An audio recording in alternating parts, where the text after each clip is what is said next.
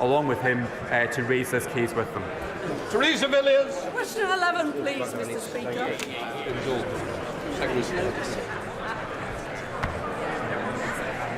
Mr. Speaker, Scotland Office ministers have banged the drum tirelessly to promote the Scottish food and drink industry overseas, including on trade missions in Europe, India, the United States of America and Vietnam. In Vietnam, sales of Scotch whisky have already increased fourfold and are still growing, Mr. Speaker. And I was delighted to discuss what more can be done to improve trade links and market access with the Vietnamese government during my recent visit. Scotland's farming and fish sector produces some of the finest produce in the world, so will the Secretary of State do all he can to promote the sale of Scottish smoked salmon abroad as a premium product known the world over? Secretary of State. Well, I think I heard smoked salmon, Mr. Speaker, and it's not just smoked salmon. The most recent figures show that Scotland's world-leading food and drink sector accounted for 29% of all UK food and drink exports. To help the sector continue to flourish, this government has secured trade agreements with 71 non-EU countries and the EU, and the total UK trade with these partners is worth £808 billion. Shannon. Thank the Minister for that answer. Minister, the Scotland's food exports have shown... The order. Mr Cunningham, sit down. Jim Shaw.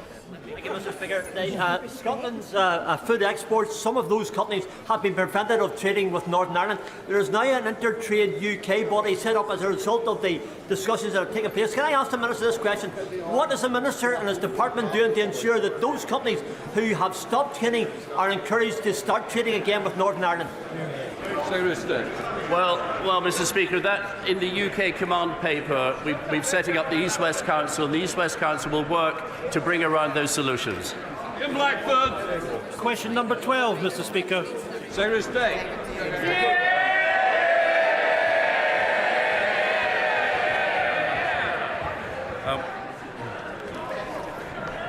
I'm popular today, Mr. Speaker. The UK government is working tirelessly to maximise opportunities following our departure from the European Union. Scotland continues to punch above its weight, both in exports of goods and services and foreign direct investment, and I'm delighted to be able to say that trade is now well above pre-Brexit levels. Mr. Speaker, Scotland has been hammered by Westminster's imposition of a hard Brexit, with the Scottish salmon industry alone suffering additional £12 million of Brexit red tape costs. Across every sector of Scotland's economy, Brexit has added red tape costs, limited access to vital workers and limited markets. Is the Secretary of State proud of his legacy and includes a deliberate and avoidable undermining of Scotland's economy? Mr. Speaker, as the honourable gentleman will appreciate, our departure from the EU has allowed us to forge new relationships. Consequently, Scotland's exports are performing well, up 13%. David Dewick.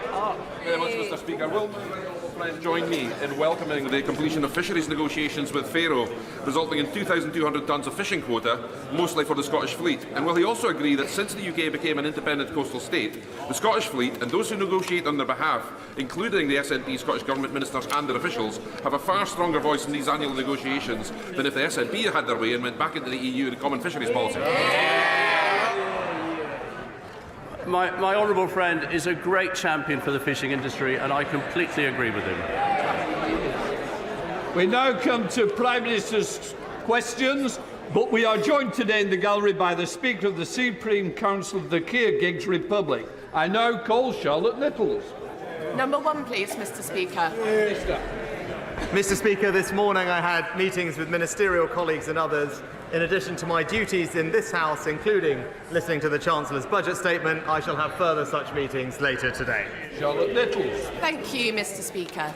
The UK used to be a world leader in psilocybin research, but despite the calls from the Home Affairs Select Committee, leading researchers, charities and veterans organisations and the Royal College of Psychiatrists, we've shamefully fallen behind on breakthrough treatment for conditions like PTSD and depression, causing misery to millions of people in our country.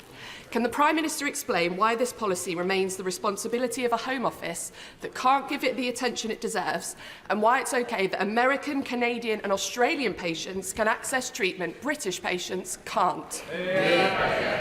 Prime Minister. Mr. Speaker, I completely sympathise and understand why people suffering from distressing conditions will want to seek the best possible treatment available, and I thank the Honourable Lady for raising the issue. We are committed to ensuring that the UK is a world-leading jurisdiction for pharmaceutical, clinical and other medical research, and we have, in fact, asked the Advisory Council on the Misuse of Drugs to review barriers to legitimate medical research involving controlled drugs such as psilocybin. Our response to the Council's recommendations, I'm pleased to tell the Honourable Lady, will be published as soon as possible.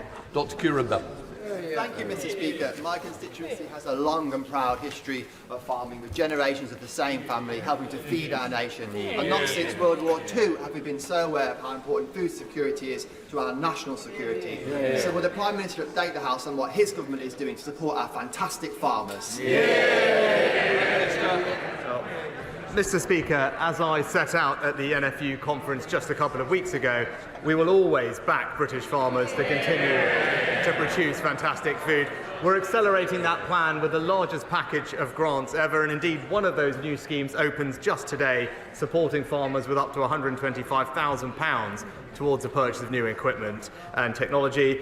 Our schemes in England are all about more choice, Mr. Speaker, not less, and unlike Labour in Wales, we will never introduce top-down arbitrary targets that damage farm incomes, damage our food security and take farmers back to square one. We now come to the Leader of the Opposition, Keir Starmer. Thank you, Mr. Speaker. 3 years ago, Sarah Everard was walking home when she was abducted and murdered by a serving police officer who should have been trusted to keep her safe. As a father, I can't imagine the pain her parents, her family and her friends are going through in this difficult anniversary week. Lady Angelina's report exposes the appalling failure in police vetting and in misconduct processes. And I'm very troubled by its conclusion that there is, and I'm going to quote it, nothing to stop another Cousins operating in plain sight. How can that be the case 3 years on from this horrendous crime? Well, Mr. Speaker, can I firstly say that I'm sure all members of the House will have been thinking about Sarah Everard in recent weeks. It was, as the Honourable Gentleman said, an absolutely shocking case, and the abuse of power in particular was appalling. That's why we took action quickly, Mr. Speaker, to strengthen police vetting, strengthen the rules for rooting out officers who are not fit to serve, and conducted the largest ever screening of all serving officers and staff. We're now ensuring that any officer who has been charged for a crime will be suspended from duty automatically until their case is concluded, and we will thoroughly consider all of the report's recommendations and respond in full. The Prime Minister mentions vetting, and I just want to press on that because serious failures in police vetting were raised in independent reports as long ago as 2012, 2019, 2022 and 2023. And that's why Labour's been arguing for mandatory national vetting standards, which would stop anybody with a history of domestic abuse or sexual offending being allowed to join the police in the first place. Why are mandatory national vetting standards not already in place? Well, Mr. Speaker, it is vital for public confidence that those that are not fit to wear the badge are rooted out of the police and not able to join in the first place. That's why the College of Policing has updated its existing statutory code on vetting, and that happened quickly. And in addition, the Policing Inspectorate, Mr. Speaker, carried out a rapid inspection of all forces' progress against the previous findings. And in addition to that, an entire check against the National Police Database was carried out for all serving officers and staff. Mr. Speaker, I'm obviously very familiar with codes in criminal justice systems, but this is too serious for that. There's a world of difference between a code and binding mandatory standards, which don't have legal effect, and that should trouble members across the House. Cousins' history of sexual offending stretched back many years. On 4 occasions, despite allegations of indecent exposure, he wasn't sacked. We know indecent exposure is a gateway to more horrific crimes, as was tragically shown to be the case, not only in Sarah Everard's case, but also Libby Squire. But it's not treated with the seriousness required. The Angelina report recommends reviewing all indecent exposure allegations against serving officers in order to identify, investigate and remove those officers from service. Now, given the obvious urgency of this recommendation, can the Prime Minister give a categorical assurance that it will be implemented immediately?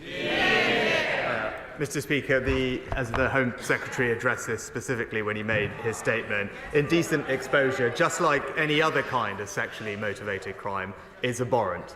And we expect police chiefs to take it extremely seriously. We fully expect police chiefs to suspend an officer charged with any kind of sexually motivated crime. And it's worth pointing out, in addition to the new powers that the Home Secretary outlined about automatic suspension, Chief Constables already do have existing powers to suspend any officer in their force when allegations are made, and we fully expect them to use those powers. It's all fine, is it? It's all okay?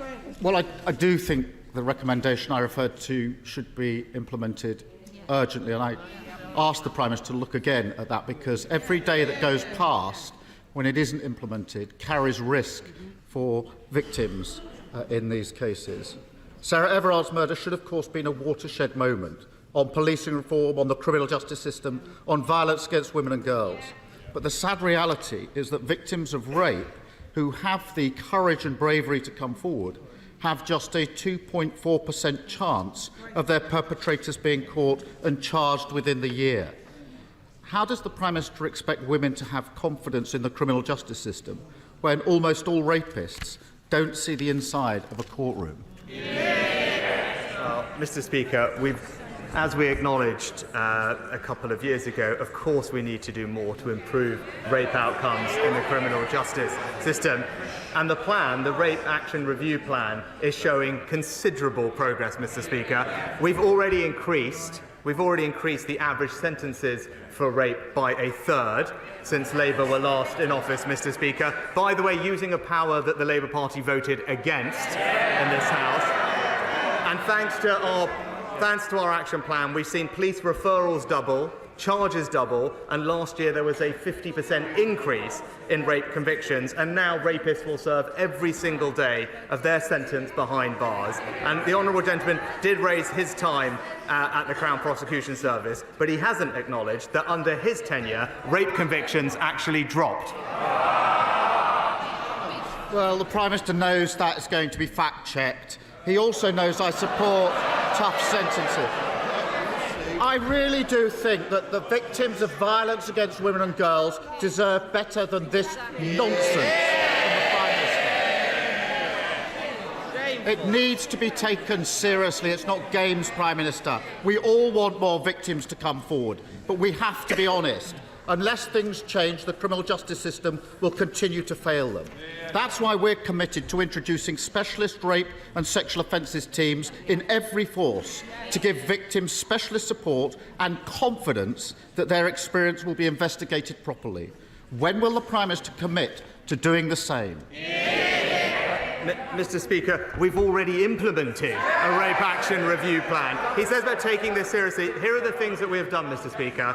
We have ended the appalling digital strip search that victims had to go through with their mobile phones. We've ensured that there's better use of pre-recorded cross-examination. We've rolled out Operation Sorteria with incredible success across all national police forces, and we have increased significantly the number of independent sexual, domestic violence and abuse advisors to up to 1,000, and there is more specialist training in all police forces for these prosecutions. That is a plan that we've already put in place. It's a plan that is working to ensure that we can keep women and girls in our country safe.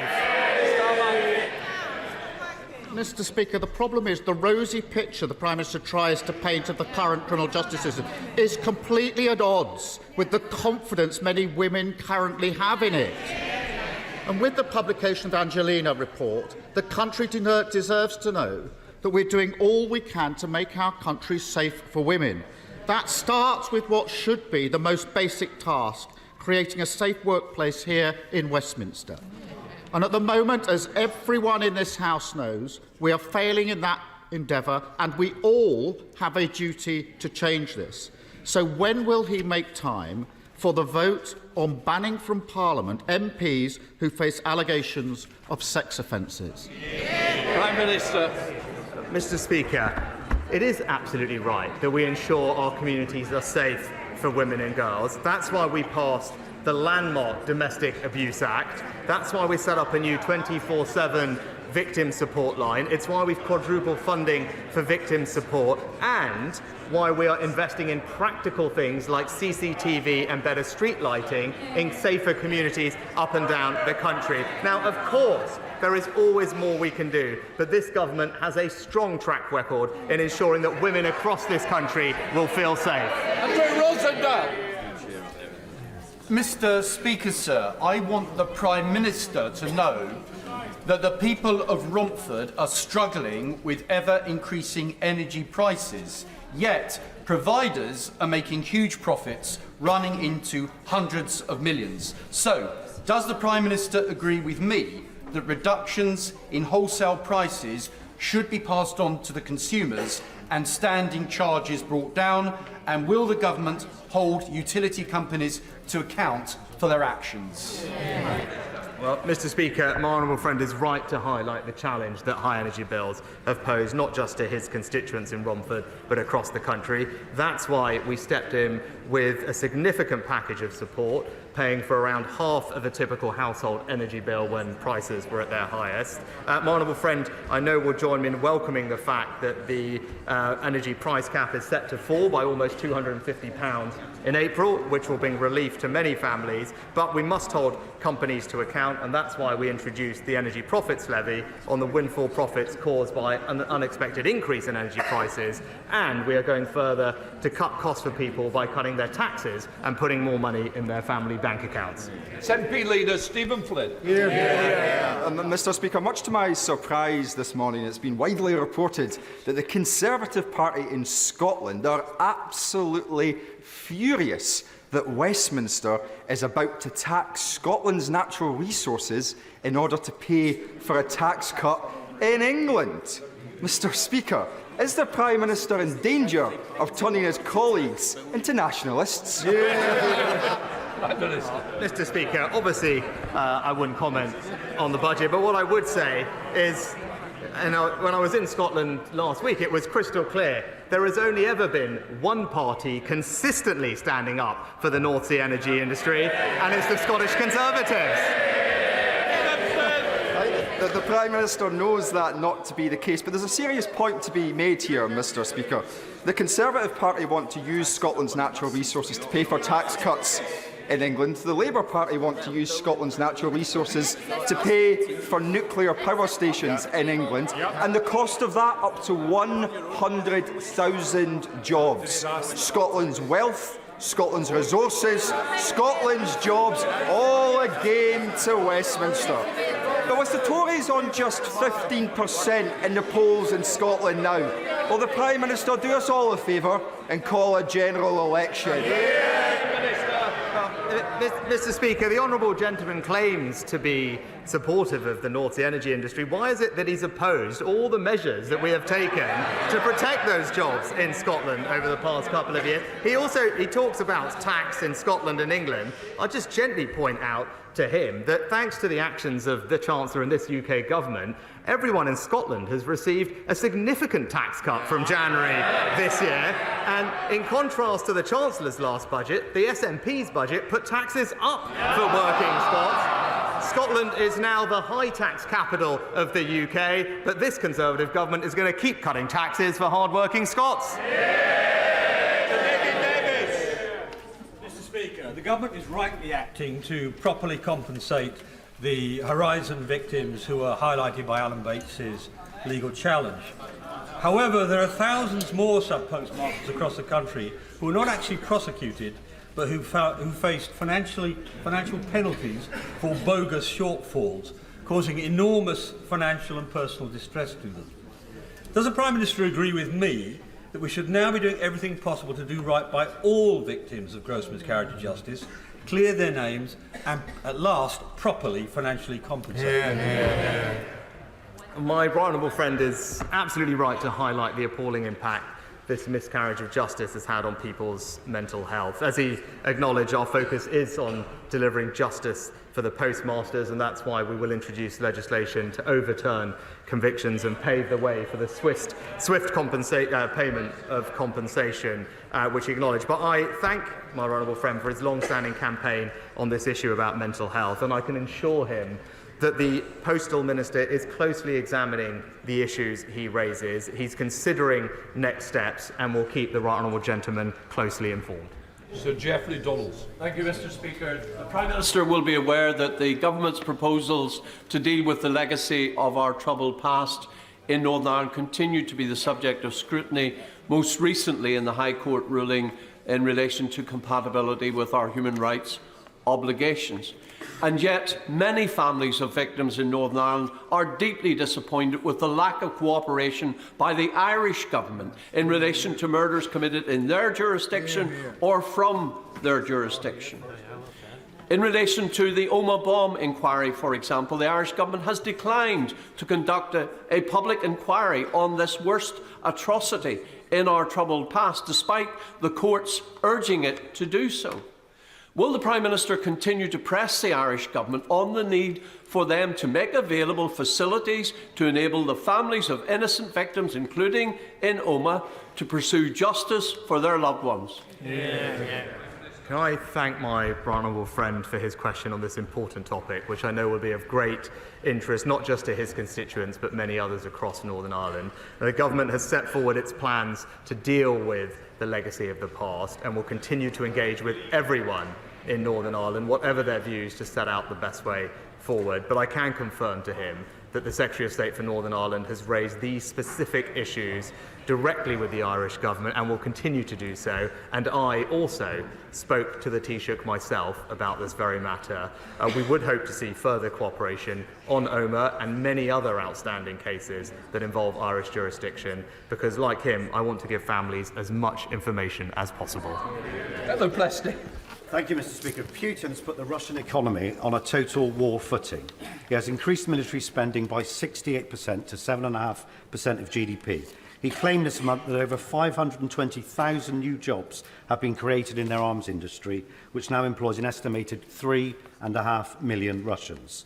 On my recent visits to Ukraine, I've met with government ministers and senior military figures who have expressed great frustration to me about the length of time it is taking to develop collaboration in building a defence manufacturing capability jointly with UK defence companies in Ukraine.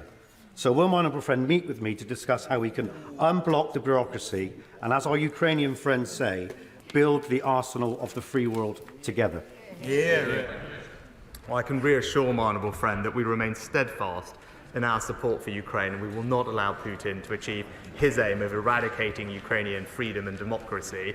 Our cross-government task force is working diligently to support both the armed forces of Ukraine and lead UK and Ukrainian defence industrial cooperation. I'm pleased to say in December last year we conducted our first successful trade mission to Ukraine alongside the UK defence industry, but I can tell him that the government and UK industry will continue to work hand in glove with our Ukrainian allies, seizing the opportunities for collaboration and bolstering our joint defence industries. Stringer. Mr. Speaker, last week the IPPR published a paper, The State of the North. That paper predicted that wealth inequalities, already too large between the North and the South East, would increase to nearly £250,000 per head by the end of this decade. Does the Prime Minister accept that his levelling up agenda has failed, or did he never want it to succeed? Prime Minister. Mr. Speaker, on the contrary, inequality in our country has actually declined under this Conservative government. And when it comes to levelling up in the North, it's actually the North that has received some of the highest amounts of per capita levelling up funding of any region in the country. And I know when he last popped up to ask me a question about our investment in the North. I was wondering if he's managed to get an answer as to what exactly the Labour Party's position on HS2 is, because I'd still like to know, because what we're doing is taking that money and reinvesting every penny of it across the North in forms of transportation that people use every day, delivering benefits quicker to communities not just in his constituency but across the entire North, and it's been warmly welcomed everywhere that I've been. Thank you, Mr. Speaker. Would my right honourable friend agree that the performance of the Labour Party in voting down our Rwanda bill in the House of Lords is a disgrace? It is only the Conservative government and the Conservatives who have a plan for dealing with illegal immigration and the people's fund. Action on illegal immigration is a top priority in my constituency, and Labour has no policy or plan on this at all. Well, Mr. Speaker, my honourable friend makes an excellent point.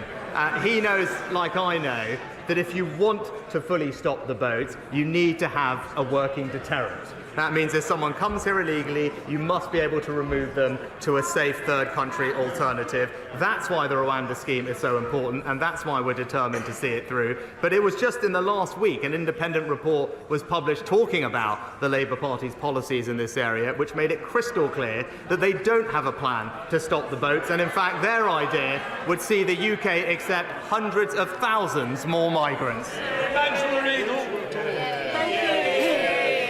Thank you very much, Mr. Speaker. Which part of his economic legacy is the Prime Minister most proud of? Is it presiding over the highest tax burden since the Second World War? Or is it delivering the slowest real wage growth since the Napoleonic War? Mr. Speaker, saving 10 million jobs in the pandemic with the furlough scheme. The Prime Minister will know that there is consensus across this House on the need to build new houses. Where that consensus breaks down is where those houses should be built.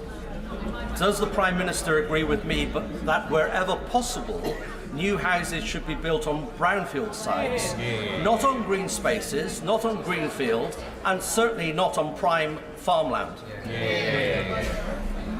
My honourable friend is absolutely right. It's sustainable planning that must be at the heart of our planning system, and that's why we're committed to meeting the needs of communities by building homes in the right places and, as he says, making best use of brownfield land. We've made it clear that that's what should be the priority. We've put extra funding aside to unlock those sites, and our recent changes to the MPPF provide clearer protection for the Greenbelt, making it clear how future housing supply should be assessed, and that is the clear difference between our two parties. On this side of the House, we will protect the Greenbelt, and the Labour Party will concrete right all over it. Thank you. Mr. Speaker, in some jurisdictions, ministers routinely publish their tax returns. The Prime Minister voluntarily published his UK tax returns last year. Does the Prime Minister agree that ministers of the Crown should publish their tax returns as a matter of course? And has he ever filed any returns in the USA that have not been published?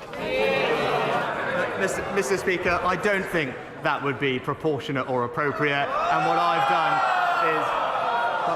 I don't think it would be proportionate for all ministers to publish their tax returns.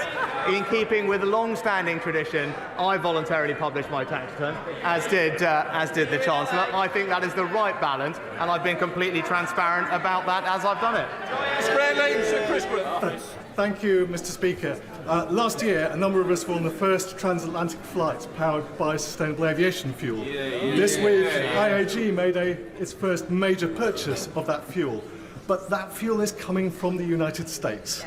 And it's really important that we have a SAF industry in this country. So will the Prime Minister tell the Treasury and the Department of Transport to accelerate the work they're doing, to put in place the right framework and the right support mechanisms to ensure we have a SAF industry for our aviation sector for the future?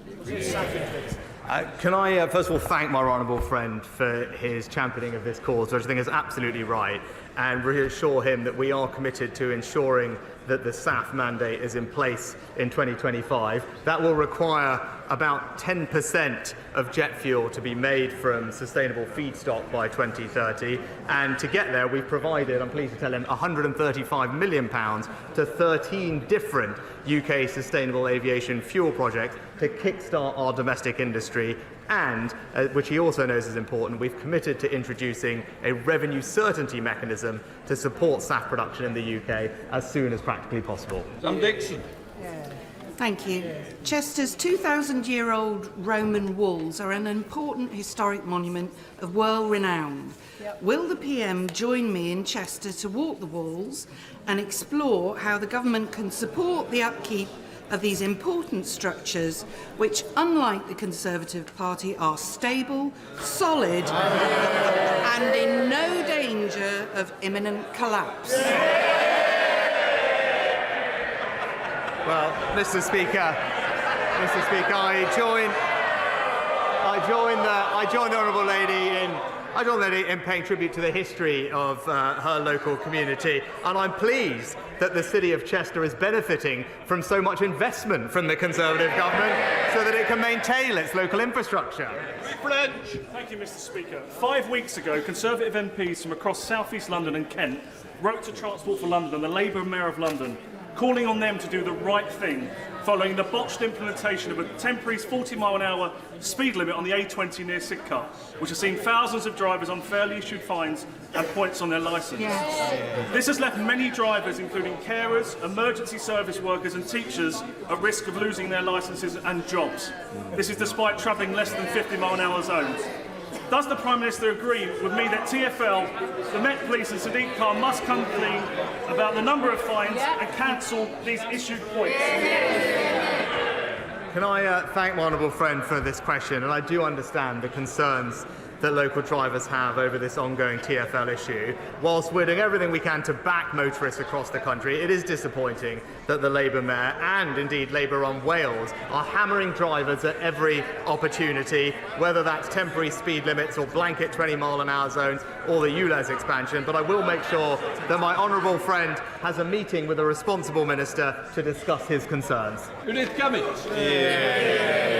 Mr. Speaker, to strengthen current spiking legislation, forensic evidence is essential.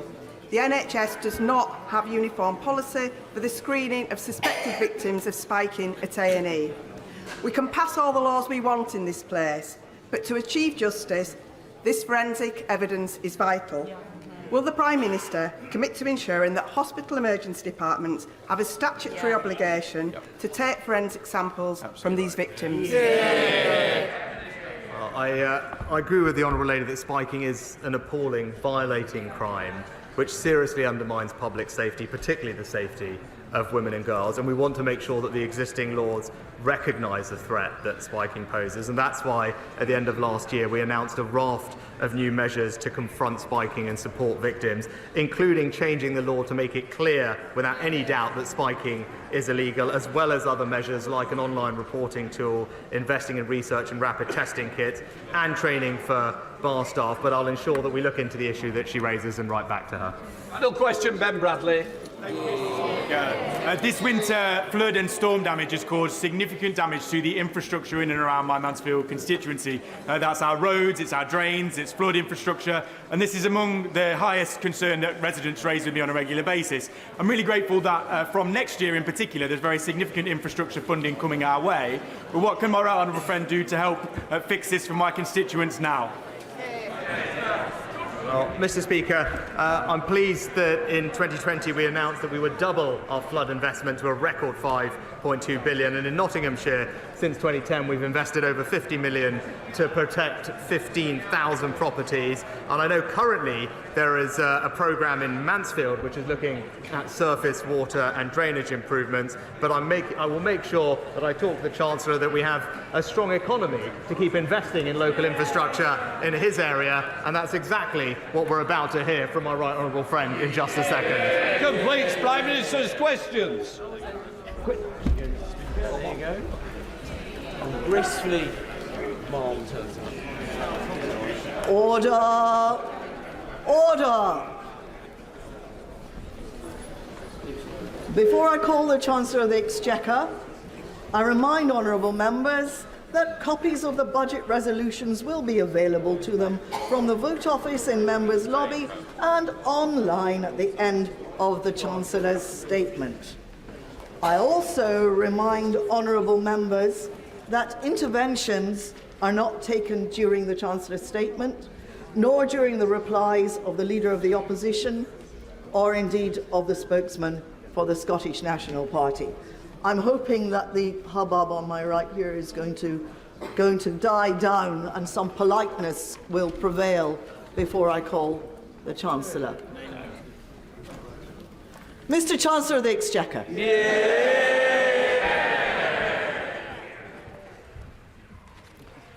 Madam Deputy Speaker, as we mourn the tragic loss of life in Israel and Gaza, the Prime Minister reminded us last week of the need to fight extremism and heal divisions.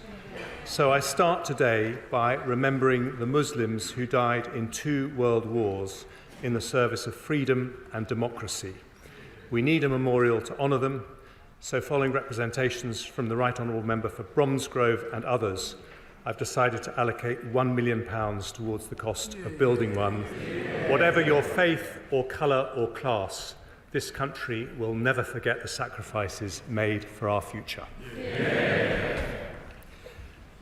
Madam Deputy Speaker, in recent times the UK and the UK economy has dealt with a financial crisis, a pandemic and an energy shock caused by war in Europe. Yet despite the most challenging economic headwinds in modern history, under Conservative governments since 2010, growth has been higher than every large European economy. Unemployment has halved, absolute poverty has gone down, and there are 800 more people in jobs for every single day that we've been in office.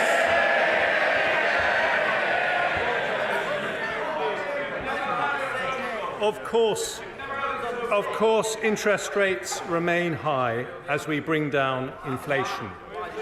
But because of the progress we've made, because we are delivering the Prime Minister's economic priorities, we can now help families not just with temporary cost of living support, but with permanent cuts in taxation.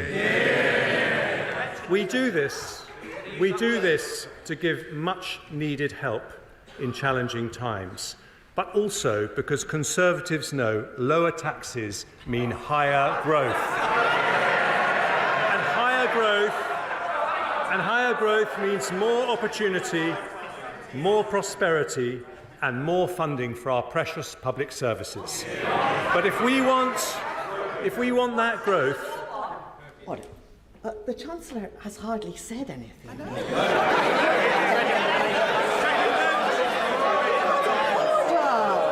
Order! You can't get excited yet.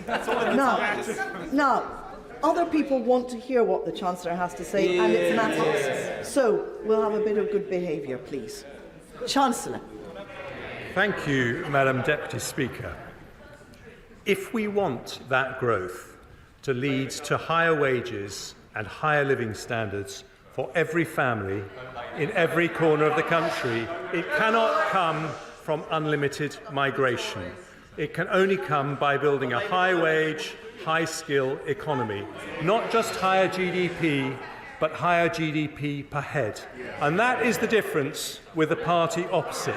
Their plans destroy jobs, reduce opportunities, and risk family finances with spending that pushes up taxes.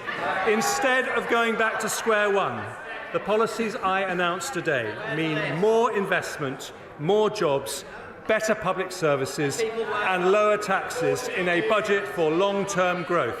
And Madam Deputy Speaker, I start with the updated forecast from the OBR, for which I thank Richard Hughes and his team. First, inflation. When the Prime Minister and I came to office, it was 11%. The latest figures show... I know the party opposite struck... This is not amusing anymore. We need to hear what the Chancellor has to say. I can tell who's making the noise, and you simply won't get a chance to speak later. So that's the end of it. Chancellor. Thank you, Madam Deputy Speaker. When the Prime Minister and I came to office, inflation was 11%, but the latest figures show it is now 4%, more than meeting our pledge to halve it last year. And today's forecasts from the OBR show it falling below the 2% target in just a few months' time, nearly a whole year earlier than forecast in the autumn statement. That didn't happen by accident. Whatever the pressures and whatever the politics, a Conservative government working with the Bank of England will always put sound money first. But we also understand that tackling inflation, while necessary, is painful. It means higher interest rates and a period of lower growth. So we've given the average household £3,400 in cost of living support over the last 2 years. Doing so makes economic as well as moral sense. The OBR predicted real household disposable income per person would fall by 2% in the last year. Instead, after this support, it is on track to rise by 0.8%. And today I take further steps to help families with cost of living pressures, starting with measures to help the poorest families. We've already abolished higher charges for electricity paid by those on prepayment meters, increased the local housing allowance, and raised benefits by double expected inflation. Today I focus on those falling into debt. Nearly 1 million households on universal credit take out budgeting advance loans to pay for more expensive emergencies like boiler repairs or help getting a job. To help make such loans more affordable, I've today decided to increase the repayment period for new loans from 12 months to 24 months. For some people, I thought they cared about people on the lowest incomes.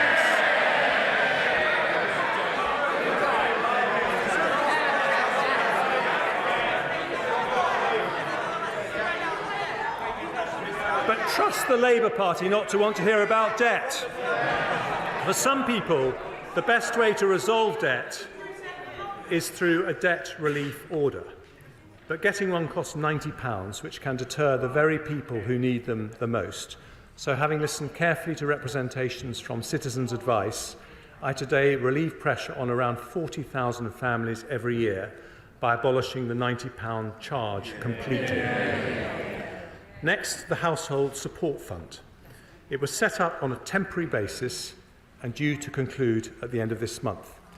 Having listened carefully to representations from the Joseph Rowntree Foundation, the Trussell Trust, and honourable members from East Ham, Colchester, Ruislip, Northwood and Pinner, and Suffolk Coastal, amongst others, I've decided that with the battle against inflation still not over, now is not the time to stop the targeted help it offers. We will therefore continue it at current levels for another 6 months. Next, I turn to a measure that will help businesses and households more broadly. In the autumn statement, I froze alcohol duty until August of this year. Without any action today, it would have been due to rise by 3%.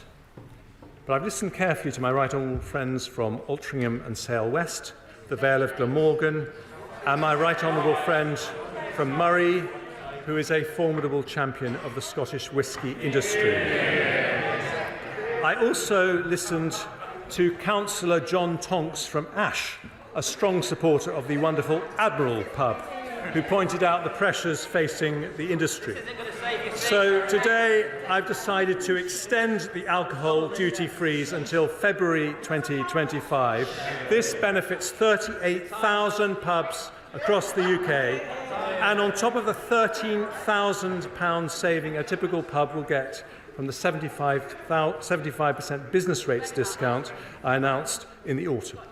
We value our hospitality industry and are backing the great British pub. Another cost that families and businesses worry about is fuel. Now, the Shadow Chancellor complained about the freeze on fuel duty, and Labour has opposed it at every opportunity. The Labour Mayor of London wants to punish motorists even more with his ULEZ plans, but lots of families and sole traders depend on their car.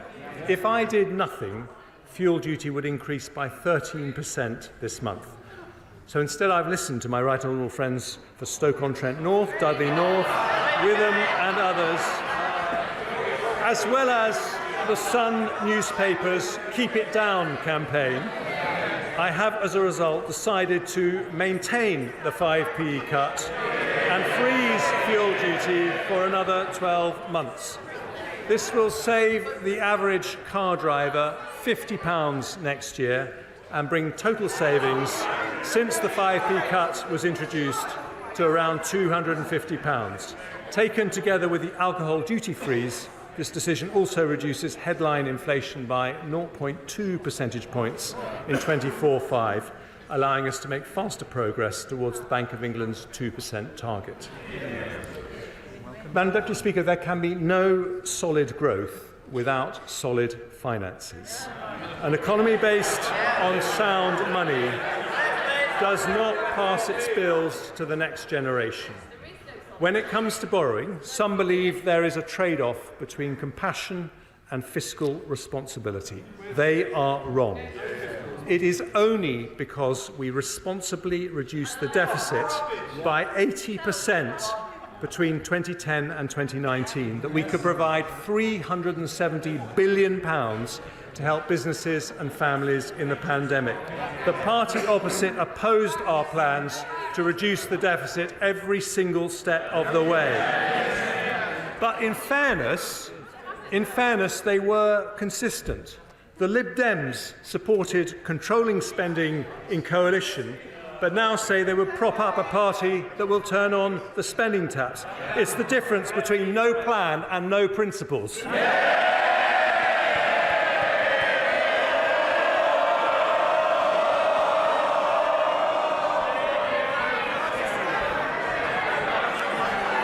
And I'm delighted the right honourable gentleman from the Lib Dems was here to hear it for once.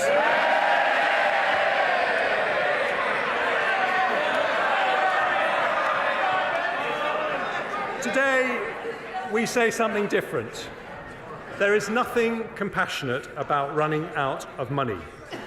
With the pandemic behind us, we must once again be responsible and build up our resilience to future shocks. That means bringing down borrowing so we can start to reduce our debt. And today's figures confirm that is happening. Ahead of my first autumn statement in 22, the OBR forecast headline debt would rise to above 100% of GDP. Today, they will say it will fall in every year to just 94% by 28-29. Underlying debt, which excludes Bank of England debt, will be 91.7% in 24/5, according to the OBR, then 92.8%, 93.2%, 93.2% before falling to 92.9% in 28-29, with final year headroom against debt falling of £8.9 billion. Our underlying debt is therefore on track to fall as a share of GDP, meeting our fiscal rule. And we continue to have the second lowest level of government debt in the G7, lower than Japan, France or the United States. We also meet our second fiscal rule for public sector borrowing to be below 3% of GDP 3 years early. Borrowing falls from 4.2% of GDP in 23/4 to 3.1%, 2.7%, 2.3%, 1.6% and 1.2% in 2028-29. By the end of the forecast, borrowing is at its lowest level of GDP since 2001. None of that, of course, would be possible if Labour implemented their pledge to decarbonise the grid 5 years early by 2030. By their own calculations, that costs £28 billion a year to do. But last month, after flip-flopping for months, they said they're not going to spend the £28 billion after all, but somehow they'll meet their pledge. Somehow, Madam Deputy Speaker, can only mean one thing: tax rises on working families. Same old Labour. Today, in contrast, a Conservative government brings down taxes with borrowing broadly unchanged. In fact, borrowing is slightly lower than the autumn statement. And the fact that we are bringing borrowing down is something of particular importance to one very special person. Sir Robert Stamen is the outgoing Chief Executive of the Government's Debt Management Office. And after 20 years of exceptional public service, he is in the gallery. Thank you, Sir Robert. I now turn to growth. Just after I became Chancellor, the OBR expected GDP to fall by 1.4% in the following year. In fact, it grew, albeit slowly. Now the OBR expects the economy to grow by 0.8% this year and 1.9% next year, 0.5% higher than their autumn forecast. After that, growth rises to 2.2%, 1.8% and 1.7% in 2028. Since 2010, they don't want to hear this, but these are the facts. Since 2010, we have grown faster than Germany, France or Italy, the three largest European economies. And according to the IMF, we will continue to grow faster than all three of them in the 5 years ahead. Surveys by Lloyds and Deloitte show business confidence is returning. In other words, because we have turned the corner on inflation, we will soon turn the corner on growth. And today's OBR forecasts also show that we have made good progress on the Prime Minister's three economic priorities. Compared to when the three pledges were made, inflation has halved, debt is falling in line with our fiscal rules, and growth is fully 1.5 percentage points higher than predicted. And as growth returns, they don't have a growth plan, so they might as well listen to ours. As growth returns, our plan is for economic growth not sustained through migration, but one that raises wages and living standards for families. Not just higher GDP, but higher GDP per head, and that means sticking to our plan with a budget for long-term growth, more investment, more jobs, better public services and lower taxes. And I start with investment. Economists say that stimulating investment is the most effective way to raise productivity and therefore wages and living standards. Since 2010, we've been doing just that. Business, well, you might want to listen to what I'm about to say because business investment has risen from an average of 9.3% of GDP under Labour to 9.9% under the Conservatives. And this year it will be 10.6% of GDP. That is £30 billion more business investment than if it had continued at Labour levels. And it's still going up. In the short period since the autumn statement, Nissan have announced they'll build 2 new electric car models in the UK. Microsoft and Google have announced data centres worth over £3 billion. Thanks to my right honourable friend, the Business Secretary, the Global Investment Summit unlocked £30 billion of investment. In fact, since 2010, greenfield foreign direct investment has been higher than anywhere else in Europe. And for the last 3 years, we have been the third highest in the world after the United States and China. And we're not stopping there. In the autumn statement, I announced we would introduce permanent full expensing, a £10 billion tax cut for businesses that gives the UK the most attractive investment tax regime of any large European or G7 country. It was welcomed by over 200 business leaders, with the CBI saying it was a game changer and the single most transformational thing we could do to fire up the British economy. And today I take further steps to boost investment. Having listened to calls from the CBI, Make UK and the BCC, we'll shortly publish draft legislation for full expensing to apply to leased assets, a change I intend to bring in as soon as it's affordable. We'll also help small businesses, something close to my own heart, As well as the business rate support and work on prompt payments I announced in the autumn, I'll provide £200 million of funding to extend the recovery loan scheme as it transitions to the growth guarantee scheme, helping 11,000 SMEs access the finance they need. And following representations from the Federation of Small Business, as well as honourable members for Loughborough, Southend West and Rother Valley, I will reduce the administrative and financial impact of VAT by increasing the VAT registration threshold from £85,000 to £90,000 from April the 1st, the first increase in 7 years. That will bring tens of thousands of businesses out of paying VAT altogether and encourage many more to invest and grow. I now move to measures to address historic underinvestment in our nations and regions. Since we started levelling up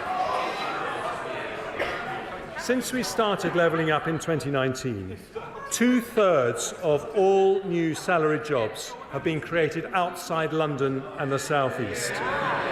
We've announced 13 investment zones and 12 free ports, which continue to attract investment, including recently, thanks to the efforts of Mayor Ben Houchen from the Numa Group, who are investing £15 million into the Tees Valley Investment Zone. Today, working with the Levelling Up Secretary, I devolve further power to local leaders who are best placed to promote growth in their areas. I can announce the North East Trailblazer devolution deal, providing a package of support for the region potentially worth over £100 million.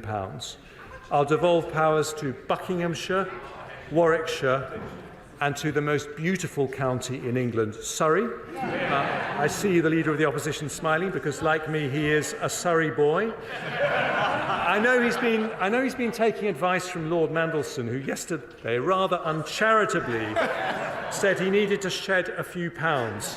Ordinary families will shed more than a few pounds if that lot get in.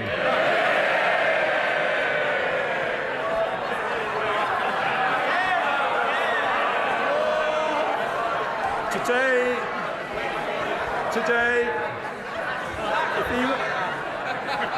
if he wants to join me on my marathon training, he's most welcome as well. Today, we continue to spread opportunity throughout the country by allocating £100 million of levelling up funding to areas including High Peak, Dundee, Conway, Erewash, Redditch and Coventry to support cultural projects in these communities, alongside support for capital projects across the country, including in Bingley. We are expanding the long-term plan for towns to 20 new places, including Darlington, home of the Treasury's fantastic Darlington Economic Campus, Coleraine, Peterhead, Runcorn, Harlow, Eastbourne, Arbroath and Rhyl, providing each with £20 million of funding to invest in community regeneration over the next decade. We'll provide £15 million in new funding to the West Midlands Combined Authority to support culture, heritage and investment projects on the recommendation of our go-getting Mayor Andy Street. And we'll allocate £5 million to renovate hundreds of local village halls across England so they can remain at the heart of their communities. And because this is a Conservative and Unionist government, we'll also set aside funding to support the Saxavord Spaceport in Shetland, an agri-food launchpad in mid-Wales, and funding to support Northern Ireland's businesses to expand global trade and investment opportunities. As a result of the decisions we take today, the Scottish Government will receive nearly £300 million in Barnet consequentials, with nearly £170 million for the Welsh Government and £100 million for the Northern Ireland Executive. I do appreciate that a tax-cutting budget is very uncomfortable for the biggest tax risers in the United Kingdom. We also want to level up opportunity across the generations, including building more houses for young people, and we're on track to deliver over 1 million homes in this Parliament. Last week, the Levelling Up Secretary allocated £188 million to support projects in Sheffield, Blackpool and Liverpool, and today I go further, allocating £242 million of investments in Barking Riverside and Canary Wharf, which together will build nearly 8,000 houses, as well as transforming Canary Wharf into a new hub for life science companies. We're launching a new £20 million community-led housing scheme supporting local communities to deliver the developments they want and need, and I'm pleased to announce the next steps for Cambridge to reach its potential to be the world's leading scientific powerhouse. I confirm there will be a long-term funding settlement for the Future Development Corporation in Cambridge at the next spending review, with over £10 million invested in the coming year to unlock delivery of crucial local transport and health infrastructure. The final levelling up measures I announced today support North Wales, where I have many happy childhood memories, in mould, following representations from the Honourable Member for the Vale of Clwyd. We will help fund the renovation of Theatre Clwyd. And I can announce this week the Government has reached agreement on a £160 million deal with Hitachi to purchase the Wilfer site in Innismarn and the Oldbury site in South Gloucestershire. Innismarn has a vital role in delivering our nuclear ambitions, and no one should take more credit for today's announcement than my tireless, tenacious and turbocharged honourable friend Innismarn. More investment by large businesses, more support for small businesses, promoting investment in our nations and regions, all part of a budget for long-term growth that sticks to our plan to deliver more jobs, better public services and lower taxes.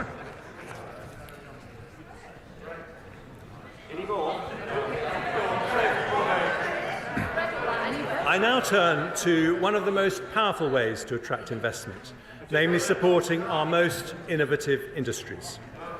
Outside the US, we have the most respected universities, the biggest financial services sector, and the largest tech ecosystem in Europe. We have double the AI startups of anywhere in Europe, double the venture capital investment, and a tech economy now double the size of Germany and 3 times the size of France. We're on track to become the world's next Silicon Valley.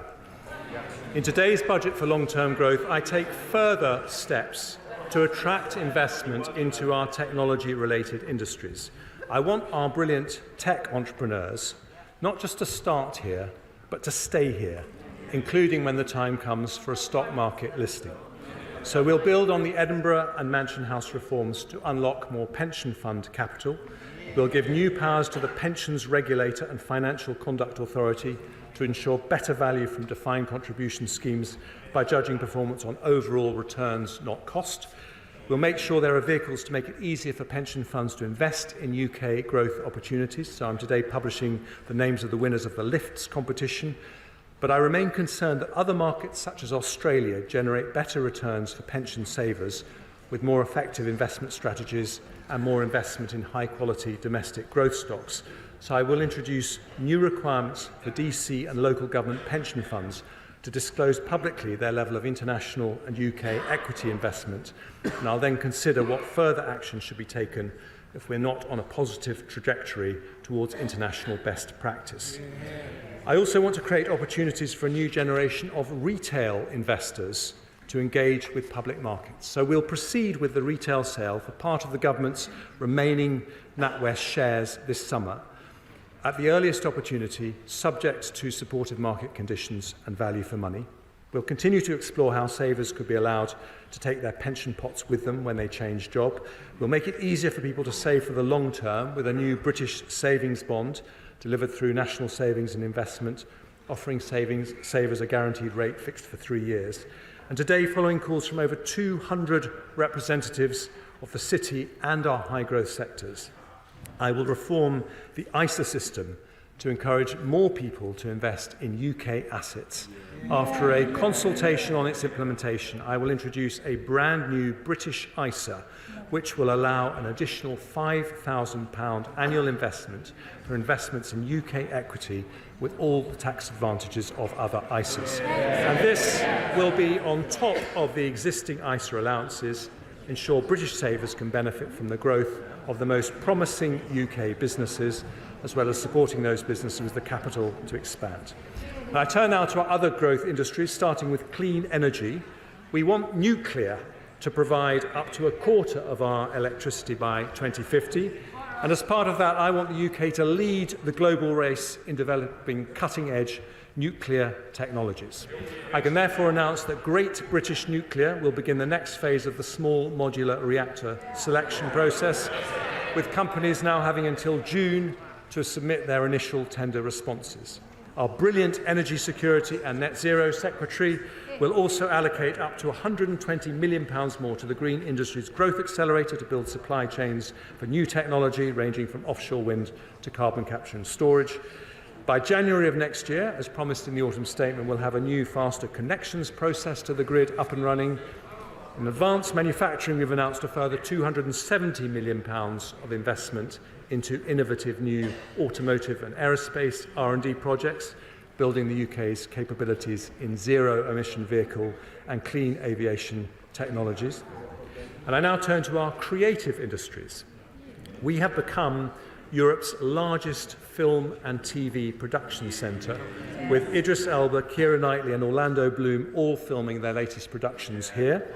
Studio space in the UK has doubled in the last 3 years, and at the current rate of expansion, next year we will be second only to Hollywood globally. In the autumn statement, I committed to providing more tax relief for visual effects in film and high-end TV. I can today confirm that we will increase the rate of tax credit by 5% and remove the 80% cap for visual effects costs in the audiovisual expenditure credit. Having worked closely with the Culture Secretary and listened carefully to representations from companies like Pinewood, Warner Brothers and Sky Studios, we'll provide eligible film studios in England with a 40% relief on their gross business rates until 2034. And having heard representations from the British Film Industry Pact and indeed the Prime Minister, we will introduce a new tax credit for UK independent films with a budget of less than £15 million. For our creative industries more broadly, we will provide £26 million of funding to our preeminent theatre, the National Theatre, to upgrade its stages. And today I particularly want to recognise the contribution of our creative industries and the tourism that comes from orchestras, museums, galleries and theatres. In the pandemic, we introduced higher 45% and 50% levels of tax relief, which were due to end in March 25. They have been a lifeline for performing arts across the country.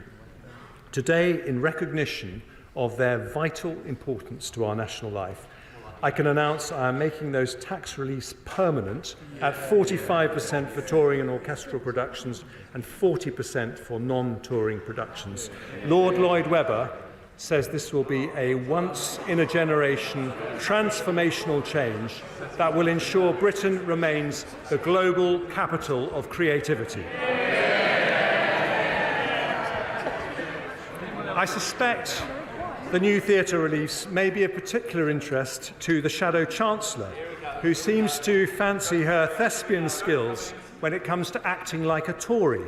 The trouble is, we all know how her show ends. Higher taxes, like every Labour government in history.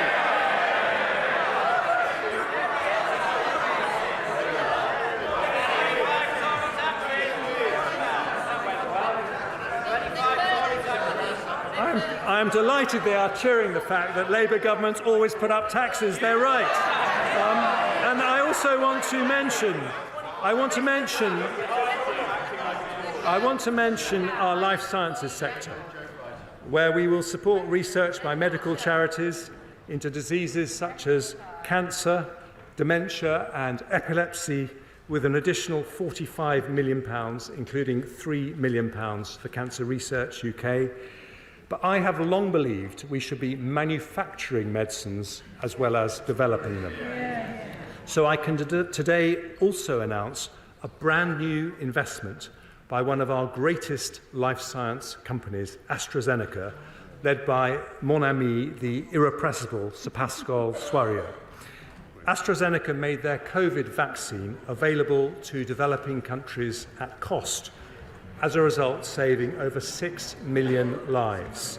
And today, because of the government's support for the life sciences sector, they announced plans to invest £650 million in the UK to expand their footprint on the Cambridge Biomedical Campus and fund the building of a vaccine manufacturing hub in Speke in Liverpool. More investment, better jobs in every corner of the country in a long-term budget for growth from a Conservative government.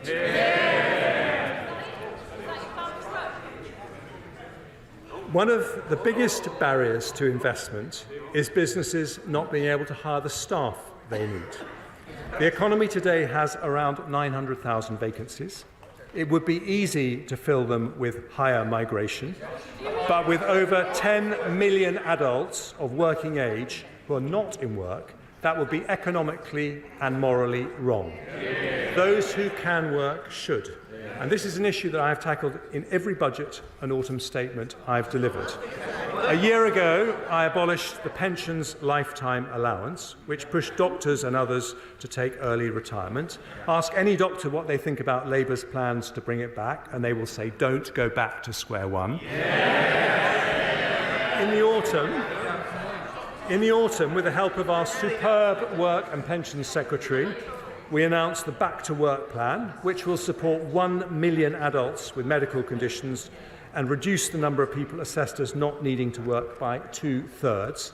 A year ago, I also announced the biggest ever expansion of childcare, extending the 30-hour free childcare offer.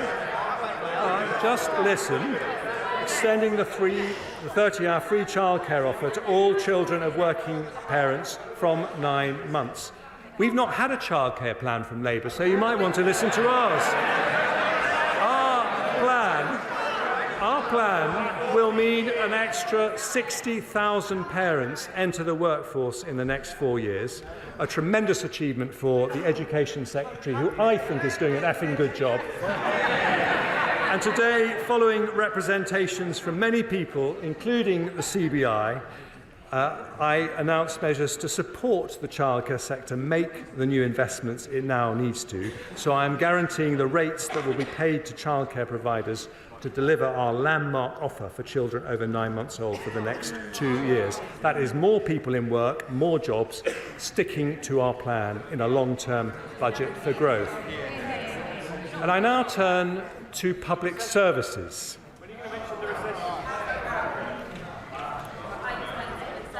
I thought they were supposed to be interested in public services.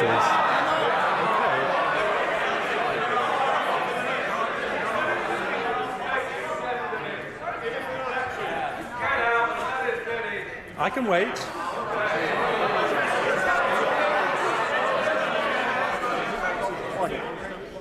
Order. A little bit of murmuring is normal.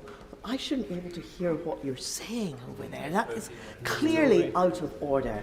Now, let's have some courtesy. Chancellor. Thank you, Madam Deputy Speaker. Good public services need a strong economy to pay for them. But a strong economy also needs good public services. In 2010, schools in the UK were behind Germany, France and Sweden in the OECD's PISA education rankings for reading and maths. Now, after Conservative reforms, we are ahead of them. Burglaries and violent crime have halved in the last 14 years after we invested in 20,000 more police officers. Our armed forces remain the most professional and best funded in Europe, with defence spending already more than 2% of GDP. We're providing more military support to Ukraine than nearly any other country, and our spending will rise to 2.5% as soon as economic conditions allow. The NHS is still recovering from the pandemic, but has 42,000 more doctors and 71,000 more nurses than it did under Labour. That is 250 more doctors and 400 more nurses for every single month that we've been in office. Now, resources matter, of course, which is why, despite all the economic shocks we have faced, overall spending on public services has gone up since 2010, in the case of the NHS by more than a third in real terms. But although spending has continued to rise every year, public sector productivity still remains below pre-pandemic levels by nearly 6%. This demonstrates that the way to improve public services is not always more money or more people. We also need to run them more efficiently. We need a more productive state, not a bigger state. In autumn 2022, I set day-to-day spending to increase by 1% a year in real terms over the next Parliament. Some say that's not enough and we should raise spending by more. Others say it's too much and we should cut it to improve efficiency. Neither are right. It's not fair to ask taxpayers to pay for more when public service productivity has fallen. Nor would it be wise to reduce that funding given the pressures public services face. So I'm keeping the planned growth in day-to-day spending at 1% in real terms, but we are going to spend it better. So today, they don't have a plan for public services like everything else. So why not listen to ours? Today I am announcing a landmark public sector productivity plan that restarts public service reform and changes the Treasury's traditional approach to public spending. And I start with our biggest and most important public service, the NHS. One of my greatest privileges was to be Health Secretary. Thanks to the NHS, I have 3 gorgeous children, the oldest of whom has been patiently listening in the gallery. The NHS is rightly the biggest reason most of us are proud to be British, but the systems that support its staff are often antiquated. Doctors, nurses and ward staff spend hours every day filling out forms when they could be... Mr. Streeting, when patients don't show up... I don't like to interrupt the Chancellor. You're too close to me to be shouting that loudly. If you want to shout that loudly, you should sit away up there. I apologise for interrupting the Chancellor.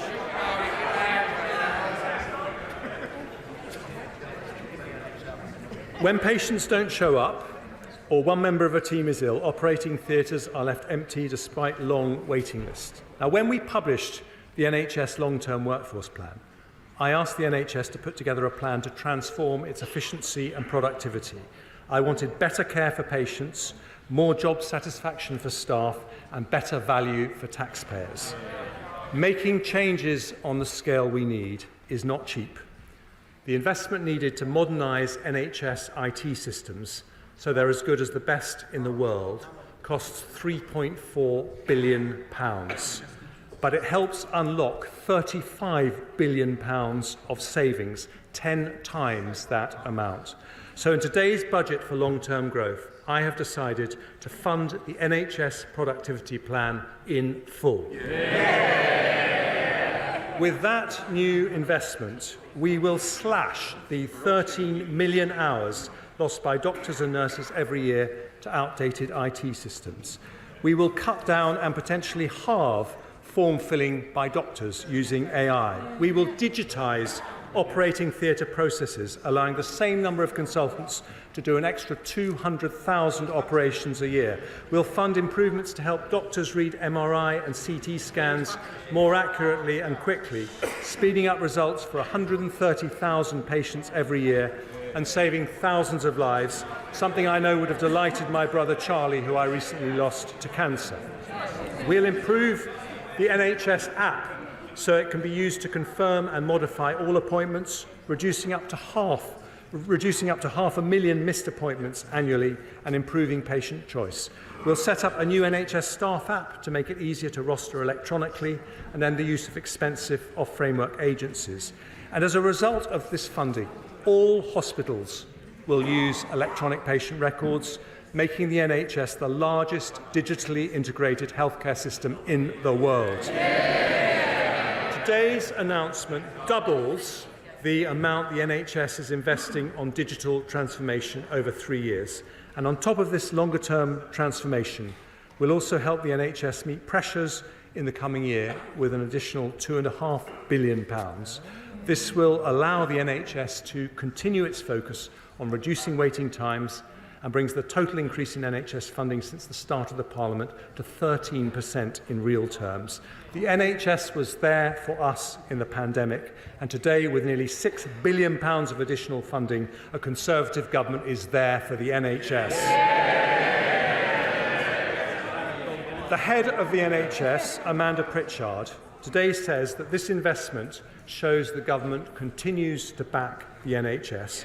She says that as a result of it, the NHS can commit to delivering 1.9% annual productivity growth over the next Parliament, more than double the average productivity growth in public services between 2010 and 2019. But today is not just about the NHS. I want this groundbreaking agreement with the NHS to be a model for all our public services. Across education, the police, the courts and local government, I want to see more efficient, better value and higher quality public services. So today I can announce that in the next spending review, the Treasury will do things differently. We will prioritise proposals that deliver annual savings within 5 years, equivalent to the total cost of the investment required. And today we make a start with some excellent proposals. Violence reduction units and hotspot policing have prevented an estimated 136,000 knife crimes and other violent offences, as well as over 3,000 hospital admissions. Every crime costs money, so we will provide £75 million to roll that model out in England and Wales. Police officers waste around 8 hours a week on unnecessary admin. With higher productivity, we could free the equivalent of 20,000 police officers over a year. So we will spend £230 million rolling out time and money-saving technology, which speeds up police response times by allowing people to report crimes by video call and, where appropriate, use drones as first responders. Too many legal cases, particularly in family law, should never go to court, and it would cost us less if they didn't. So we'll spend £170 million to fund non-court resolution, reduce reoffending and digitise the court process. Too many children in care end up being looked after by unregistered providers that are much more expensive. So we'll invest £165 million over the next 4 years to reduce that cost by increasing the capacity of the Children's Homes estate. Special education need provision can be excellent when outsourced to independent sector schools, but also expensive. So we'll invest £105 million over the next 4 years to build 50 new special free schools to create additional high-quality places and increase choice for parents. And we'll also put in place a plan to realise the tens of billions of savings recommended in an excellent speech by the head of the National Audit Office. The OBR say a 5% increase in public sector productivity would be the equivalent of around £20 billion in extra funding. With these plans, we can deliver that and more. And if we ensure they are cash-releasing savings, as we are committed to doing, it will be possible to live with more constrained spending growth without cutting services valued by the public. So with the energy and drive of my talented Chief Secretary to the Treasury, we launch our public sector productivity plan in today's budget for long-term growth, more investment, more jobs, better public services, and one more thing, lower taxes.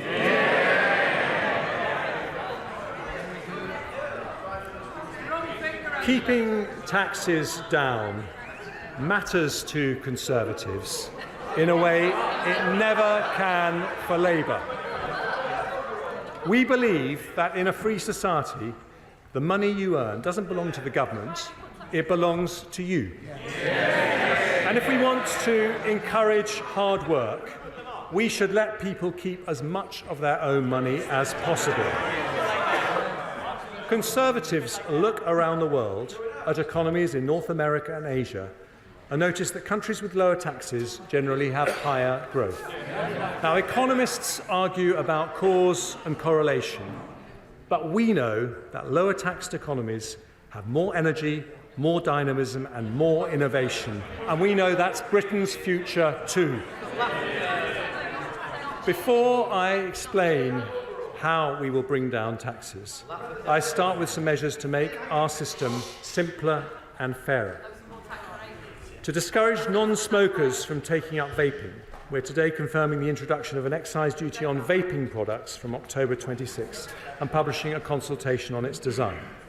Because vapes can also play a positive role in helping people quit smoking, we'll introduce a one-off increase in tobacco duty at the same time to maintain the financial incentive to choose vaping over smoking. I'll make a one-off adjustment to rates of air passenger duty on non-economy flights only to account for high inflation in recent years, and I'll provide HMRC with the resources they need to ensure everyone pays the tax they owe, leading to an increase in revenue collected of over £4.5 billion across the forecast period. Next, I turn to property taxation. In recent months, following tenacious representation from the honourable members for St Austell and Newquay, North Devon, cities of London and Westminster, Torbay and Truro and Falmouth, I have been looking closely at our furnished holiday lettings tax regime.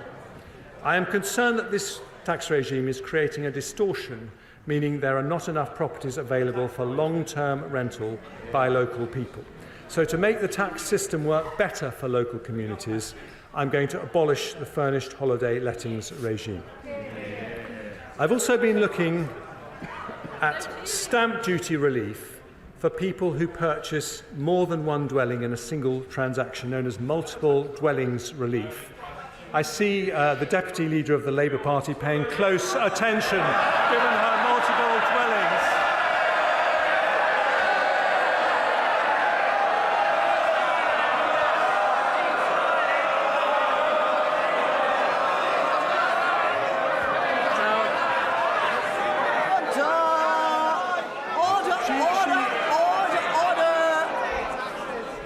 Order.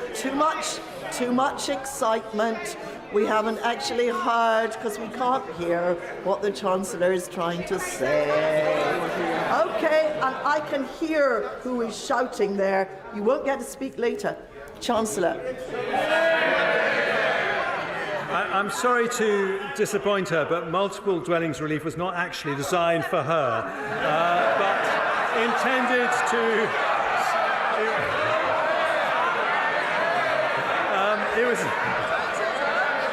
It was intended to support investment in the private rented sector, but an external evaluation found no strong evidence that it had done so and that it was being regularly abused, so I'm going to abolish it. And finally, as part of this budget, both the Treasury, a part of our look on property taxation, both the Treasury and the OBR have looked at the costs associated with our current levels of capital gains tax on property. They have concluded that if we reduced the higher 28% rate that exists for residential property, we would in fact increase revenues because there would be more transactions. For the first time in history, both the Treasury and the OBR have discovered their inner Laffer curve. So today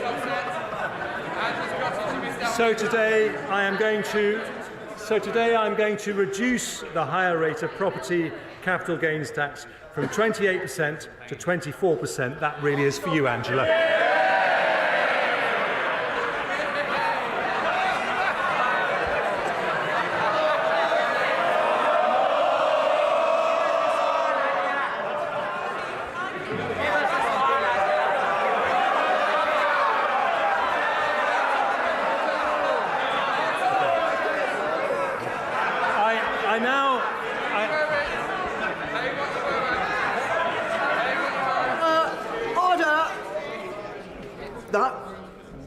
Enough from over there, definitely not having it from here. Chancellor. I now turn to oil and gas. Unlike the party opposite, we want to encourage investment in the North Sea, so we will retain generous investment allowances for the sector. We'll also legislate in the Finance Bill to abolish the energy profits levy should market prices fall to their historic norm for a sustained period of time, after representations from the Honourable Member for Banff and Buchan. But because the increase in energy prices caused by the Ukraine war is expected to last longer, so too will the sector's windfall profits. So I will extend the sunset on the energy profits levy for an additional year to 2029, raising £1.5 billion. Next, I turn to the taxes paid by those who are resident in the UK but not domiciled here for tax purposes.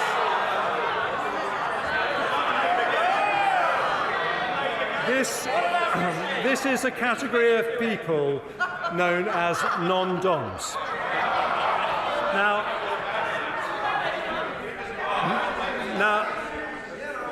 Nigel Lawson wanted to end the non-dom regime in his great tax reforming budget of 1988, which is where I suspect the Labour Party got the idea from.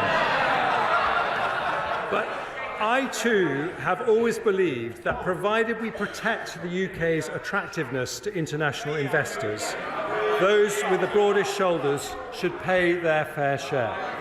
After looking at the issue over many months, I've concluded that we can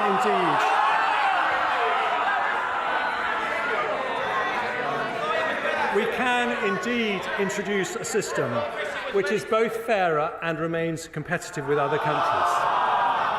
So the government will abolish the current tax system for non-doms, get rid of the outdated concept of domicile,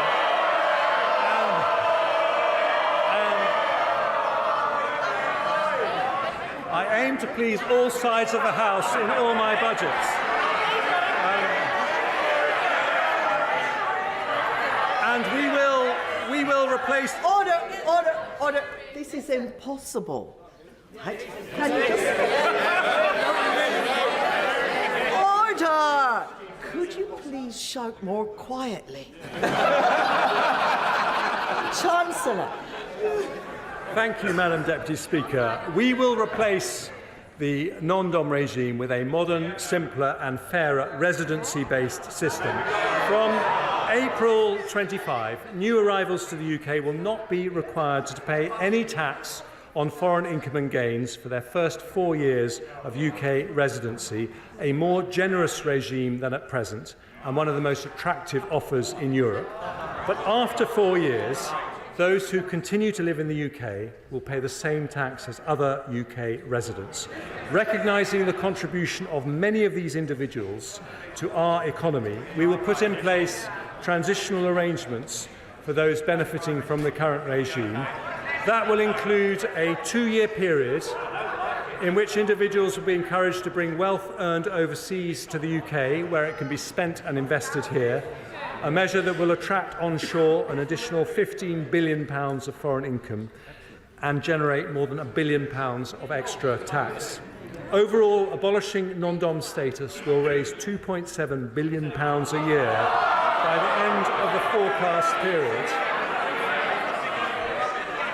That is money the party opposite planned to use for spending increases, but today a Conservative government makes a different choice. We use that revenue to help cut taxes on working families.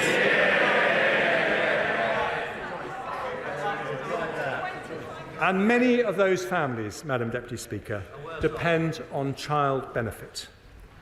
But the way we treat child benefit in the tax system is confusing and unfair.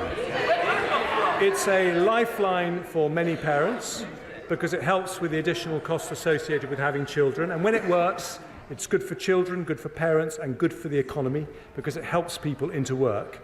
But we currently withdraw child benefit when one parent earns over £50,000 a year. That means two parents earning £49,000 a year receive the benefit in full, but a household earning a lot less than that does not, if just one parent earns over £50,000. Today, I set out plans to end that unfairness. Doing so requires significant reform to the tax system, including allowing HMRC to collect household-level information. We'll therefore consult on moving the high-income child benefit charge to a household-based system to be introduced by April 2026. But because that is not a quick fix, I make two changes today to make the current system fairer. Following representations from my right honourable friends from Penistone and Stocksbridge, Carshalton and Wallington, Basset Law and West Worcestershire, along with many others, I confirm that from this April, the high-income child benefit charge threshold will be raised from £50,000 to £60,000. We will raise the top of the taper at which it's withdrawn to £80,000. That means no one earning under £60,000 will pay the charge, taking 170,000 families out of paying it altogether. And because of the higher taper and threshold, nearly 500,000 families with children will save an average of £1,300 next year. According to the OBR, this change will see an increase in hours amongst those already working to the equivalent of 10,000 more people entering the workforce. More investment, more jobs, better public service and lower tax. And, Deputy Speaker, there is one further set of changes I want to make today. The way we tax people's income is particularly unfair. If you get your income from having a job, you pay two types of tax: national insurance contributions and income tax. If you get it from other sources, you pay only one. This double taxation of work is unfair. The result is a complicated system that penalises work instead of encouraging it.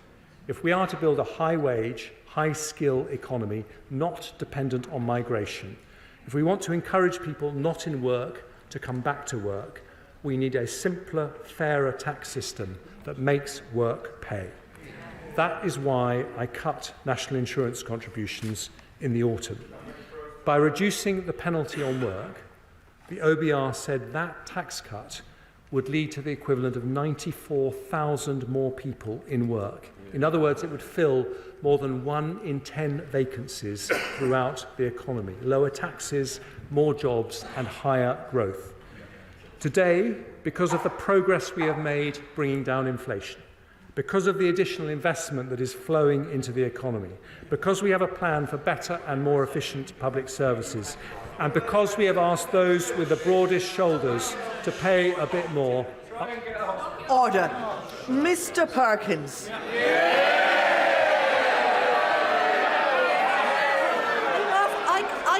I can manage, thank you very much. 5 times I've heard what you said. I let you away with it. Now that's enough. One more strike and you're out.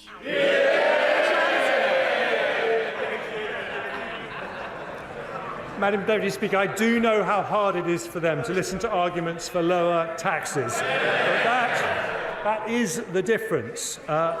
Because we have asked those with the broadest shoulders to pay a bit more, today I go further. From April the 6th, employee national insurance will be cut by another 2p from 10% to 8%. And self-employed national insurance will be cut from 8% to 6%. It means an additional £450 a year for the average employee, or £350 for someone self-employed. When combined with the autumn reductions, it means 27 million employees will get an average tax cut of £900 a year. 2 million self-employed will get a tax cut averaging £650. Changes that make our system simpler and fairer, and changes that grow our economy by rewarding work. The OBR say, when combined with the autumn reduction, our national insurance cuts will mean the equivalent of 200,000 more people in work, filling 1 in 5 vacancies, adding 0.4% to GDP and 0.4% to GDP per head. This is the second fiscal event where we've reduced employee and self-employed national insurance. We've cut it by 1/3 in 6 months without increasing borrowing and without cutting spending on public services. That means the average earner in the UK now has the lowest effective personal tax rate since 1975. Their effective taxes are now lower than in America, France, Germany, or any G7 country because Conservatives believe that making work pay is of the most fundamental importance, because we believe that the double taxation of work is unfair. Our long-term ambition is to end this unfairness when it is responsible, when it can be achieved without increasing borrowing, when it can be delivered without compromising high-quality public services. We will continue to cut national insurance as we have done today, so we truly make work pay. Madam Deputy Speaker, we stick to our plan with a budget for long-term growth. It delivers more investment, more jobs, better public services and lower taxes. But dynamism in an economy doesn't come from ministers in Whitehall. It comes from the grit and determination of people who take risks, work hard and innovate. Not government policies, but people power. It is to unleash people power that we today put this country back on the path to lower taxes. A plan to grow the economy versus no plan. A plan for better public services versus no plan. A plan to make work pay versus no plan. Growth up, jobs up, taxes down. I commend this statement to the House.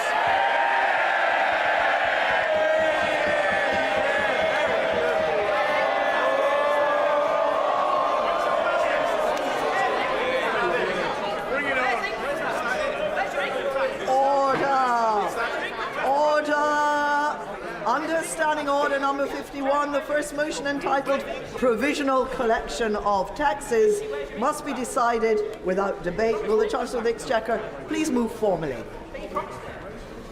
The question is that pursuant to Section 5 of the Provisional Collection of Taxes Act 1968, provisional statutory effect shall be given to the following motions: stamp duty, land tax, first-time buyers relief, new leases acquired on bare trust, motion number 8. Stamp duty, land tax, registered providers of social housing, motion number 9. Stamp duty, land tax, purchases by public bodies, motion number 10. Value added tax, late payment interest and repayment interest, motion number 22. As many as that opinion say aye. Aye. Of the contrary, no.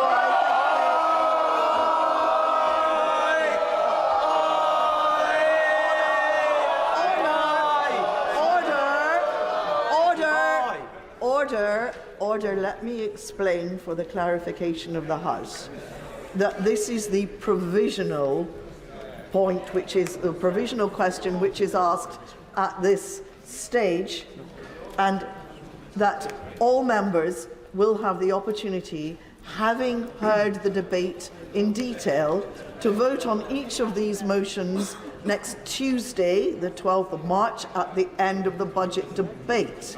I would hesitate to have a division at this point when the House and the world is awaiting the response from the Leader of the Opposition.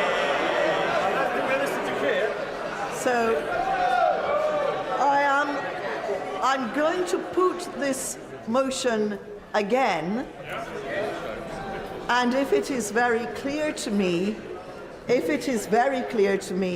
that the ayes have more votes than the noes, I will take it on the voices.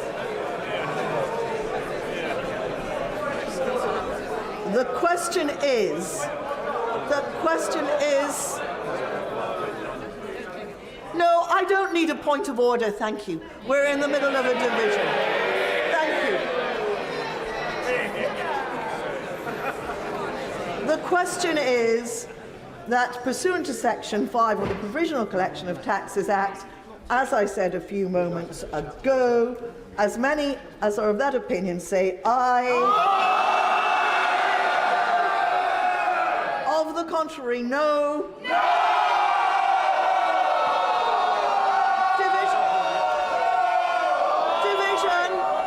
Division. Clear the lobby. Should have shouted.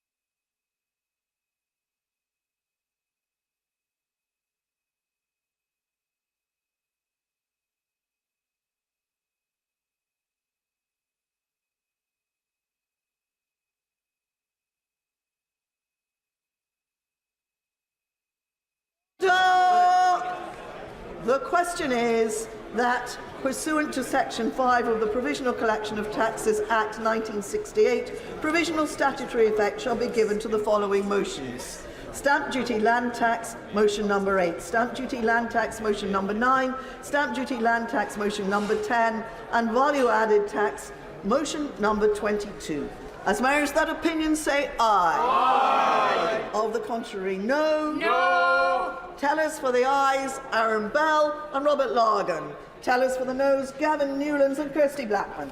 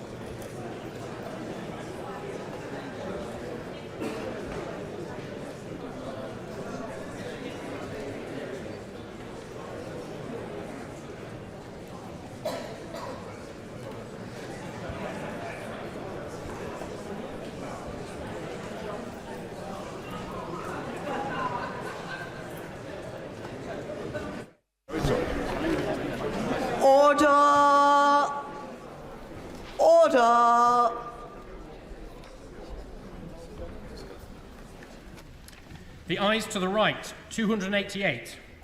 The noes to the left, 38. Thank you.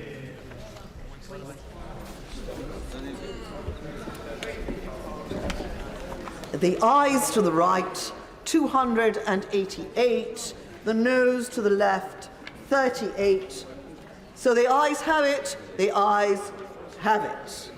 Unlock. We now come to the motion entitled Income Tax Charge. It is on this motion that the debate will take place today and on the succeeding days. The questions on this motion and on the remaining motions will be put at the end of the budget debate on Tuesday, the 12th of March. I call the Chancellor of the Exchequer to move the motion formally.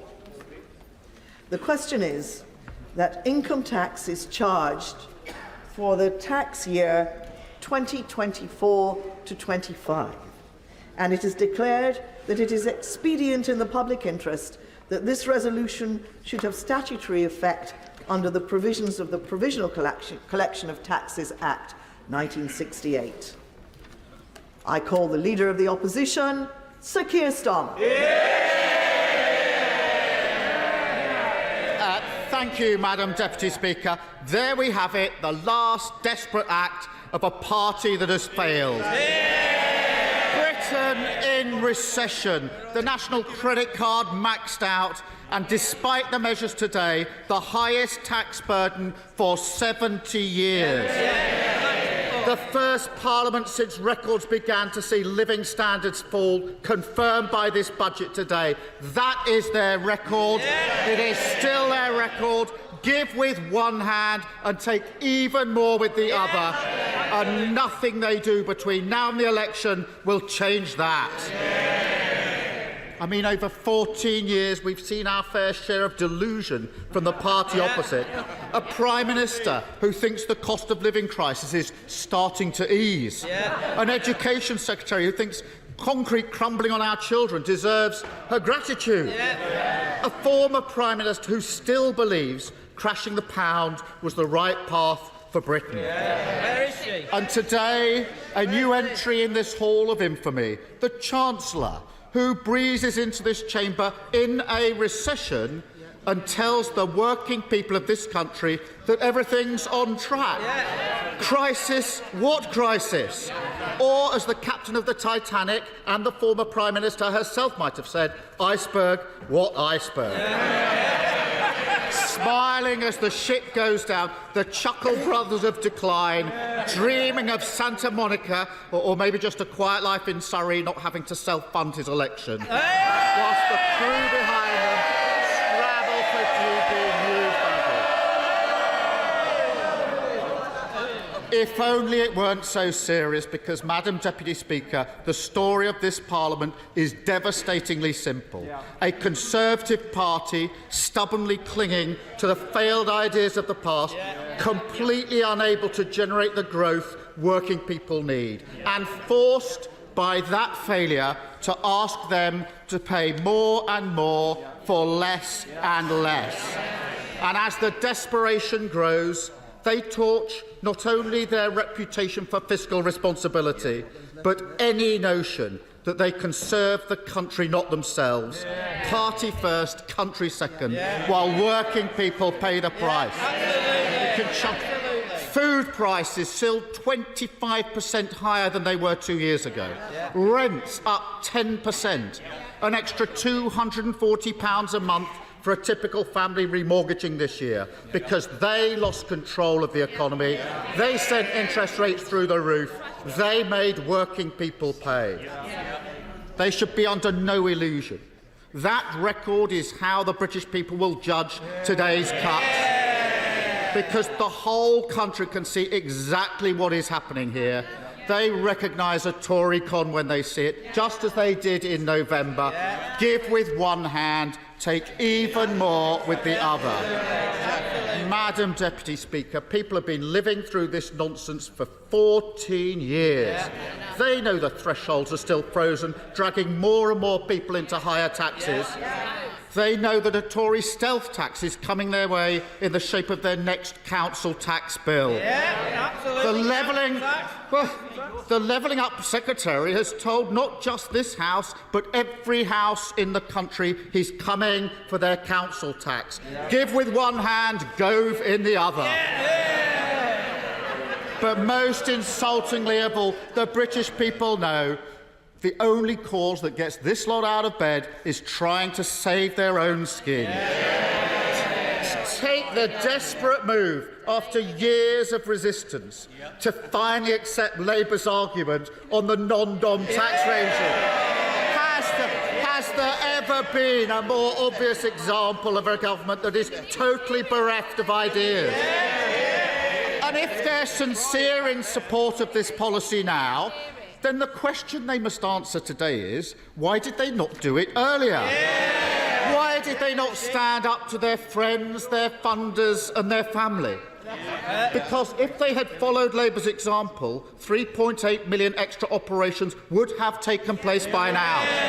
1.3 million emergency dental appointments, 3 breakfast clubs for nearly 4.5 million children. But if, instead, this is just another short-term, cynical political gimmick, then honestly, what is the point of them? What is the point of a party that is out of touch, out of ideas, and nearly out of road? And we saw it last year as well, when only Labour's policies on the cost of living made the difference. For those opposite, now a little downbeat about another intellectual triumph for social democracy, I say get used to it, because with this pair in charge, it won't be long before they ask you to defend the removal of private school tax relief as well. But, Madam Deputy Speaker, the harder they try with cynical games like this, the worse it will get for them, because the whole country can see exactly who they are, fighting for themselves, politics not governing, party first, country second. Madam Deputy Speaker, because we have campaigned to lower the tax burden on working people for the whole Parliament, and we won't stop now, we will support the cuts to national insurance today. But I noticed this. In 2022, when the Prime Minister was Chancellor, he made this promise. I can confirm in 2024, for the first time, the basic rate of income tax will be cut from 20 to 19 pence.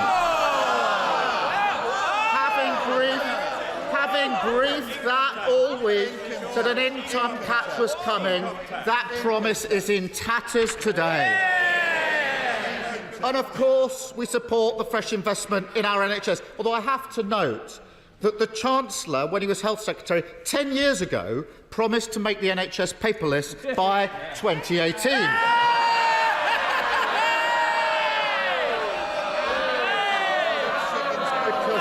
And I know the Prime Minister's fondness for Elon Musk extends to an enthusiastic embrace of his community notes on fact-checking, so I'll say this bit slowly.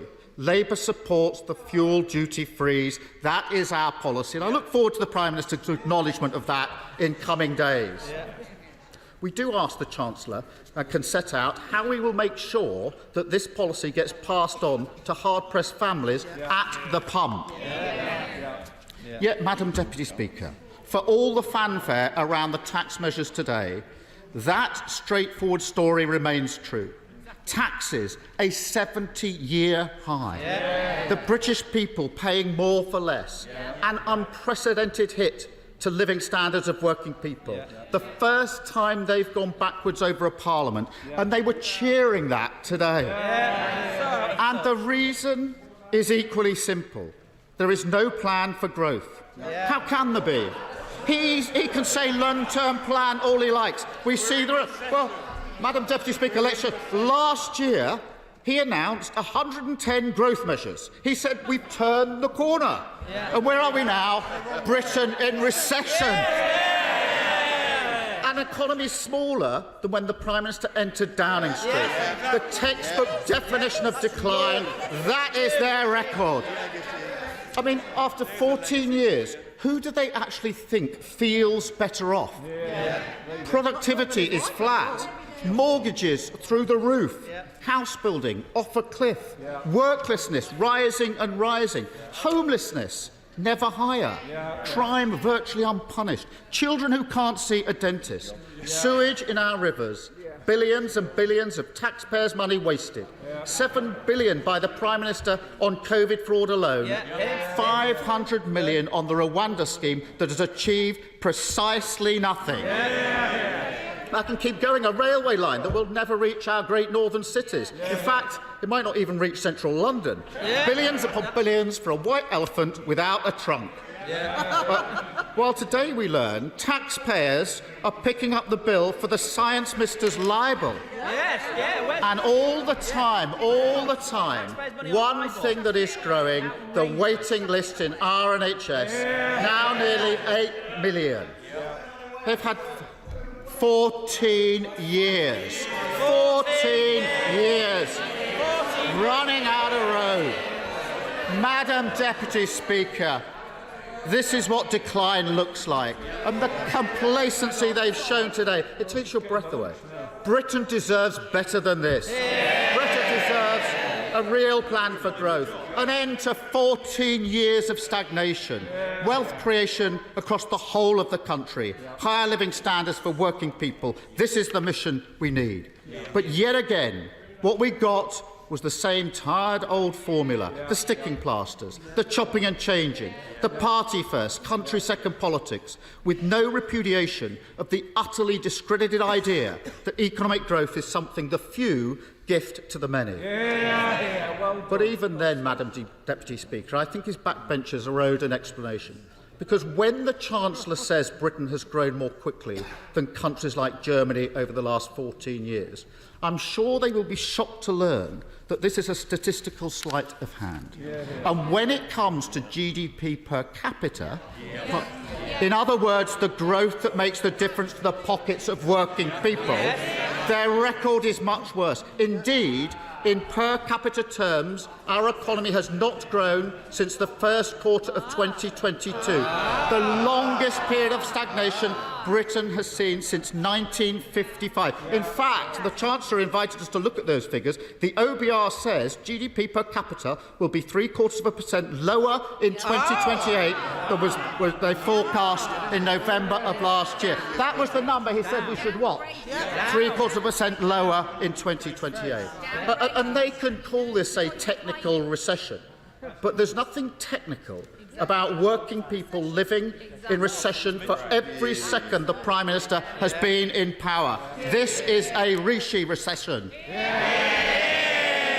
And if the party opposite really wants to know what hides in the Chancellor's spreadsheets, then they will see that it's only the record levels of migration they have delivered which has prevented an even deeper decline. And that is the record they must stand on at the election. Because while on these benches we do not demean for a second the contribution migrants make to a thriving economy, it is high time the party opposite was honest with the British public about the role migration plays in their economic policy. Because right now, in terms of growth, that is all they have. There is nothing else. No plan to get Britain building again with a reformed planning system. No ambition to invest in clean British power for cheaper bills and energy security. No inclination to move away from insecure, low-paid jobs and strengthen employment rights so we can finally make work pay. Madam Deputy Speaker, where is the urgency on affordable housing? How can they look at Britain now and not see this as a massive priority? Never again will they be allowed to pose as the party of home ownership and aspiration. I have to say, given the disaster that's befallen his childcare plans, perhaps that's for the best. Because, Madam Deputy Speaker, the cost of childcare is a huge challenge for millions. Parents need him to deliver on his promise. And it seems the Chancellor's been taking lessons on marketing from the Willy Wonka experience in Glasgow. All is not as it seems. And with just over 3 weeks to go, he has to come clean. Because up and down the country, parents need to know, will they get their entitlement in April, or is it just another of their reckless promises on governing? Headlines over delivery, promises without plans, policies that unravel at the first contact with reality. The lesson crystal clear that those who broke our economy cannot be trusted to repair it. The Tory credit rating is 0. It's time for change with Labour. And that's what today's budget should have been about. A last chance for the government to show it understands the economic reality of our volatile world, that global supply chains can be weaponised by tyrants like Putin, that a sticking plaster approach to public investment will cost Britain more in the long run, and that trickle-down nonsense means working people pay the price.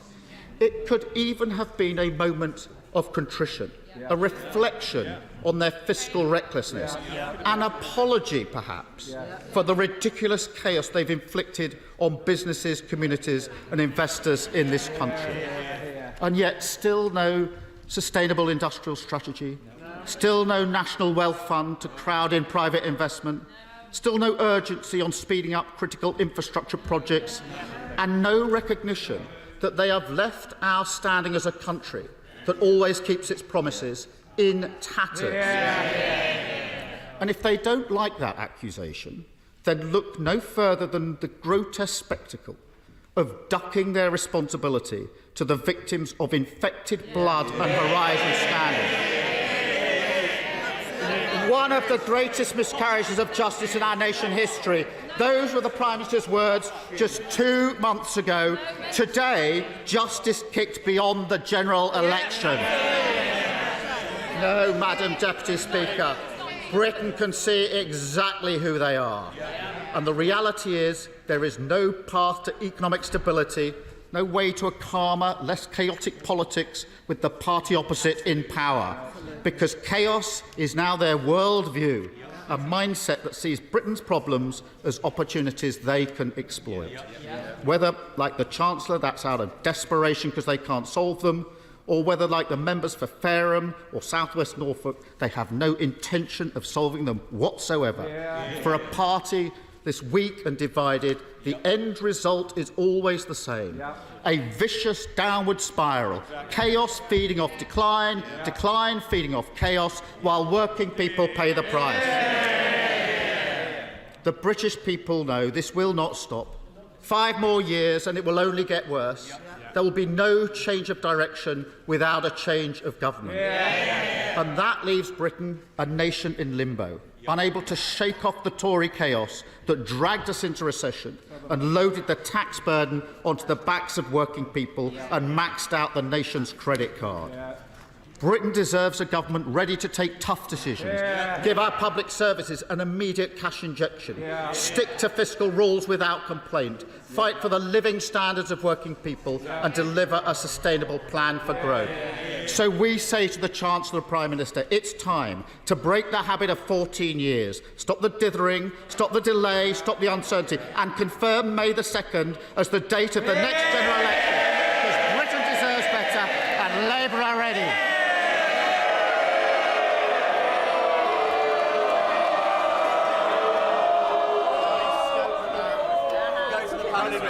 I'm not going to demand silence now. This is the moment for cheering. You can do that some more.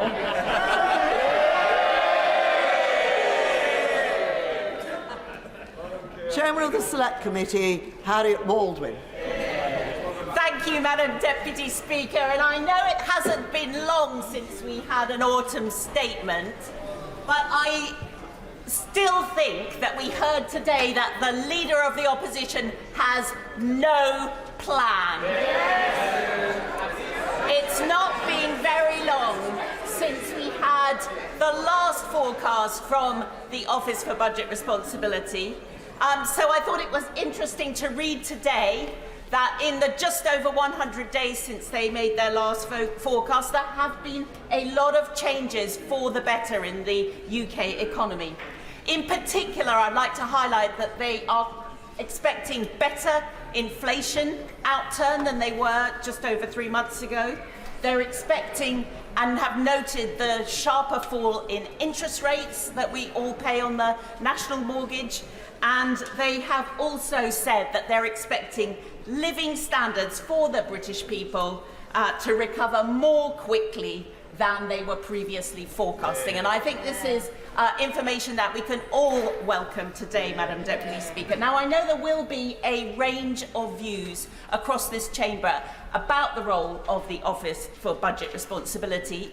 And of course, we all know that forecasts are all likely to be wrong. We will be scrutinising the Office for Budget Responsibility next Tuesday morning in the Treasury Select Committee, and we look forward to asking them the questions about their assumptions. But my view in terms of their role is a bit like the Sir Winston Churchill quote about democracy, that it's the worst form of government except for all the others that have been tried. So I think that although all economic forecasts are likely to be wrong in some way, and the Office for Budget Responsibility forecasts certainly often will not be the most accurate, I think it's a lot better than the alternative of either the Treasury marking its own homework, or indeed better than having a budget with no forecast from the Office for Budget Responsibility at all, because I think it reassures the markets on which we are so dependent for our borrowing. Now, there's obviously been good and even better progress on inflation since the peak of over 11% after Putin's evil invasion of Ukraine. And it's vital that all of today's budget measures are looked at through the lens of the inflation, because we don't want to have anything that could prevent that progress towards 2% that the Bank of England is expecting by the middle of this year. And I think that we heard today from the Chancellor that he has looked through exactly that lens when he has announced the measures today. So there are a range of things that will really help. The 5 pence off the price of fuel at the pump going on for another year will be very helpful to drivers in West Worcestershire and elsewhere in the country. The freeze on alcohol duty will be welcomed in the pubs across West Worcestershire and across the country. And the public sector productivity plan, I think, is crucial to make sure that we get value for money from our public services. Now, when it comes to the second economic objective of growth, I think we can all welcome the fact that employment growth has been so strong that the economy has created over 800 jobs a day over the last 14 years. And at previous fiscal events, we've seen steps in the plan that help grow the productive size of the UK economy, because now that we're at full employment, that becomes incredibly important because it helps sustain non-inflationary growth. So to take one example, Madam Deputy Speaker, in terms of stimulating that all-important investment into the economy, the big announcement a year ago was the full expensing of investment, and indeed that was made permanent at the autumn statement. Today we heard it's going to be extended to leased assets as well. And what the BBC in their fact check has noticed, that when this was first announced, it was expected that the economy would benefit greatly. The Chancellor said its impact on the economy will be huge.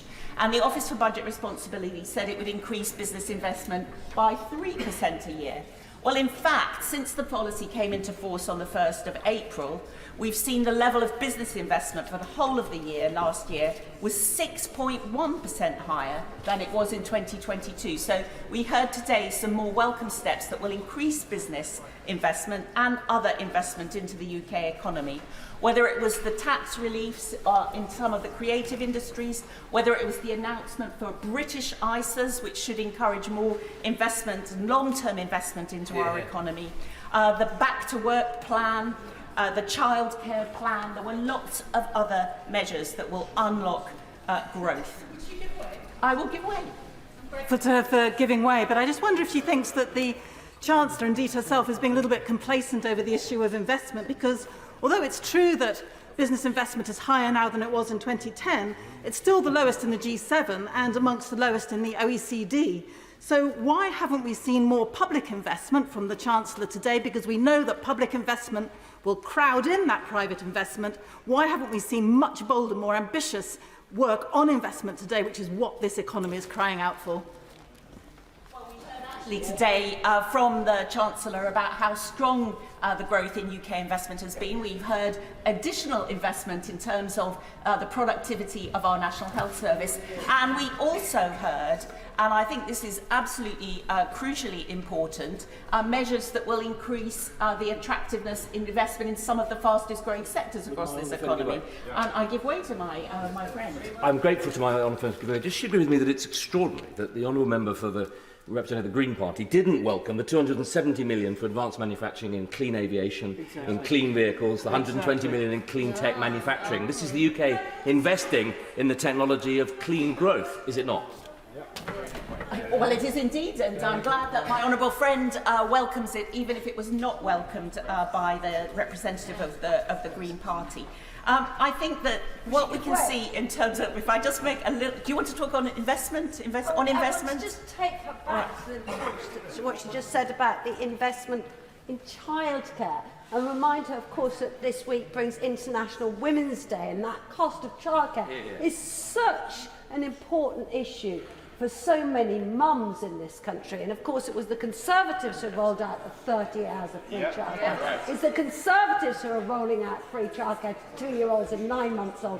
And we absolutely must welcome that additional investment for childcare and indeed in families through the support and child benefit that will help mums to get into well-paid jobs. I wholeheartedly endorse what my honourable friend has said, and she is absolutely right to point to the importance of this investment in childcare in helping female employment growth. And female employment growth has already been remarkably strong over the last 14 years, and I'm confident that these measures will make further progress in increasing the non-inflationary growth capacity of the UK economy. I think there were other measures that are announced today that will help on the growth front. I think cutting national insurance again is also a smart way to help growth.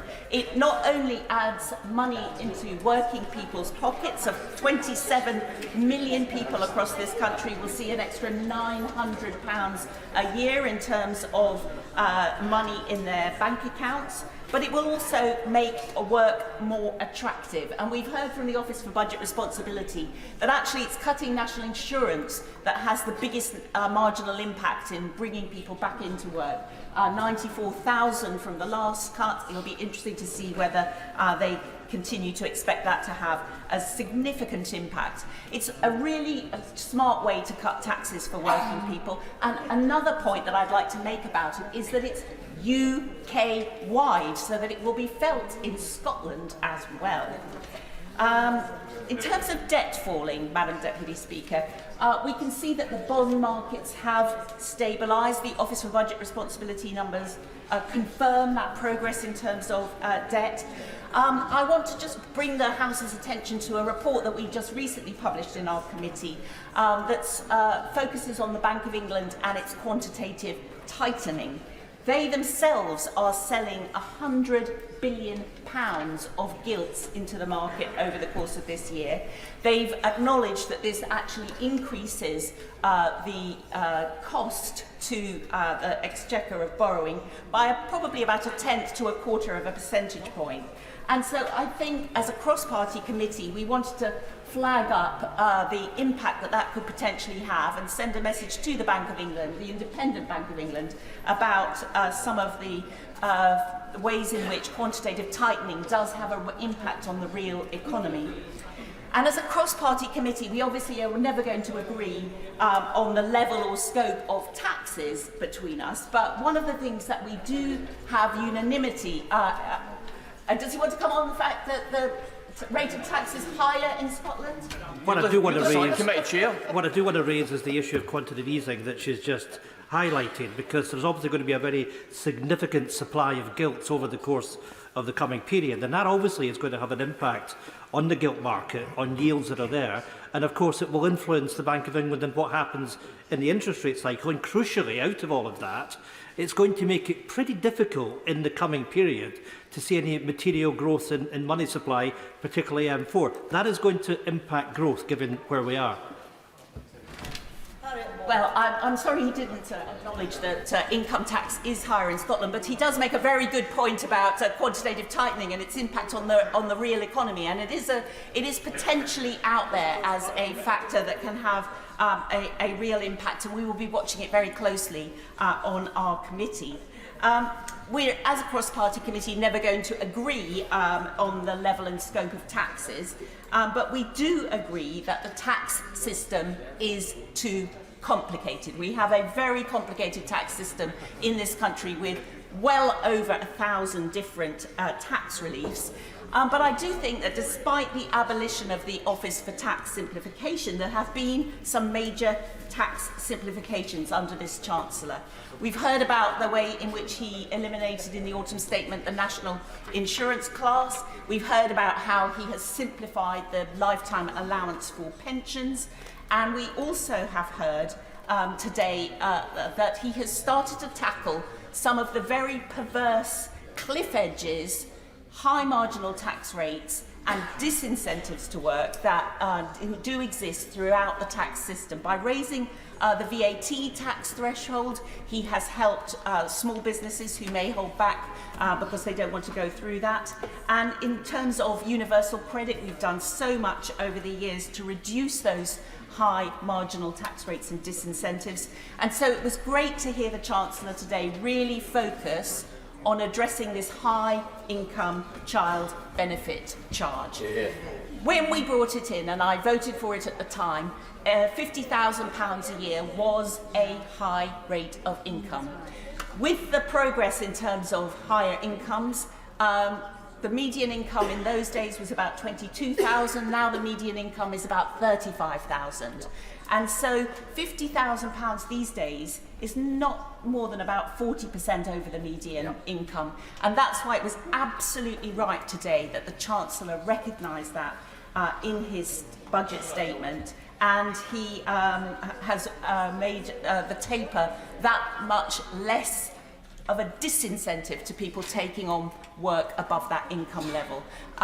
Of course, I'd have loved to have seen him do even more, but I am very grateful for what he has done. Did someone try and intervene on me? Was that, no, I was just hallucinating there. Right, I will come to a rapid close then, because, Madam Deputy Speaker, what I want to say is that it is clear that on this side of the House, there is a plan. Yeah. It is clear that there is a plan to get inflation down.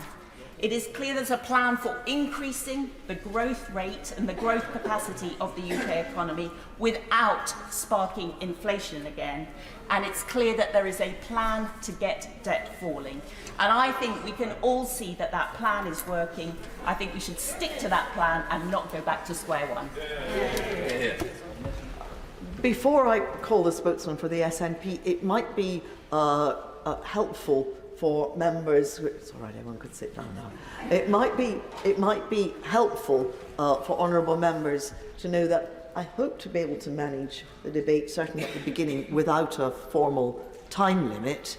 And if everybody speaks for around 6 to 7 minutes, then we will manage that without a formal time limit. If we can't quite manage that, we will put on a formal time limit, which will begin with around 7 minutes, but will reduce as the day goes on. I now call the spokesman for the SNP, Drew Hendry. Thank you very much, Madam Deputy Speaker. And traditional at this point, I would thank the Chancellor for advance sight of his redacted statement. But having seen the statement, I realise I was given an entirely different redacted document. But not to worry, Madam Deputy Speaker. We've seen all the details in the press over the past day or so. Seeing those unredacted words is nice, but not essential for this response. I can also thank the Chancellor for the courtesy of staying unlike some of his colleagues in the chamber, to listen to the words of the third party here. It doesn't happen all the time, but I think it's very, very good practice for a party that might well be in the position of third party after the next election. Madam Deputy Speaker, the Chancellor during his autumn statement said that was a statement for growth. But what have we seen since his autumn statement? Growth has gone down. It's grown into recession, in fact. And the OBR are saying today, having steadily declined since early 2022, real GDP per person is forecast to trough at 1.25% below its pre-pandemic peak in the first half of 2024. So that was not a statement for growth, and this is not a budget for growth.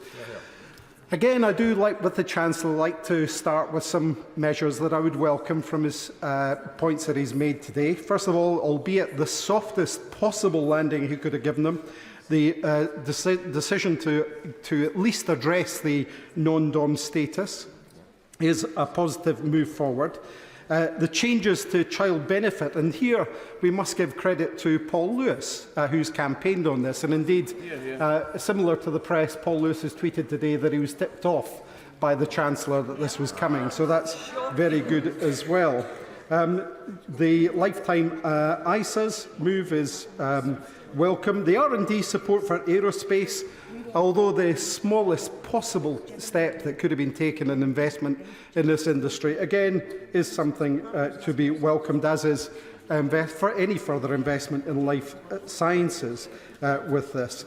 The Chancellor has put a lot of store on productivity in his speech today. He's going to solve everything with productivity. Yet if we look back over the past 14 years, and indeed before that, one of the things that the UK has been exceptionally poor at is productivity. It hasn't budged at all. So I don't see how the Chancellor, productivity, look at the figures for Scotland. He's saying, what about Scotland? Look at the figures for Scotland over the past 14 years and we can have that debate. He said earlier that vacancies would be easy to fill with immigration. This is the party who imposed Brexit, joined by the Labour Party and now the Lib Dems, and stopped free movement. Of course it would be easy to fill vacancies with people, skilled people who want to do the jobs that we have, who want to fill those vital jobs in tourism, hospitality, the National Health Service, the Care Service, and across many other sectors. But of course that's been taken away by this place.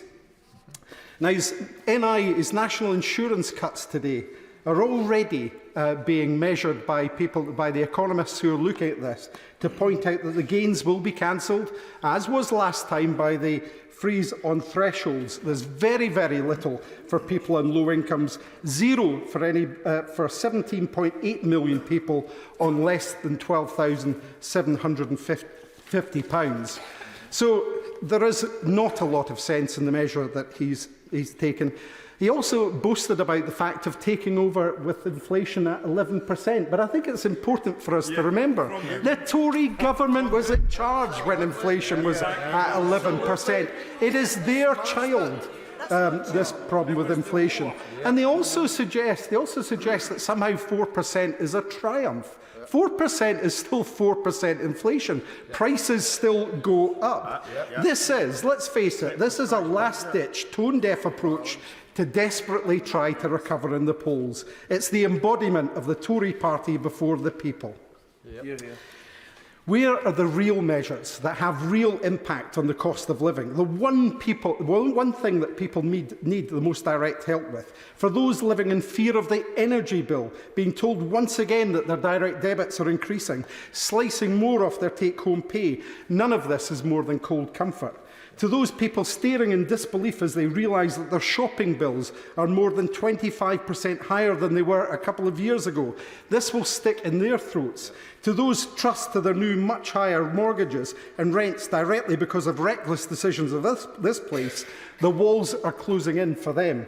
And on public services, he's failed people again. Paul Johnson of the IFS noted that the Chancellor would have to explain how public services already on their knees could possibly take more cuts.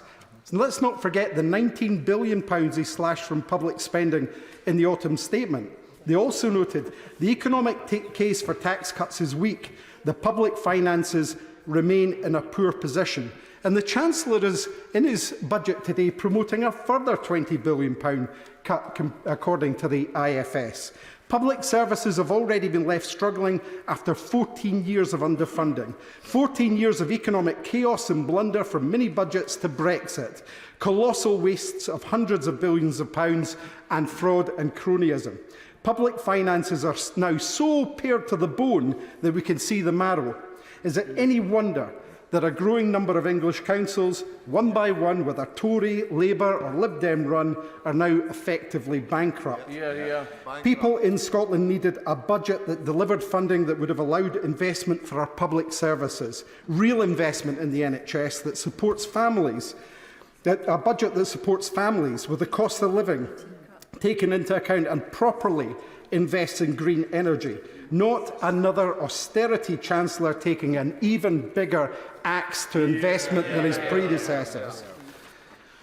When it does come to that election in Scotland,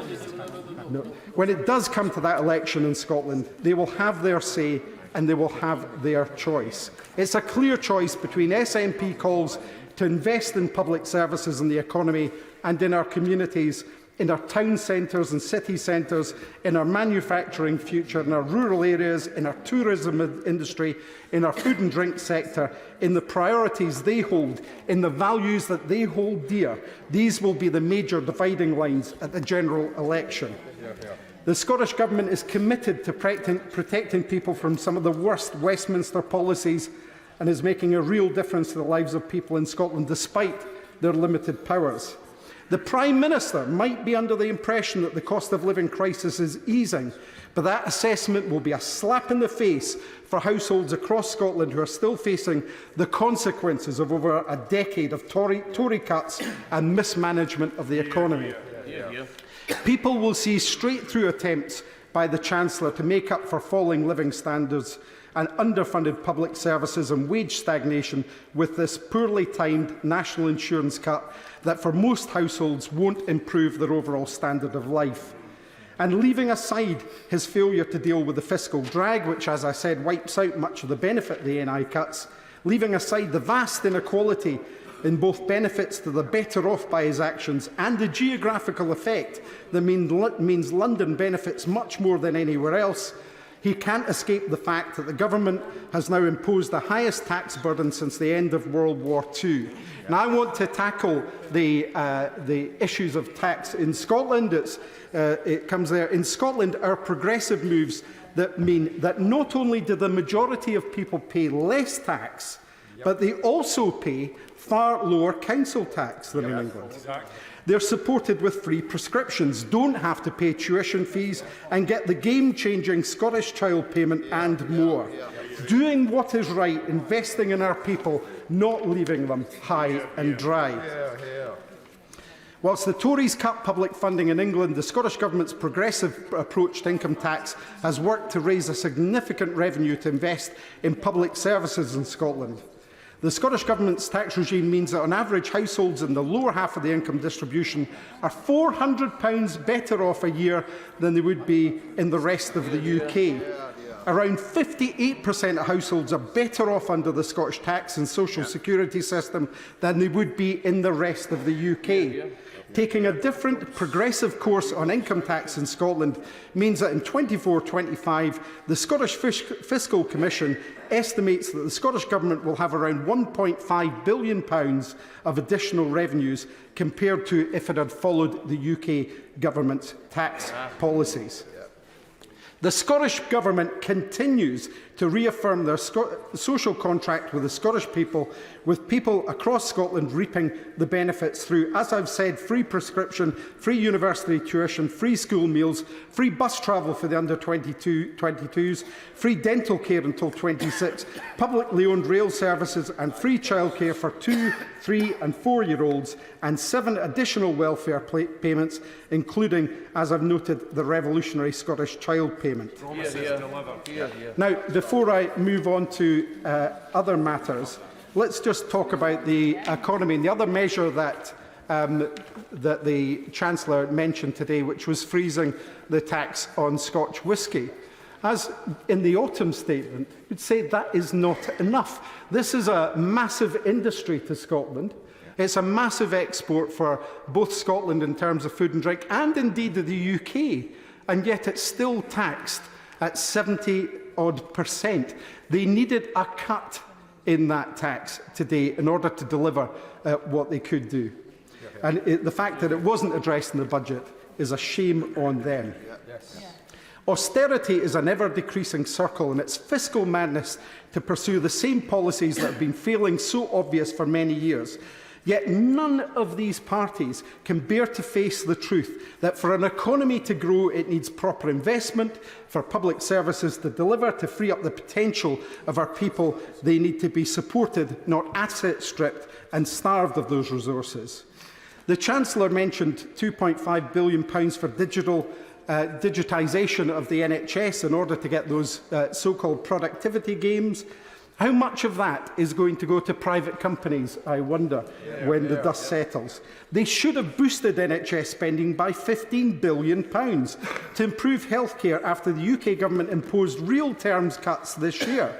Funding NHS pay properly to match Scotland, where there have been no NHS strikes and caught up for their previous cuts. Where was the announcement on settling with the victims of the contaminated blood scandal? Missing. Moving on to the economy, he should have turbocharged investment in green energy by investing at least £28 billion a year to compete in the global green energy gold rush and secure sustained economic growth. Where else is the serious high-return growth supposed to come from? We haven't heard it mentioned here today. We don't know where it is. That £28 billion is needed. The Labour advisers have told the Labour Party that £28 billion a year is needed. Everybody knows that £28 billion a year is needed, and yet none of them are willing to make the investment that's needed to protect us. The abandonment of the just transition, and it's fantastic. Oh, they're chuntering from a sedentary position on the Labour front bench. Oh dear. Oh dear. Oh dear, imagine picking up on that one. Their big U-turn, their big abandonment of the just transition. Well, it's a pretty big U-turn. I know it's one of many, but it's a pretty big U-turn. The fact, Madam Deputy Speaker, the fact that they're rattled, I think just shows how much they feel this. Their and the government's abandonment of the just transition and its fantastic opportunity from the Tories and from the shadows in the Labour Party is reckless and stupid, economically and for the desperate need to act on climate change. The failure to invest in this will hold back Scotland from reaching our green energy ambitions and leave households vulnerable to future energy crises. The Chancellor must finally match the level of ambition we're seeing in other countries. They've been shown by the European Union, by the United States with their Inflation Reduction Act, that this is an issue that needs to be taken seriously, and yet they are sitting on their hands. Scotland can be at the forefront of the green energy revolution thanks to our incredible natural resources inshore and offshore wind, wave, tidal and hydro power. But with Labour and the Tories intent on pulling the rug from under the industry's feet, we risk seeing yet another generation of energy potential wasted by Westminster. So the Chancellor should finally commit to properly investing in renewables and must decouple the price of gas from the price of electricity. Yeah. You cannot ensure a just transition from oil and gas for the people and communities that rely on it if you squeeze the life out of the sector overnight. Yep. We know that households across Scotland have been badly hit by the energy crisis, and proper investment in renewables can reduce the bills for households. Citizens Advice Scotland revealed that in the last 4 years, they've seen the number of people requesting advice and support with energy bills increase by 14 times. The Labour Party are saying, from a sedentary position, that I'm going on too long. I take that as a sign they're not comfortable with what I'm saying here, and they would like me to. They're bored. They're bored by the just transition. Exactly. They're bored by the cost of energy that people have to bear. They're bored by all these things. About to ask for order so that the honourable gentleman could be heard, but I think that the noise is coming from immediately behind him. But as I have, the honourable gentleman mustn't shout at me. You can shout at other people, but don't shout at me. Drew Hendry. Thank you, Madam Deputy Speaker. I can make more progress if uninterrupted, so I do appreciate your advice on that. Talking of advice, I want to come back to Citizens Advice Scotland. They revealed that in the last 4 years they've seen the number of people requesting advice and support with energy bills increase by 14 times. That's a shocking increase. Yep. And proper investment in green energy can make sure that people in Scotland never have to face an energy crisis of this scale again. Now, you could have, as I said, helped families with the cost of living by scrapping grossly unfair and unequal energy bill standing charges and using a £12 billion wealth tax to fund a £400 annual energy discount for households, reintroduced mortgage interest tax relief, capped supermarket food prices and matched the Scottish Child payment UK-wide. He could have boosted UK finances, but he chose not to. By he could have introduced a long overdue essentials guarantee while scrapping callous policies such as the 2-child limit and the benefit cap. And of course, one of the most game-changing things he could have done is finally give up on the failed experiment that has been Brexit, rejoin the EU single market and deliver economic growth. Now, the Chancellor must support businesses and introduce measures to support tourism and the hospitality industries. We know that businesses have faced a very challenging period with COVID, Brexit and increased costs from all sides, making life more difficult for people across Scotland. That's why the SNP are calling on the Chancellor to reduce the rate of VAT for the tourism and hospitality sector. It's not too late for him to do that. To reinstate VAT-free shopping for international visitors, and to implement VAT-free streets to support struggling town centres and high streets. If nothing is done to halt the decline, they continue to be ignored, as they have been for too long, then communities will suffer and far more tax will be lost in the longer term than providing them with some support. They could choose to construct these mini enterprise zones, working with devolved governments and local authorities to agree sectors and areas where support is most needed.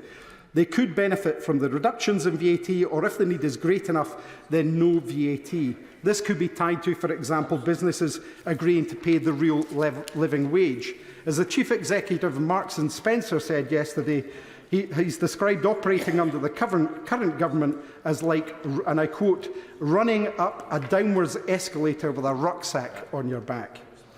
If the government can roll out free ports, then why not free ports for people? They could reduce, as I've said, alcohol duty for whisky and other spirits and support Scotland's thriving whisky sector that adds £7.1 billion to the UK economy. Businesses in Scotland can no longer afford to be held back by the UK's low-growth economy. So the Chancellor should bring in measures to support businesses that have been left paying the price for the UK government's disastrous Brexit. It's clear that the SNP is the only party committed to rejoining the EU and giving Scottish businesses the chance to access goods and talent from our 27 closest neighbours. The Scottish Government is committed to protecting people of Scotland from some of the worst Westminster policies and is making a real difference to the lives of people in Scotland despite their limited powers. The cut to the Scottish Government's capital budget and finance transactions has meant that they've had to take some very difficult decisions in this year's budget, but they're still committed to delivering for the people of Scotland. The SNP fully support the £3.3 billion package the UK Government have delivered for Northern Ireland and urge the Chancellor to make similar funding available in line with the Barnett formula to help the Scottish Government deal with the budget pressures they are facing. So the Scottish Government are freezing the council tax, or at least freezing the council tax except in Tory, Lib Dem and some Labour councils where they think that people should pay more. They're lifting 100,000 children out of poverty with measures like the Scottish Child Payment, providing support to help mitigate additional heating costs that households of the most severely disabled children and young people face in the winter months through the child winter housing payments, provide free school meals to all children in primaries 1 to 5 and eligible children throughout the school, providing all babies in Scotland with the essentials needed for the first 6 months of a child's life through the baby box, and introducing 1,140 hours of funded early learning and childcare to all 3- and 4-year-olds and eligible 2-year-olds. Making bus travel free for 2 million people in Scotland, including all children and young people under 22, eligible disabled people and everybody 60 or over. This is just a snapshot of some of the landmark policies the Scottish Government has brought in. And all of these have been achieved against the backdrop of limited powers and being tied to a Westminster system that, as we've seen from this budget today, continues to do nothing for the people of Scotland. Just to emphasise what Madam Deputy Speaker said, it would be very helpful if colleagues could confine their remarks to, now it's probably 6 minutes, so that we can get everybody in with equal time. Father of the House, Sir Peter Bottomley. Deputy Speaker, it's interesting to follow the honourable gentleman who spoke for the SNP. I was waiting to hear how the experiment with higher taxation is going. And I would invite the SNP to see if they can publish the figures showing how many of the top 10 philanthropists in Scotland 5 years ago are still paying tax in Scotland, and how the top 10 individual taxpayers in Scotland 5 years ago are doing now. And then, well, this example, the SNP don't like having questions put to them. There you are. When the Leader of the Opposition started speaking, it sounded to begin with as though it was the voice of his health spokesman speaking. But I also reflected on his reflection over the last few years. It's in the memory of the House that in 2017 and 2019, he wanted the Prime Minister to be his right honourable friend, the member for Islington North. When there was a vacancy to be leader of the Labour Party in succession to the right honourable gentleman, the candidate who was most close to Islington North was the person who is now the leader of the opposition. And his journey over the last couple of years in changing his views or his approach seems to be quite significant. I think people can believe that the Labour Party wants to change. For example, in the town where I represent 2/3 of it, in one of the constituencies, none of the local councillors was judged suitable to be put in a shortlist to be selected as the parliamentary candidate. That shows central power in the hands of the Leader of the Opposition and his national executive, which I think most people would have found surprising. If I'd been one of the Labour councillors told I couldn't apply, I'd have got pretty upset. The reaction I've had from my constituents to the financial statement and the budget have come down to one particular point where someone said, could there please be a change on the level of pension pot that requires financial advice? When that was brought in 2015, the level was £30,000. My constituent, who has a pension pot of £32,500, has been quoted £7,000 for advice on how to be able to realise this relatively small pension pot. I'd asked Treasury ministers to consider whether in the finance bill they can lift that figure say to 40,000 or 50,000, so that people who want to gather up a small part of their defined benefit pension can use it. The second reaction I had from a constituent was that since Labour took control of Worthing Borough Council, 2/3 of the reserves have gone within 2 years, and people are worrying whether the council can remain solvent. If that's a test for what Labour might do in government, I think it's a pretty good reason to follow the Chancellor and our present Prime Minister and re-elect us so we can go on trying to bring up the levels of productivity, bring up the levels of growth, bring up the reform and development of public services by getting more people into work, higher tax revenues and preferably lower rates of tax themselves.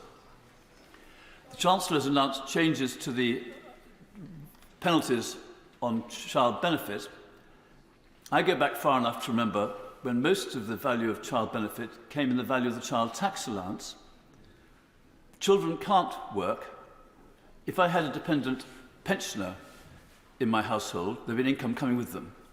For any family who has a child under working age, they ought to be able to get the kind of support so over a family life cycle, you receive support when you need it and you pay back when you're more dependent or able to work. And I hope we can move to a stage where the whole of that child benefit penalty goes completely. There's no philosophical justification, there's no economic justification. It was an error, and I hope I voted against it when it came in. I probably did, you know. I'm that sort of person.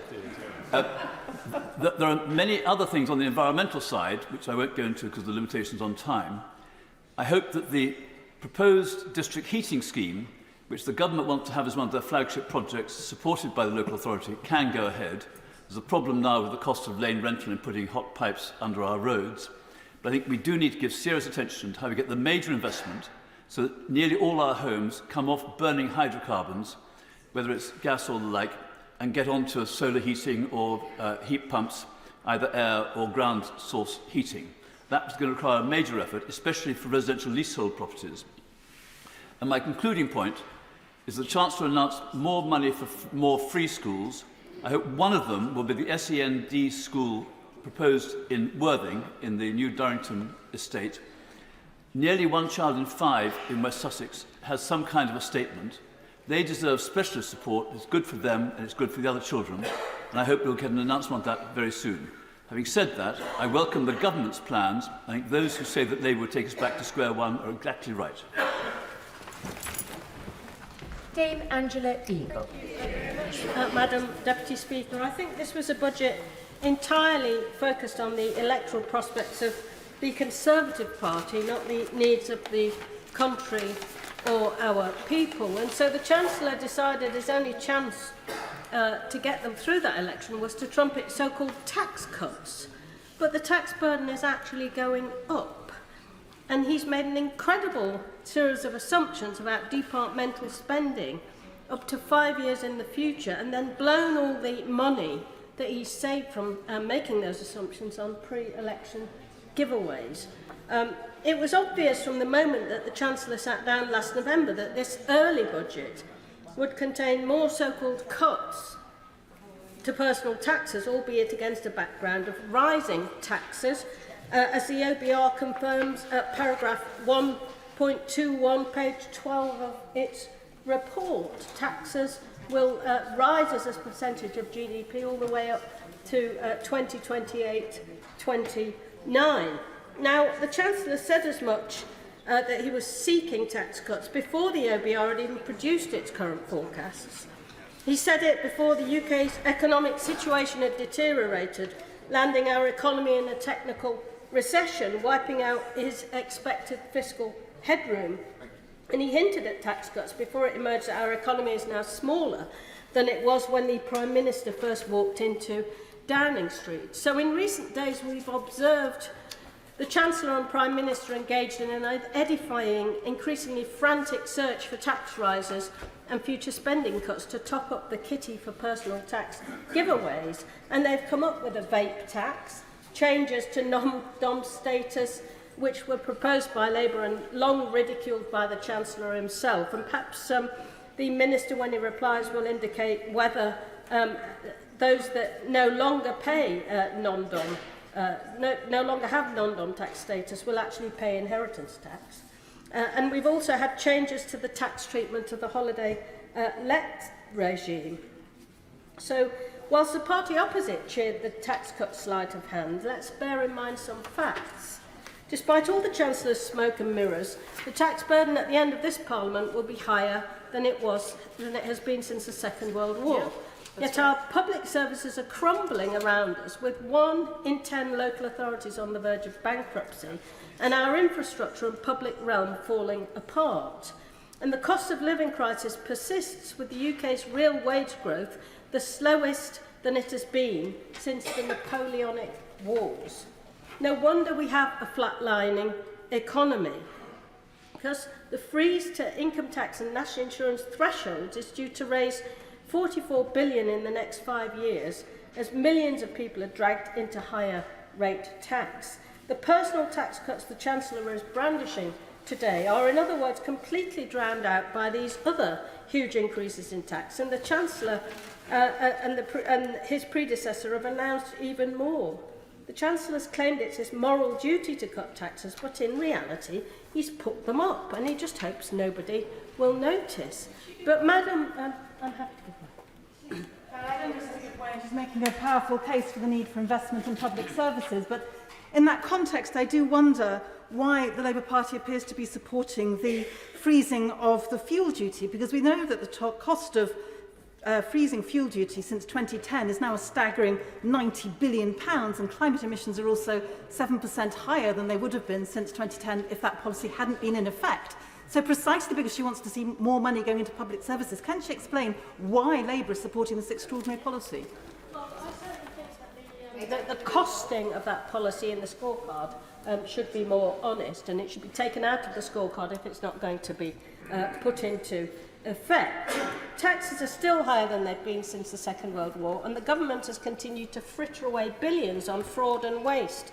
Just today we learned that taxpayers have had to pick up the bill for the Science Minister's legal costs and damages in a libel case. How much has that debacle cost us? First, the Conservatives gave us the catastrophic mini-budget with its unfunded tax cuts, which spooked the markets and sent mortgage costs and rents soaring for millions. Now the current Chancellor has decided to fund his election giveaways with the fiscal fiction of huge cuts in planned departmental spending, scheduled to last for the whole of the next Parliament. There are no detailed plans on how these cuts in spending can be safely delivered, because we won't have a spending review, and today the Chancellor confirmed that there will not be a spending review until after the next general election. He's pencilled in a so-called increase of nearly 1% for departmental budget spending, but he's not compensated for higher than expected inflation, population growth or any extra cost pressures. Would my own friend give way? I'm happy to. My friend for the group give way. It's not just flatlining in terms of 1%, but if she looks at capital on page 27 of the Red Book, that most departments are actually either staying still or in some cases actually, like the Home Office, Education and Defence, actually having their, by 2024-25, having their budgets cut. My right honourable friend must be able to read my mind, because that was exactly the point that I was coming on to make in real terms, up to 18% cuts in unprotected departments, going all the way through to the end of the next Parliament, which have been described by David Gauke, the ex-Tory Treasury Minister, as the height of fiscal irresponsibility. So the legacy of this government is a burgeoning government debt, up from 64.7% of GDP when Labour left office in 2010 to 95% now. The Chancellor will just barely meet his own self-imposed fiscal rules by the tiniest of margins. Meanwhile, his neglect means that NHS waiting lists have soared, with 7.8 million treatments outstanding, and despite publishing 11 plans for growth since 2010, the trend growth rate is down from 2.3% in the 2000s to 0.8% this year. There's no regional plan, no working industrial strategy, no sign of levelling up, as regional disparities are widening, not closing. And our GDP is now 400 billion less than expected from the growth rate forecast by the OBR in 2010. Wages have stagnated, The government have also delivered deepening levels of poverty caused by low wages and real-term benefit cuts, which have reduced the incomes of the poorest 20% and seen the number of people relying on food banks go from 60,000 to nearly 3 million. So we've seen the last desperate throw of the dice from a failing, discredited government, which has long since run out of ideas and is finally running out of road. Madam Deputy Speaker, I've declared my business interests in the register.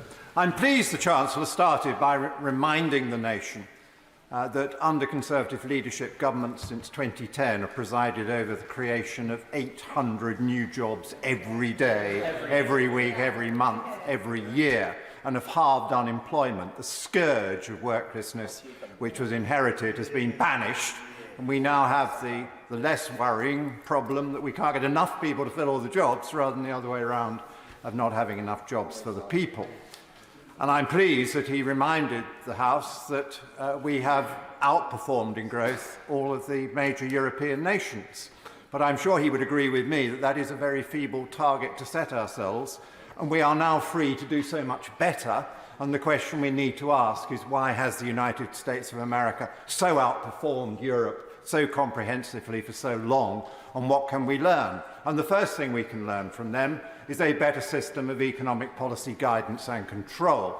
The requirements on the Federal Reserve Board, their central bank, is a balanced mandate. It is not just the 2% inflation, which is a very necessary target, which we share, but also they are to promote growth and growth in employment, so they understand the trade-offs and can adjust the policy accordingly.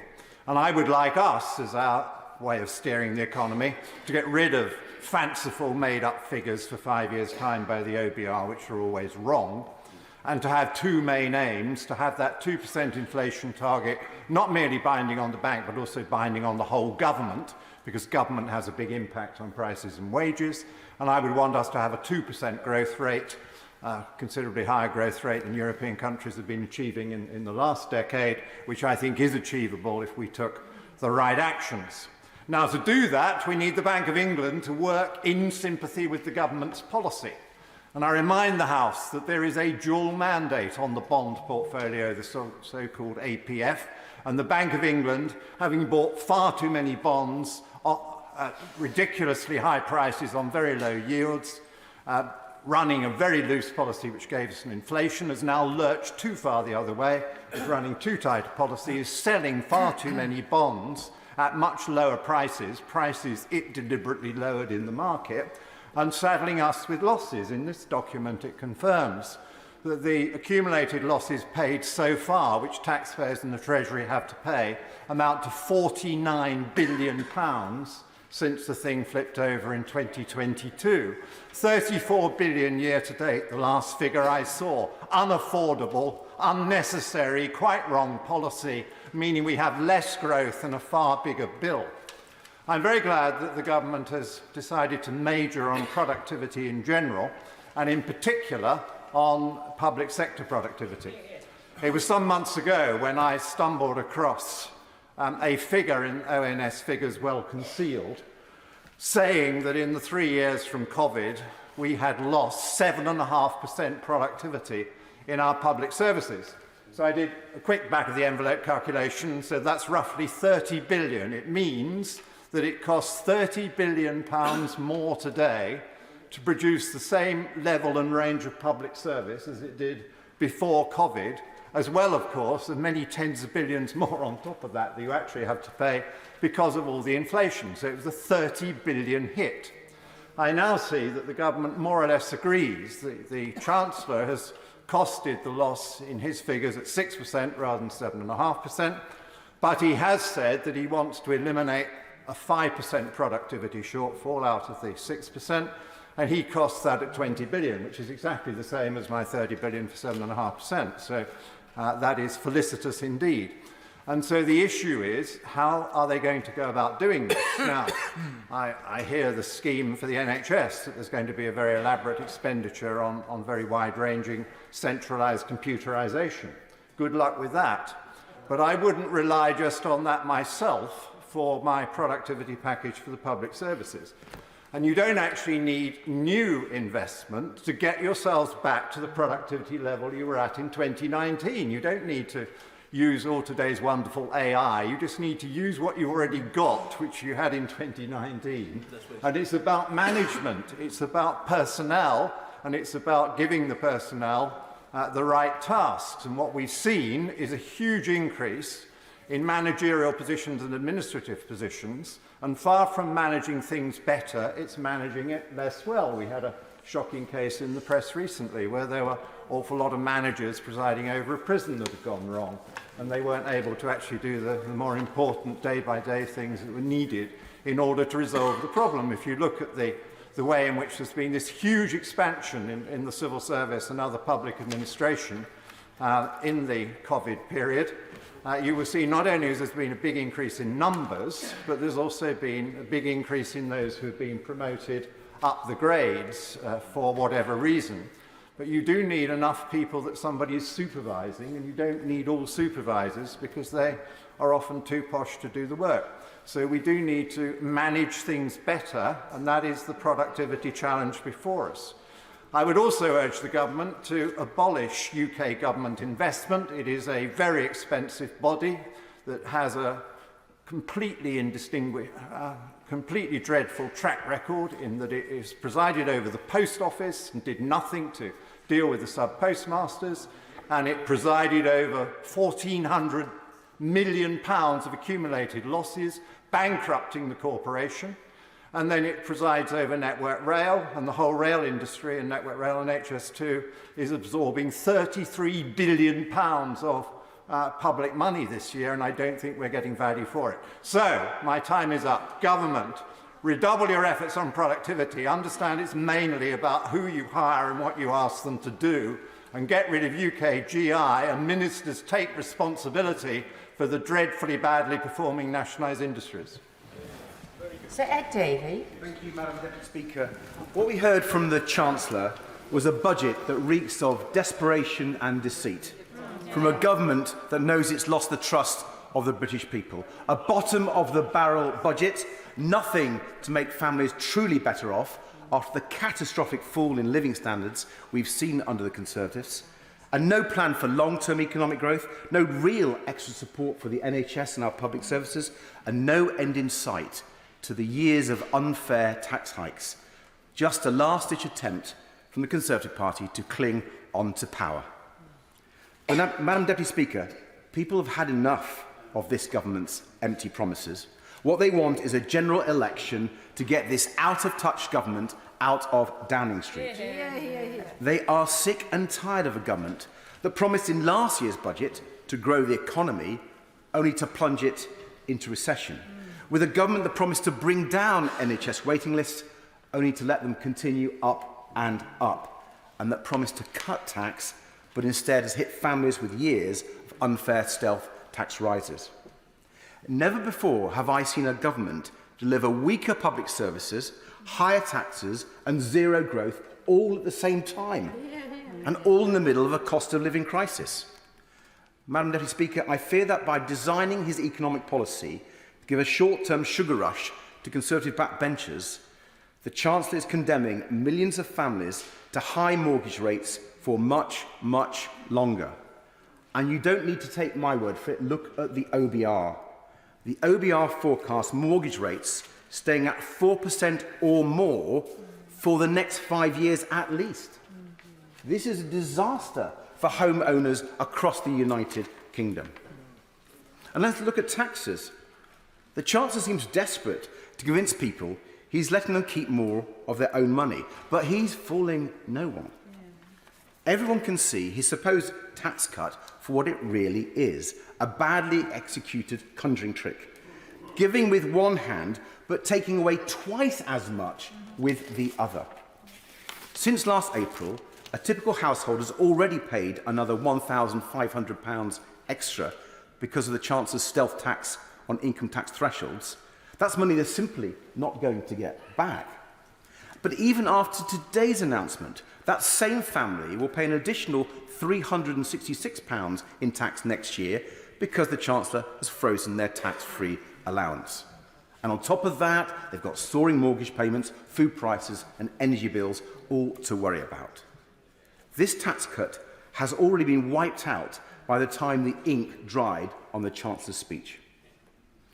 But people were also looking for investment in our public services, especially our NHS.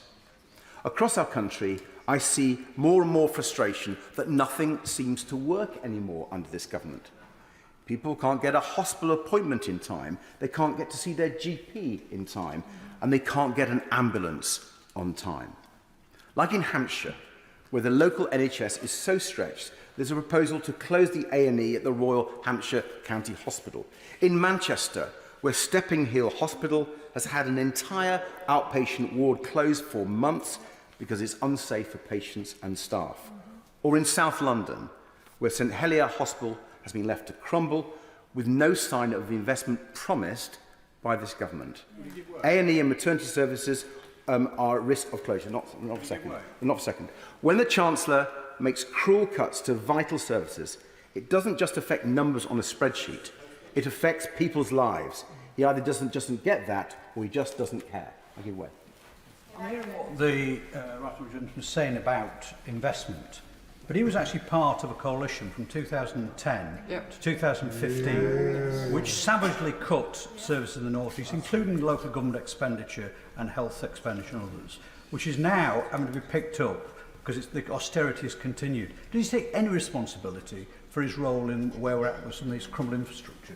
But I say to the Honourable Gentleman quite gently, if he looks at the spending plans that were proposed by the Labour Party going to the 2010 election, they were actually worse than what actually happened. And moreover, we fought the Conservatives in the government to maintain spending on education, which we did, and then they cut it after 2015.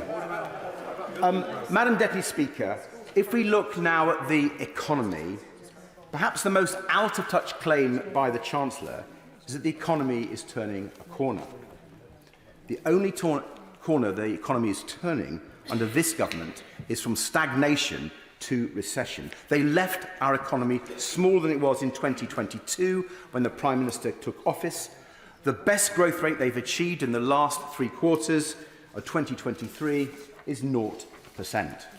GDP per capita, people's share in our country's wealth, has been falling for nearly 2 years in a row. That's the longest stretch on record, and it's left the average household £1,500 poorer.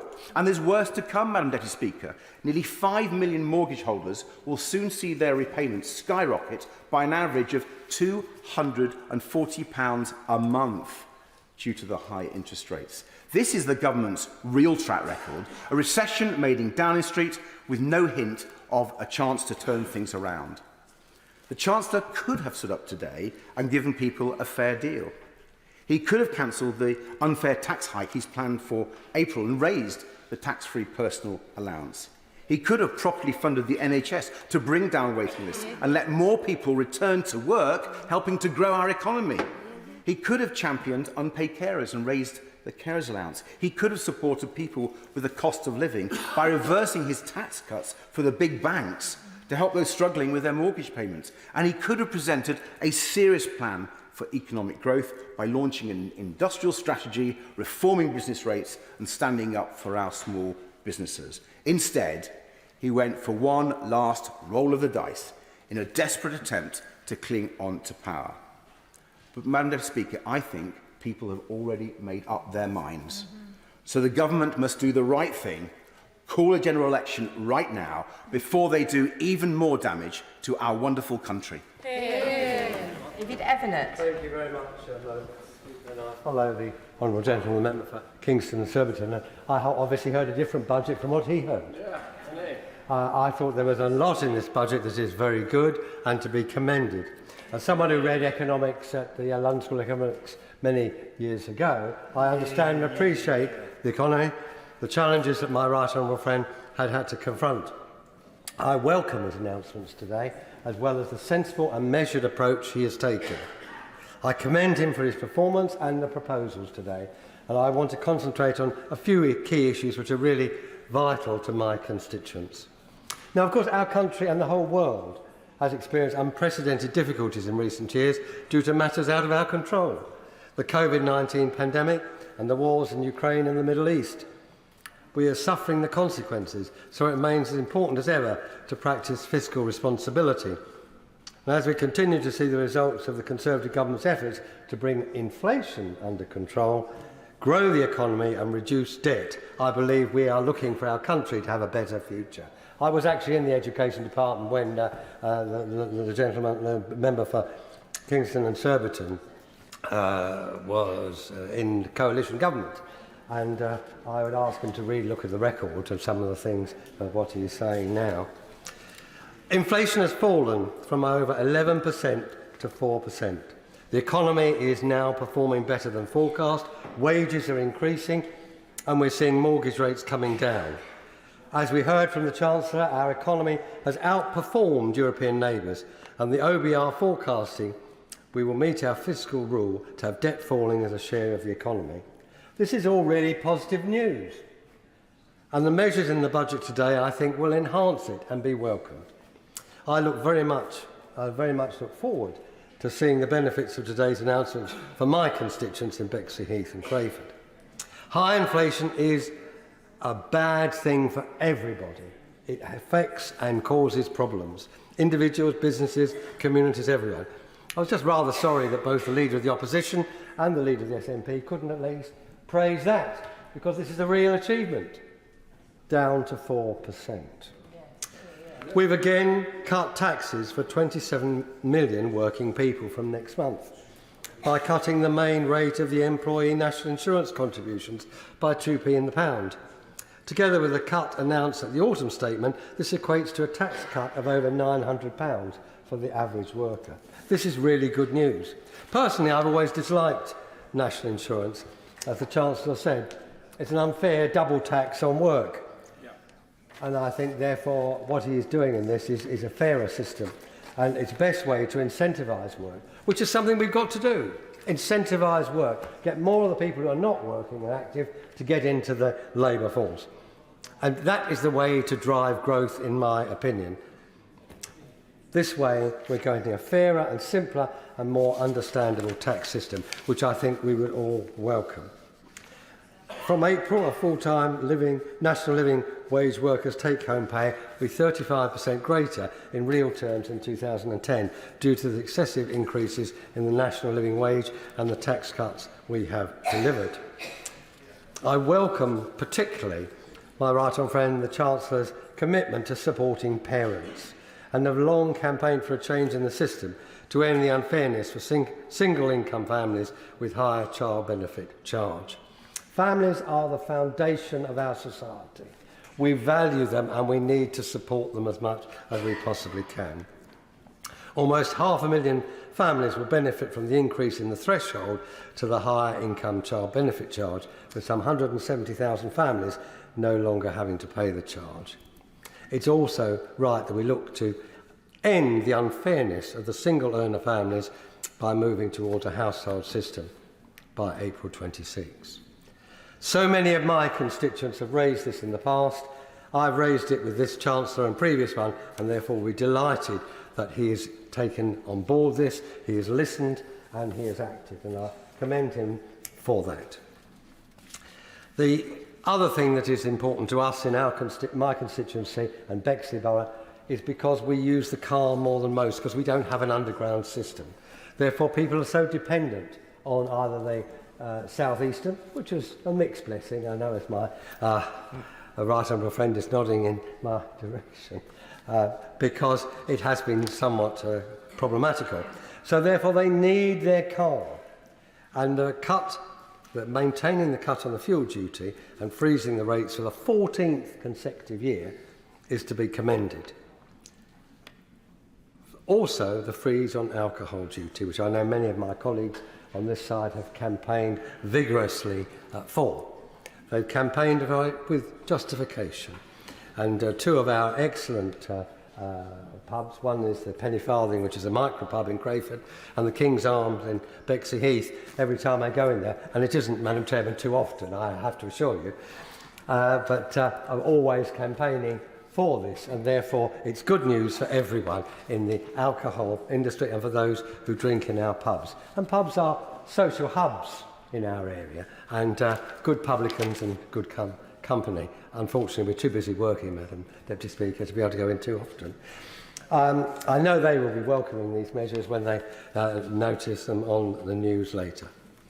The other thing I particularly was interested in was the tax relief for savers, the new British ISA, providing an extra £5,000 tax-free allowance. Yes, I must stop.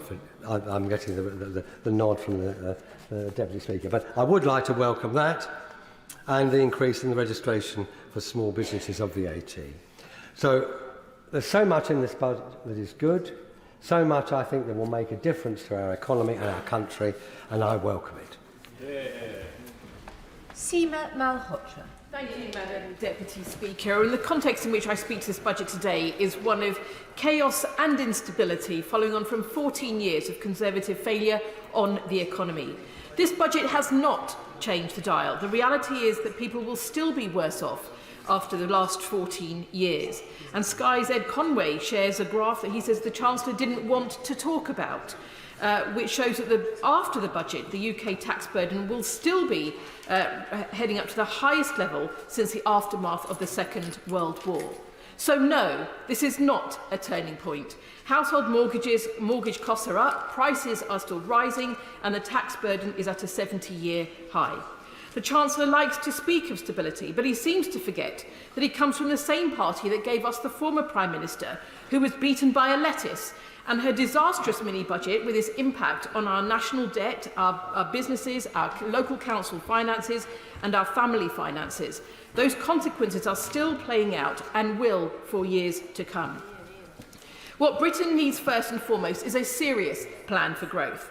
We should be in no doubt, Madam Deputy Speaker, that our low-growth, high-tax economy is the endgame of 14 years of conservatism, the result of the hollowing out of our public sphere, the stripping back of businesses' potential, the levelling down of hope. Official figures show that people are worse off at the end of this Parliament compared to the start. The CPI average hourly pay for residents of Feltham and Heston has fallen by 6% since 2019, when it was around £17 in today's prices, and has fallen by 20% since 2010. The number of small businesses in Feltham and Heston has been falling for the past 2 years running and is now lower than it was in 2019. 40% of children are in relative poverty after housing costs, and it's no surprise that the average family will be £1,200 worse off under the Conservative tax plan, given 25 Tory tax rises since the last election. But, Madam Deputy Speaker, it does not have to be this way, and that's the point, isn't it? There is an alternative to the choices they are making that have left people in Britain worse off, while friends and donors do well on that VIP fast lane. Labour has a plan for growth. Growth which leads to businesses thriving, public services stronger, more money in ordinary people's pockets, and good, secure jobs, and an end to people and businesses paying more and getting less. A plan for stability and growth that commands national and international confidence and makes Britain the best place to invest and to start and grow a business, where we become leaders in the green economy of the future, creating opportunity for all. Under Labour, you will have stable and competent political leadership and stable and competent stewardship of the economy, the strengthening of our economic institutions like the Bank of England, the OBR, and our new Industrial Strategy Council. How you do politics and how you govern really matters.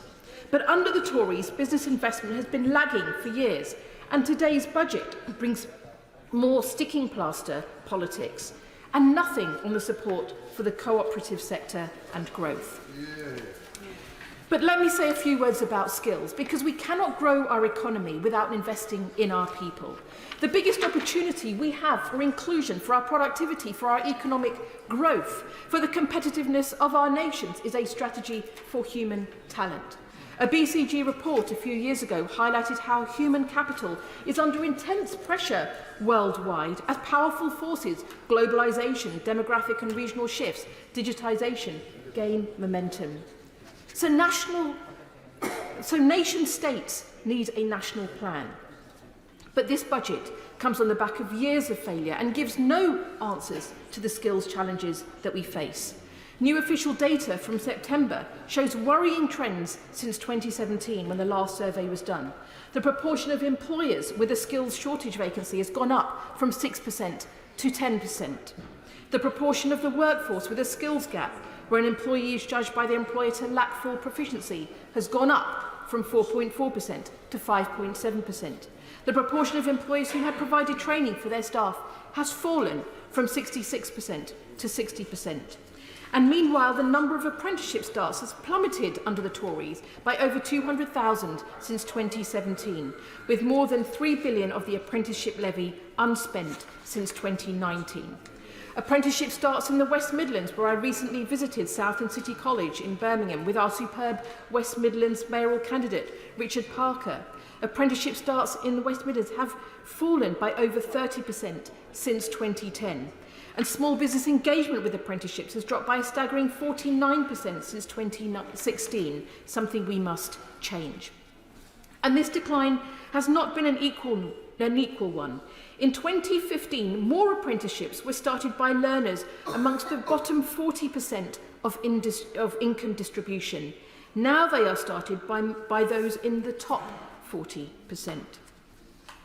And the Chancellor rightly talked about the productivity challenge and some of that improvement coming from digitalisation and AI. But over half of secondary schools in the UK were not even offering computer science as a GCSE in 2021. And the number of 14 to 19-year-old students taking technical IT or computing qualifications has fallen by a third since 2015. Tackling our productivity also needs a plan for our young people. Under a Labour government, Britain's skills plans will be led by a new national skills task force, Skills England, working alongside our industrial strategy, which brings together businesses, training providers and unions to meet the skills needs of the next decade across all of our regions. We'll recruit over 1,000 new careers advisors for our schools and colleges, deliver 2 weeks of work experience for every young person so that young people know the pathways that are available to them. And we will better support our FE sector to support local skills needs where the LSIPs demand it, with new technical excellence colleges. And we will transform the apprenticeship levy to bring more flexibility with up to 50% of the levy spent on courses more flexibly, as businesses have called for. Business including the Tesco, the Co-op, the BRC, the Tech UK, City and Guilds, the British Chamber of Commerce, Superdrug, the CIBD and many others. So let me conclude with this, that Britain needs a change, and it is only a changed Labour Party that will deliver it, with a costed plan for all our policies that will drive the change we need in our economy, our NHS, our public services and our communities. They, Madam Deputy Speaker, are out of ideas and they are out of time. And more than anything, this budget has shown what my constituents need and what our economy needs and what our country needs is a Labour government. Dame Priti Patel. Madam Deputy Speaker, as a former Treasury Minister, I want to thank the Chancellor, but also Treasury Ministers and also government departments, because I actually know how hard it is to put a budget together and the level of representations that are made. And I think also I must put on record my thanks to the Chancellor for his due consideration, I think that's a polite way to put it, that he's given to the representations that I have made and I've consistently made in terms of supply side reforms and lower taxes. He knows exactly the case that I make around fiscal drag in particular, and for delivering greater efficiencies in government. The Chancellor has put forward a clear plan for the economy and targeted tax cuts, and I'm going to come on to that in a moment, but also around support for businesses and efficiency, not just across the board, but in the public sector. And we're never going to get the benefits today, I think, of discussing the ins and outs of the Red Book and the OBR. And, you know, on days like today, if we had much more time, we'd all love it. And I can give you that assurance. But I think it's fair to say we must all recognise that there are some fundamental challenges that our economy faces, which, of course, the budget has sought to address. And the Chancellor understands that tight, fine line that he is walking. right now, but also how we tackle some of the big issues around the size of the state, public spending in particular, which is constantly, when we look at the rate of growth of public spending, it has exceeded the rate of inflation and economic growth. Public spending is now in excess of 1.2 trillion per year, which is approximately around 44% of GDP. Now, I'm old enough to remember back in '97 when public spending was around 35 to 36% of GDP, and what a contrast that was. But, you know, as a consequence of sustaining high levels of public spending, we recognise also that tax receipts have risen to over 1.1 trillion. And of course, we know what that all means in terms of delivering, getting that balance on taxation, which I maintain is very burdensome, and we have to get those rates down. But I do actually pay a lot of tribute to the Chancellor for listening to comments around efficiencies. He has spoken today about a public sector productivity plan. The details of that are going to be fundamental and really important to hear. I was really pleased to hear about the way in which he's looking at cash savings across the economy, public spending that is, but also looking at how he is now going to grow aspects of some government spending around, for example, expansions of violence reduction units. We've seen pilots work very well across certain government departments, and we now have to look at how we get better delivery from public spending and how that actually drives down real outcomes in government. And it's something that I've spoken to the Chief Secretary about over recent months. So I'm pleased to see that there are some concrete proposals heading in the right direction. But of course, we've got a long way to go. And with that, I want to come on to the area of, you know, people keeping more of what they earn, which is clearly a fundamental Conservative principle. And this is where the whole issue of NICs comes back into play. And I've seen the numbers, and clearly, you know, we are heading to a direction, Madam Deputy Speaker, where we could even move into the direction where we see low rates of national insurance coming forward. Yet again, we've seen them go down. I think the debate when the legislation comes forward is going to be very interesting. I stood here back in the autumn and there were about 3 people speaking in favour of national insurance coming down and supporting the legislation and everything else. We want to see much more support for it next week. But importantly, I think we've got to get this balance right in terms of incentivising work. Getting national insurance down is fundamental, but actually tackling the number of people that get caught up in terms of high rates of taxation and fiscal drag. The last numbers in the autumn meant that 4 million more people would be brought into paying high rates of taxation by 2029. We'll go through the OBR and see what this means this time round, but of course it is still significant, and we now know that more work is required in that area. But it will be interesting to see, is this a government that's going to bring national insurance down again successively in future autumn statements too? That's something that we should look at. Clearly I welcome the reduction, or the decision to maintain the 5p reduction in fuel duty. We've already heard what that means for working households. I've made representations on that, and I will always continue to make representations in that area. But also when it comes to business taxes, fiscal events are huge for business taxation, they really are, and I welcomed the announcements today on increasing that registration threshold, obviously freezing things such as alcohol duty, but also when it comes to dealing much more on tourism, lowering corporation tax. I've spent many times here speaking about low rates of corporation tax. We are now tied into the OECD rates of minimum corporation tax. My views are known on that, but also I want to see greater changes now so that we can see businesses benefit from our Brexit freedoms. So, Madam Deputy Speaker, there are many areas that I would like to speak about today. But I think broadly speaking, the direction of travel is really important. I also recognise, though, that I heard the benches opposite speak about local government finance. I'm just going to welcome the announcement of £5 million today that have been made through the Levelling Up Fund for cultural projects, because actually that comes to my area in Morden too. And these are important measures today that have been announced. It's a tough time, but at the same time, there is a plan that the Chancellor has announced, and we need to stick with that plan and make sure that it delivers for working families. Stuart Hosey. During his statement today, the Chancellor said not just higher GDP, but higher GDP per head. Just one slight snag with that. The figures published today for GDP growth per capita, 24 through to 2027, are lower in every single year than the figures they published only a year ago. So it's not higher GDP per head, it's actually lower GDP per head. And I use that as a little example, because we hear the rhetoric and the hyperbole that introduces a budget statement, but it rarely stands any scrutiny when one actually reads the budget documentation. Now, I'm absolutely certain that the government can claim they're going to meet both their fiscal targets at the end of a 5-year future rolling forecast. I think every government could say they're going to meet their targets at the end of a 5-year future rolling forecast. It's what happens in between that's important. Now, they told us a year ago net debt would fall as a share of GDP in 24-25, and the net borrowing would fall below 3% of GDP in 25-26. However, by the time of the autumn statement, only 5 months ago, we were told debt would now not fall until 25-26, a year later, and they still forecast that deficit would fall below 3% of GDP in the same year.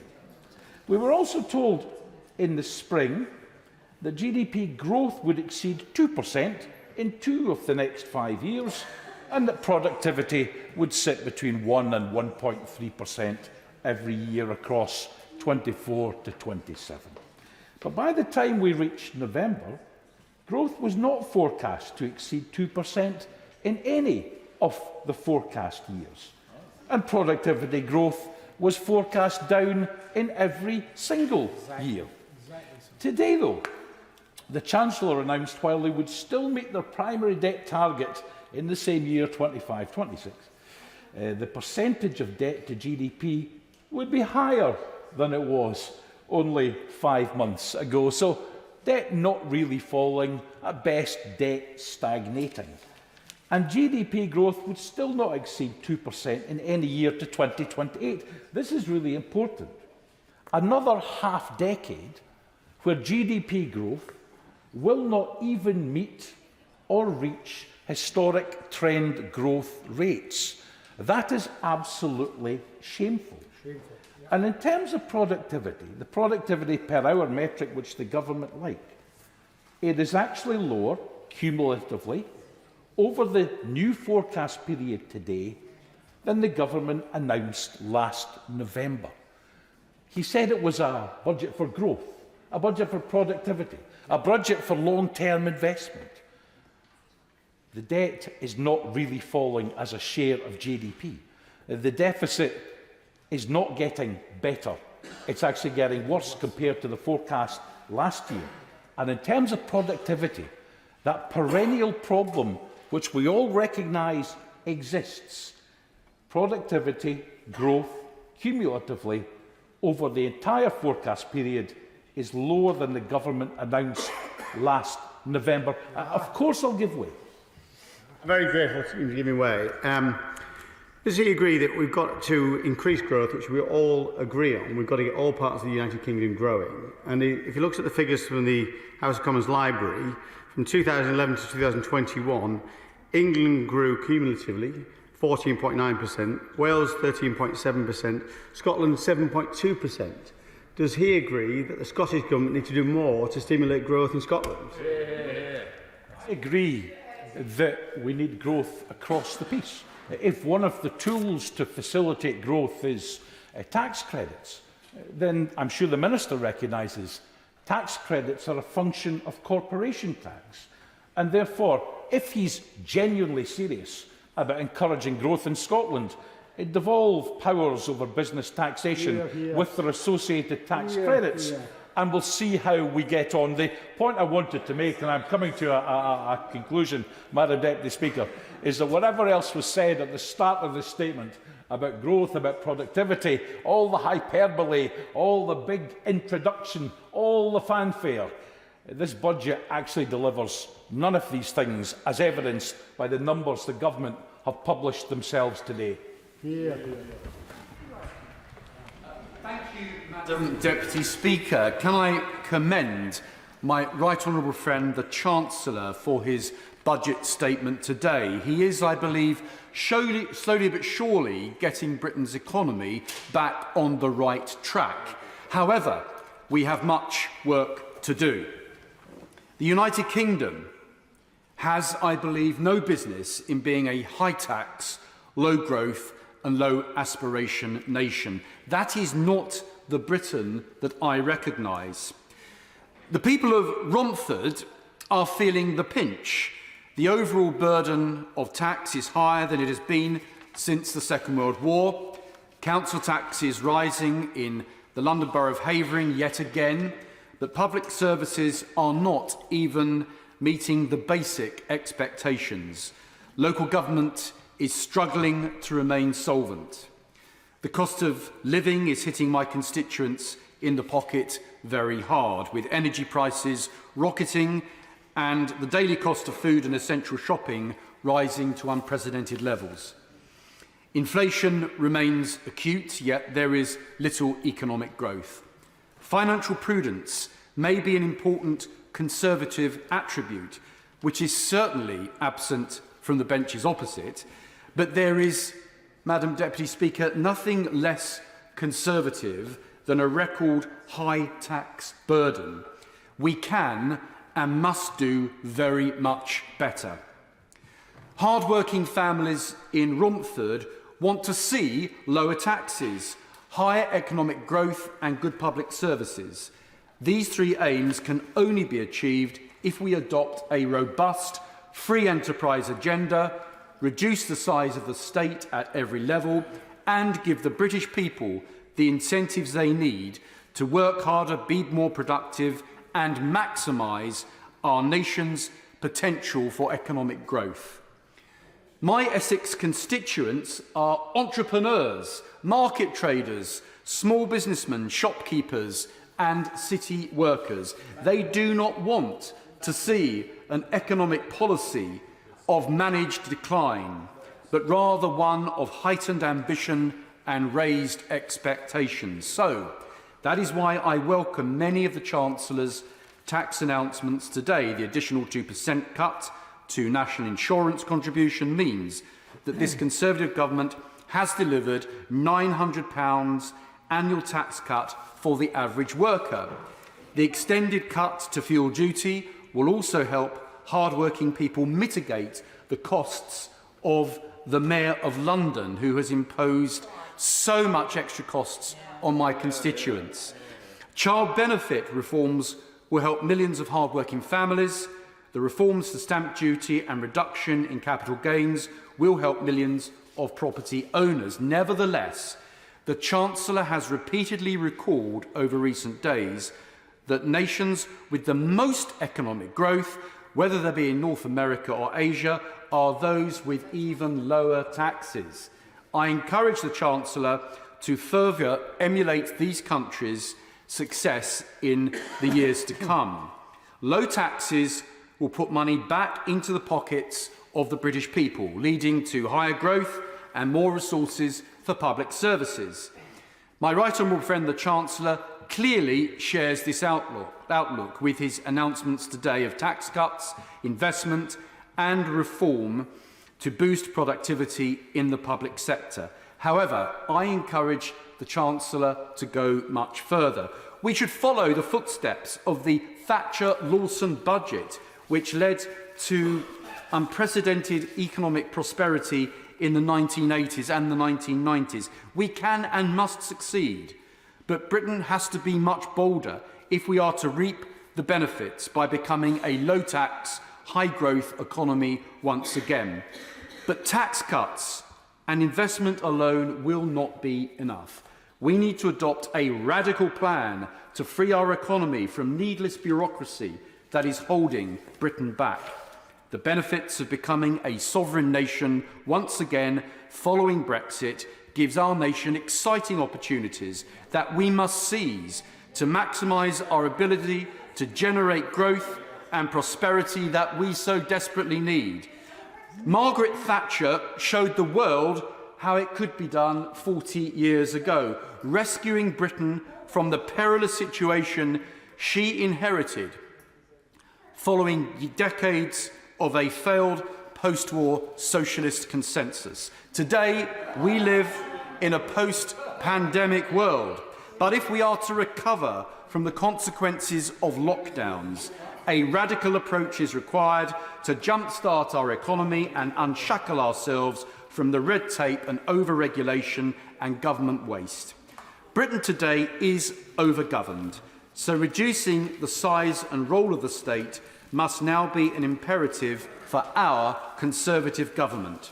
Regulation and public sector spending do not grow the economy, put cash into people's pockets or improve public services. It is the small businessmen in towns like Romford, the shopkeepers in towns like Romford, the people who are the entrepreneurs and market traders, they are the people that will provide and generate the economic prosperity for the future. I am disappointed that unfairness of local authority funding formula has not been addressed. Councils up and down the country, including my own borough, Havering, is facing acute financial pressures. The funding formula is unfair and outdated. It is also discriminatory against boroughs like Havering, Outer London in Essex. It fails to address differences in demographics. Most importantly, it leads to hard-working, tax-paying Britons without services they need and deserve. This issue too requires ambitious reform. Madam Deputy Speaker, ambition is key. Lower taxes, higher growth, reform and deregulation, exploiting all the advantages of Brexit, investment and reform of the public sector. This is the way forward for Britain. Our government has been right to tread a prudent path back to economic growth, but now is the time to be bold and fearless in the pursuit of greater ambitions we have for the British people. Meg Hillier. Deputy Speaker. And it is quite surreal to follow the honourable gentleman. Like him, I believe in small business, but it's not small business and how it grows that's going to fill the problems in the public sector, which has been squeezed under 14 years of this Tory government till the pipsqueak. It's not small business, however good it is, that's going to refill council coffers and make sure the basic services of social services and special educational needs and schools are solved. It's not the small business that will solve the waiting lists in the NHS or bring schools off their knees. And we have seen this government, of course, as well as the years of austerity causing all of these problems, crash the economy in September 22, leaving families and businesses crushed. They may have survived the pandemic, but those that did have faced real hardship since. So this is really a budget of a desperate government, another slew of promises that will not deliver. And on the Public Accounts Committee, that's what we focus on, delivery. We look at optimistic, sometimes well-intentioned promises that fail because there isn't that plan for delivery. But in my own borough, we see such poverty. And earlier in Prime Minister's questions, the Prime Minister said that equality has increased under his government. Inequality has reduced. Not in my borough. 48% of children in Hackney, nearly 1 in 2, live in poverty after housing costs are taken into account. And even in central inner London, we are the 22nd most deprived local authority in England. And there is real day-to-day poverty. And I invite anyone to come with me on my doorstep surgeries and see the reality. And let me tell you a story about that reality. A constituent of mine, it could be many, but this is a particular lady I visited just a few weeks ago. She lives in a 2-bedroom council flat with her husband and 4 daughters. The flat is only marginally bigger than my office in this building and only a bit smaller than a committee room. Three of her daughters share a very small bedroom with bunk beds. The toddler shares with her parents. The bathroom and kitchen are so tiny you can hardly fit 2 people in at any one time. They share one living space. And government failures over housing and Brexit mean that our children are also leaving London, which has meant for her that the local school is now closing because our rolls are dropping. And the cost of housing means that they have no prospect of moving anywhere else. The shortage of properties in the social rented sector, where there are over 8,000 households now on the waiting list, and only 671 homes became available during 21-22 for the last verified figures, compared with over 1,200 in 2016-17, both of which figures could be outstripped by demand. It means there's no possibility. And the cost of housing means that many people are being shipped out to temporary homes, ripped from their schools, churches, mosques and communities. Yeah. And that means that this constituency school is closing, as are others. Her 4 daughters, on top of the overcrowding they've got, need to move. They are a family that works, that wants to do well, but they have little opportunity. And down the road from there is the product of government free school policy, a school with 25 pupils per class. So those of you who know how funding works for schools know that that school will never be financially sustainable, because you can't, full schools are funded on 30, 60 or 90 per class. So the trust that's taken it over from the first that failed is struggling with the finances there. So a brand new building built that's unsustainable, and yet government policies that mean other schools are closing. And if you look at housing costs across my borough, it is absolutely wretched, where so many people are renting privately but unaffordably. More people rent socially than in private, but living in overcrowded conditions. An average two-bed rent is just under £2,000 a month. And there are 30% fewer privately rented properties available now on Rightmove compared to the pre the pandemic. And there are no properties available to those on low incomes at local housing allowance rates. This is the product, the real day-to-day impact of government policy. And we have now so many people housed outside the borough, of the households in temporary accommodations. I'll give way. Forgive me if I'm misunderstanding the way that our system of government works, but isn't social housing in her constituency the responsibility of the Labour Mayor of London? Perhaps, Madam Deputy Speaker, I'm indulge the time. I haven't got time to explain it, but no, not it is. It is the responsibility of the council. But because of many properties sold off under right to buy, that means that we have fewer properties available. So people like my constituent are living cheek by jowl with people who are living in private rented accommodation, often sold to cash buyers if it's above 7 stories, and those people are having to pay private rents at the rate that I named.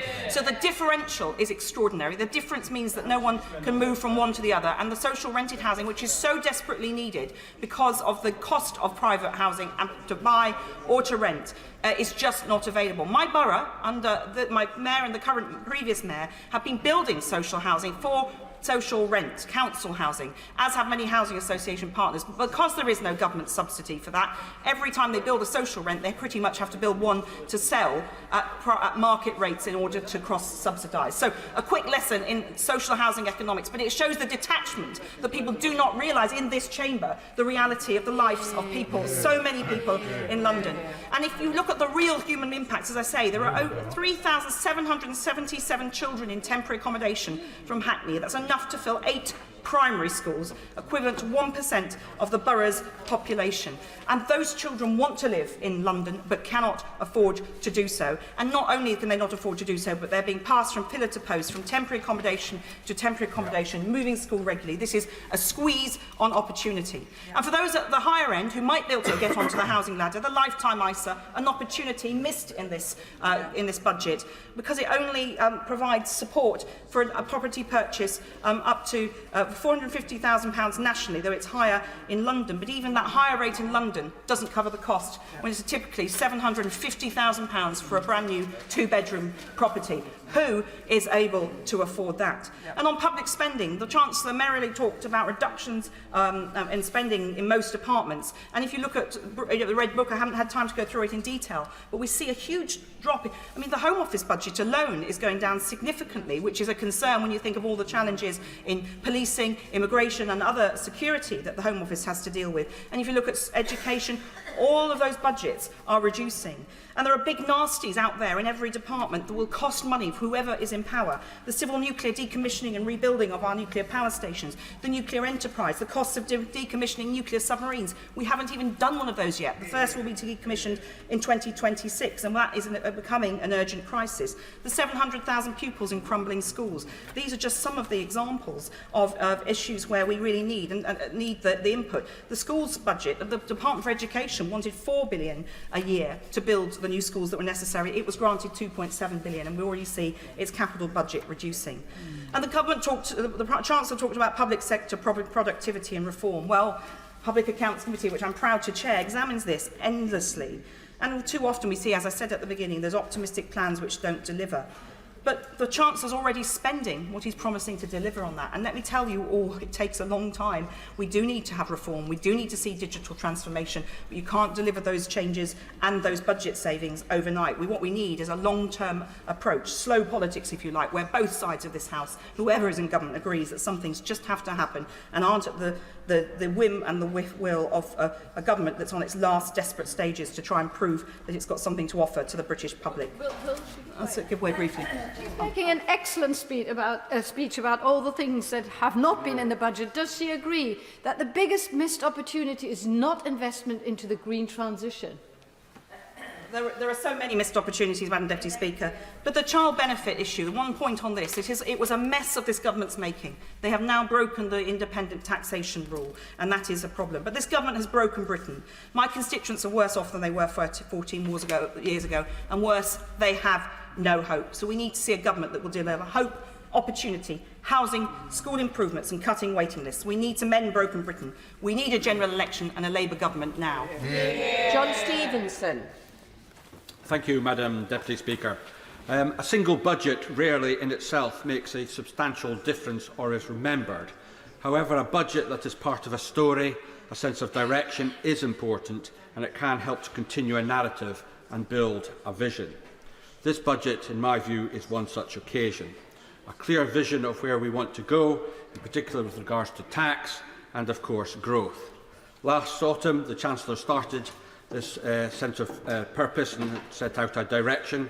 First of all, supporting business with full expensing, and secondly, supporting those who are in work with a 2% reduction in national insurance. This budget continues that direction of travel and is one which I fully support. A further 2p reduction in national insurance is welcome and will be welcomed by all those in work. The equivalent has already been said of £900 per annum. And it also has help for those who are self-employed as well. And if I was to make one suggestion to my party as it continues this narrative and looks to the manifesto and a commitment at the next election, is to reduce national insurance further and indeed to ultimately abolish it. I fully agree with the Chancellor that simplifying the tax system, especially for those who are actually in work, is something that should be a priority. And of course, to just touch on some of the other budget measures, the freeze and fuel duty taxes, helping all motorists, alcohol tax freeze, the expansion of childcare, and further support for business with the VAT threshold rising and full expensing extended to leasing. And of course, the public sector support, the 40,000 new doctors, 71,000 additional nurses and 20,000 new police officers do demonstrate our commitment to public services. But budgets cannot be seen in isolation, and there is plenty of other things going on. Unemployment remains historically low, which benefits families and individuals up and down the country. The living wage will rise by 11%, 25% higher in real terms than it was in 2010. Inflation at 4% and will fall further, in my view, will probably be well below 2% by the summer, and that will allow interest rates to start to fall. And it's not all about work. We also have pensions, with a rise of around 8% coming, benefits of the triple lock, which has taken over 200,000 pensioners out of poverty. But the ultimate goal is growth in the economy. We have fared better than many other European partners, but clearly we want to see growth right across all regions of the United Kingdom. And to achieve this, we need the correct ingredients at both the national and local levels. Investment, skills, lower taxes, less regulation, all leads to higher productivity and therefore a wealthier society. And I give a local example of my own constituency of Carlisle. It is extremely well placed to grow significantly through national and local support. There's over £500 million of investment in place, progressing now or about to be undertaken. That is transformational investment. Digital investment for a modern economy. Roads, we have a link road, £220 million improvement, which will improve connectivity locally and right across the region. A railway station undergoing refurbishment, bringing it into the modern age, the gateway to everywhere for that region. A university, the skills of tomorrow, but going to be located in the city centre, helping to regenerate the city centre and grow the local economy there, as well as create the skills for tomorrow. And a medical school opening in 2025, which will improve the health economy.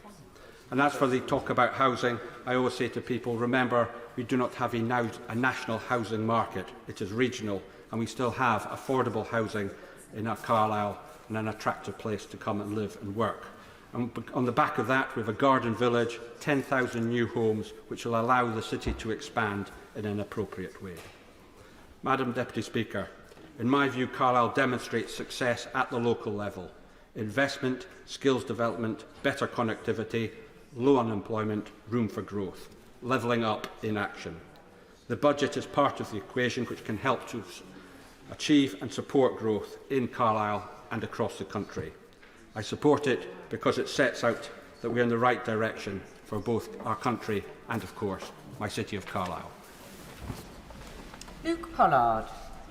Thank you, Madam Deputy Speaker. This was a budget for job preservation, but the job preservation of Conservative MPs in marginal seats. It is the epitome of short-termism and sticking plaster politics. It wasn't what Britain needed, and I'm afraid it may not be enough for the Conservatives to get themselves re-elected. Madam Deputy Speaker, there are 5 areas I briefly want to touch on behalf of the people I represent in Plymouth. Firstly, on housing. I was disappointed there wasn't more on housing to help people get onto the property ladder, especially in areas of acute housing stress. In the far southwest, there is a real pressure on house prices, both for rent and for buying.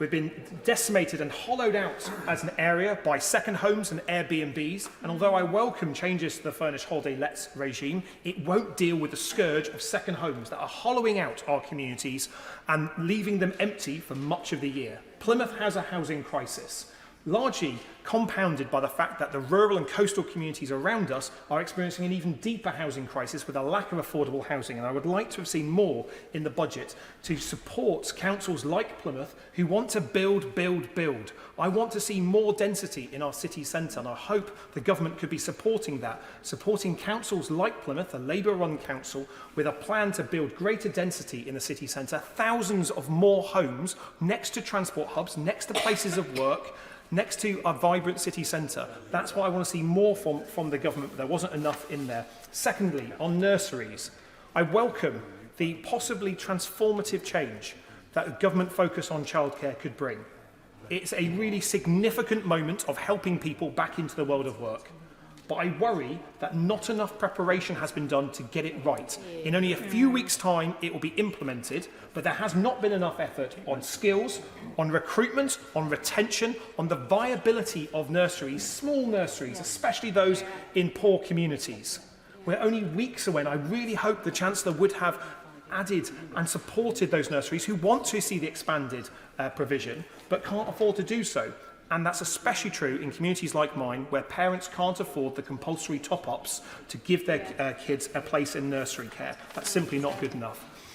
Thirdly, on the Keir bomb, Madam Deputy Speaker, you will have seen over the past few weeks the incredible effort by our armed forces, the police, Plymouth City Council and others to support the community after the discovery of the World War II bomb.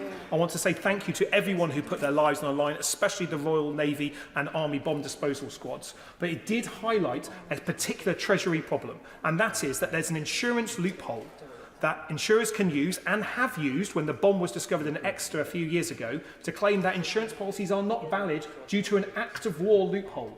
This is an act of war loophole that was 80 years ago, and I would like to invite the government to speak with myself and the member for Exeter about how we can sunset that clause, how we can make sure that if you buy an insurance policy for your household or your business, you know that you'll be insured if the worst happens, because let's face it, there are still thousands of undiscovered World War II bombs out there. Fourthly, and very briefly, I want to see more support for care leavers. This is something that I think matters to all of us in this House. And I think there are opportunities that frankly do not cost that much money to support care leavers, in particular getting their first home after they leave care on their 18th birthday. A national rent deposit guarantee scheme and a national rent guarantor scheme would fundamentally transform the first opportunity, the life chances of young people leaving care, because they don't have access to a bank of mum and dad or someone to guarantee their rent in their first home in the private sector.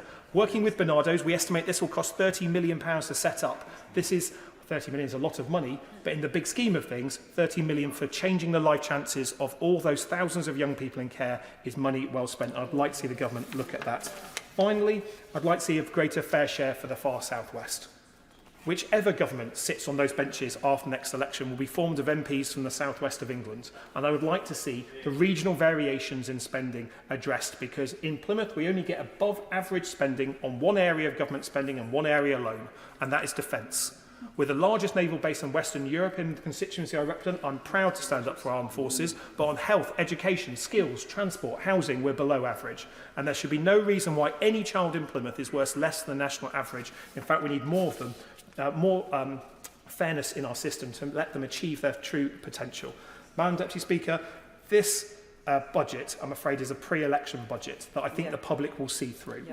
It's not the long-term plan that I think we were really looking for. Mortgage payments higher, weekly shops more expensive, food bank use up, inequality up, tax burden the highest in 70 years, our economy in recession, taking with one hand, giving with one hand and taking with another. I think one thing is clear, it's time for a general election, and I look forward to the Prime Minister putting out his lectern without the logo on in the next 2 weeks and letting the people decide who they want to be in power. It's time for a fresh start. Thank you. Chris Grayling. Mr. Speaker, pleasure to follow on the member for Plymouth, and I think I would echo what he said. I think the emergency service did an extraordinary job with removing the bomb in what could have been a very, very horrible situation. But I listened to what the other side is saying, and I listened in vain for any actual plan.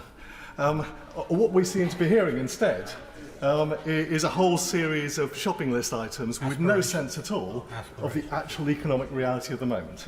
And the economic reality is very straightforward. We have, over the past 4 years, dealt with the biggest public health crisis in a century. We've dealt with the biggest security crisis in Europe for 75 years.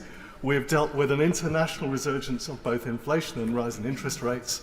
And still, at the end of this, actually we have an economy that's doing far better than those on the far side said would happen, an economy that still has some of the lowest levels of unemployment for decades, and an economy which is turning the corner, which is forecast to grow, and which is attracting investment. You know, we are number 3 in the world for attracting inward investment. We heard today about AstraZeneca's plans in Cambridge and on Merseyside. These are good news stories, and they're good news stories happening because this country remains a good place to do business. It remains a place that attracts international organisations to base themselves here. But nonetheless, we are a country like the whole of the Western world. Other European countries face the same challenges that we are, where actually the answers are not simple, they're not straightforward. And I listen to what the other side are saying, who seem to suggest that some magic solution, if somehow they manage to transform themselves into the government of the day, the world will be fine. Well, I can assure them, in the unlikely event of that happening, they will find all the same issues that we're dealing with. The difference is they will get the solutions wrong. Instead of bringing down taxes, instead of taking steps, as the Chancellor did in the autumn statement, to drive investment, they would do the opposite. They would put up taxes, they would put up public spending, and they will stifle our economy. And that's why they do not offer a solution for the future. It's why actually a Labour government would be profoundly damaging for this country. And we do need to remember, Madam Deputy Speaker, back in 2010, we inherited 2.7 million people unemployed and rising. We inherited 1 million unemployed young people. And here we are, 14 years later, still with historically low levels of unemployment. Yes, with challenges in the labour market, and I want to talk a little bit about those. But nonetheless, of all the economic challenges any nation faces, I've always believed that unemployment is the highest. Because unemployment creates real human misery. And the fact that we do not have the level of unemployment that we inherited 14 years ago, I think is a huge plus for this country. Now, the reality is we do need to return to some of the principles we put in place back in 2010, because we have too many people outside the workforce, too many people on long-term sick benefits. We had, at that time, some very proactive programs to help those people back into work, and I think we need to recapture that now in the aftermath of the pandemic. But I'll tell you one thing, Madam Deputy Speaker, that is not a solution, and that is what the other side is offering, which is a system without sanction. Because at the end of the day, those people who can work, those people who should work, should not be sitting at home on benefits. And those, even those on sickness benefits, For the vast majority, there's always the potential to return to work. Perhaps to do something different to what they've done before. With the right help and support, they can get to a better place, because nobody benefits from sitting at home on benefits the rest of their lives. It destroys lives, it destroys health. But if there is no stick to go with the carrot, then actually you achieve far less than you should do. So the idea that an alternative that says, well, we'll provide support, but there's no consequences for those who don't take it, is simply nonsense. We have to get back to very proactive carrot and stick approaches. The welfare state is a ladder up which people should climb. It is not a place in which they should live. But I also want to talk, Madam Deputy Speaker, a little about the aviation sector. I'm sorry to see that we are putting up taxes on air passengers, albeit in the higher classes, because in the end, what that does is it drives traffic out of the United Kingdom. People change on the continent or in Dublin because it's cheaper to do so. So I hope those measures will be temporary, and I don't want to see further measures that will drive down competitiveness of that sector in the UK. But at the same time, I am very pleased to see the investment in helping the development of sustainable fuels for the aviation sector. The announcement the Chancellor made earlier in the week, that is very welcome. It is very necessary because, as I said at Prime Minister's questions, this is an essential area for the aviation sector going forwards. It can only take serious steps towards net zero if it transforms the fuels it uses, and certainly for both long-haul flights and for the immediate future, sustainable aviation fuel, synthetic fuels, are the only way in which it can take those steps towards net zero. And I don't want to see a situation where our industry buys all its fuels from other countries. As I said earlier, the United States is at the moment the source of sustainable fuels for UK airlines. Now, that may be fine right now, but we have got to take quick steps to ensure that we have an industry in this country.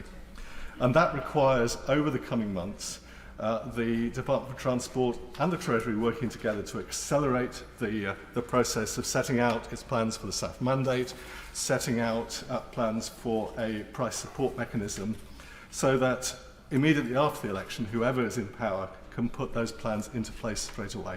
That is essential to the future of the industry in this country. And actually, it's not just about aviation, it's about jobs in parts of the country that need jobs.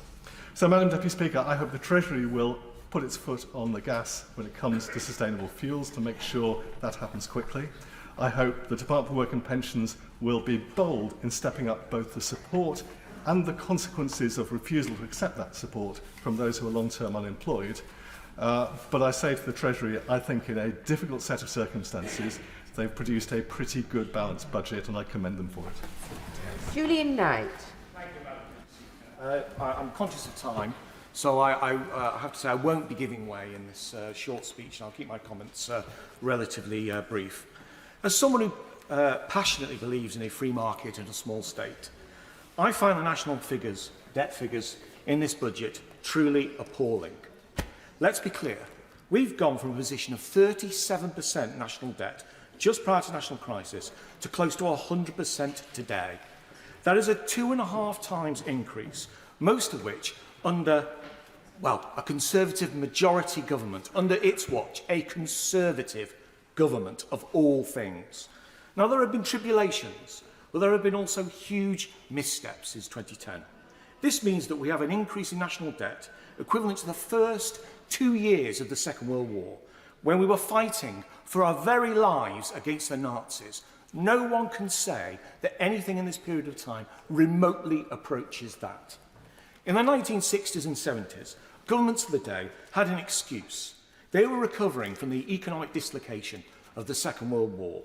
We have no such excuse for this appalling financial mismanagement, apart from our indolence and lack of political will.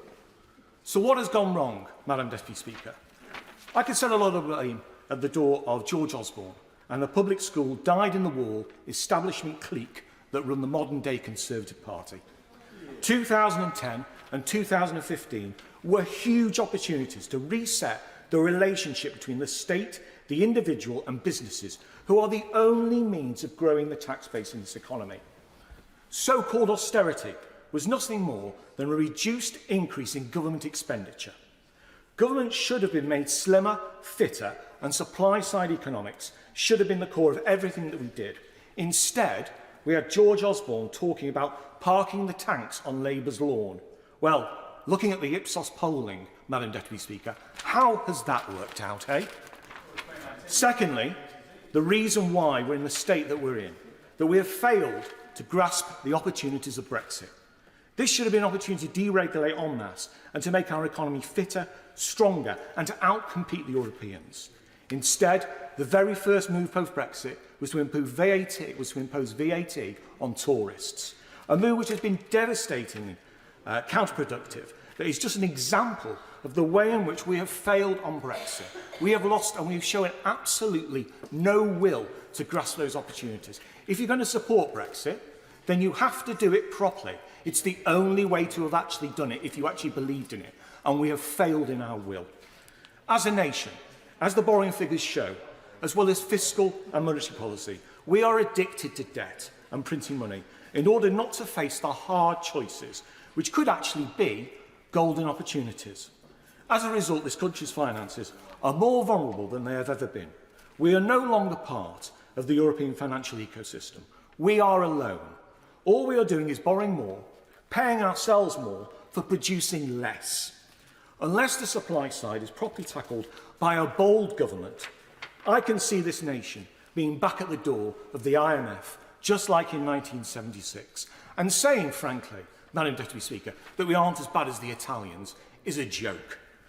This budget was supposed to be a do or die, but looking at the documents and the wider polling, it's more not do, and then unfortunately we die. The crying shame is, Madam Deputy Speaker, at least Blair had to work for his landslide. Finally, I reflect on my last words in this place before I chose to recuse myself voluntarily. They were, frankly, I've had enough. And to be honest with you, speaking to the British people on the doorsteps as I have been doing and talking to my constituents, I'm really sorry to say that is precisely the verdict that will be delivered on the government in the very near future. Sir David Davis. Madam Deputy Speaker, it's rather sad to follow on from that speech. I will just remind the honourable gentleman of a 1 in 75 year financial crisis, a 1 in a century health crisis, and a 1 in a 75 year international crisis in Europe, all of which contributed dramatically to the problems he outlined, much more than, albeit I may be on the same side as him when dealing with the public school tendency in my party. I don't blame them for this. Right on, friend, give way. Of course, absolutely. Every opposition has its day. I would just like to say we're not all that bad. I might return to that shortly. But the simple truth is that, like my right honourable friend who spoke before me on this side, I think the Chancellor has done a very skillful job in dealing with an extraordinarily difficult backdrop. Now, I think there were more things he could do, and I'm going to talk about that in a second, although much of it is down to the structure of government decision-making rather than his fault. But as the leader of the opposition said himself, we were dealing, for example, with a world in which Putin had weaponized supply chains and destroyed the economic basis of our anti-inflation policy that worked for the previous 10 years. So I understand the caution that the Chancellor displayed and his desire to retain the confidence of the markets in his decisions today. Against that, I guess it's remarkable that he's taken 20 billion out of national insurance for 27 million people, about 900 a head, and another 2 million self-employed. And I think, frankly, I mean, people are underestimating the success the government has had in terms of inflation reduction and in terms of employment. For most of my time in this House, the idea of 800 new jobs a day, every day for an entire government's tenure, would be extraordinary, absolutely extraordinary. It certainly didn't happen under the previous Labour government. So we have quite a lot to be happy about. That being said, if I had my way, I would not have gone for national insurance, I would have gone for reducing income tax. Why do I say that? Well, there's been a lot of assertions made in the public domain, but I think probably emanating from the Treasury, that national insurance is less inflationary than income tax. This is bogus nonsense. The only argument they have to support that is that national insurance will pull into the employment pool some tens of thousands more people. Well, so will cutting income tax. And indeed, because income tax applies to people above the age of 65, it will also keep people in the workforce, highly skilled, highly capable people who we don't want to retire at the moment. So I actually would have preferred an income tax cut rather than a national insurance cut. But we've got what we've got. It's better. It's much better than we probably would have got from the other side. While I'm on income tax, I just want to make one point en passant. In every budget we have, I raise the question of IR35 because it is oppressive on small businesses and self-employed. It drives people out of the country. The Public Accounts Committee is actually looking into it, and I hope they'll come up with a conclusion at some point soon. And I really, really will keep at the government to deal with IR35 and deal with the loan charge, which is a related issue and which is, frankly, the HMRC is behaving in a barbaric manner, reminiscent of the post office. So I'll come back to in some time. Now, there were a number of structural things I was going to raise. The member for Wokingham made the points I was going to make on the Bank of England. I think the current structure of the Bank of England, the current guidelines and rules of the Bank of England are flawed in a big way. They handicap the way governments can operate, both in terms of their fiscal policy, but also in terms of their inflation policy. And I really do think we need to readdress that, and he made a very good point there. But also, I want to deal with the issue of the OBR. I think it was George Osborne who created a circumstance under which the OBR sets the guidelines, sets the fiscal rules almost for the government in place.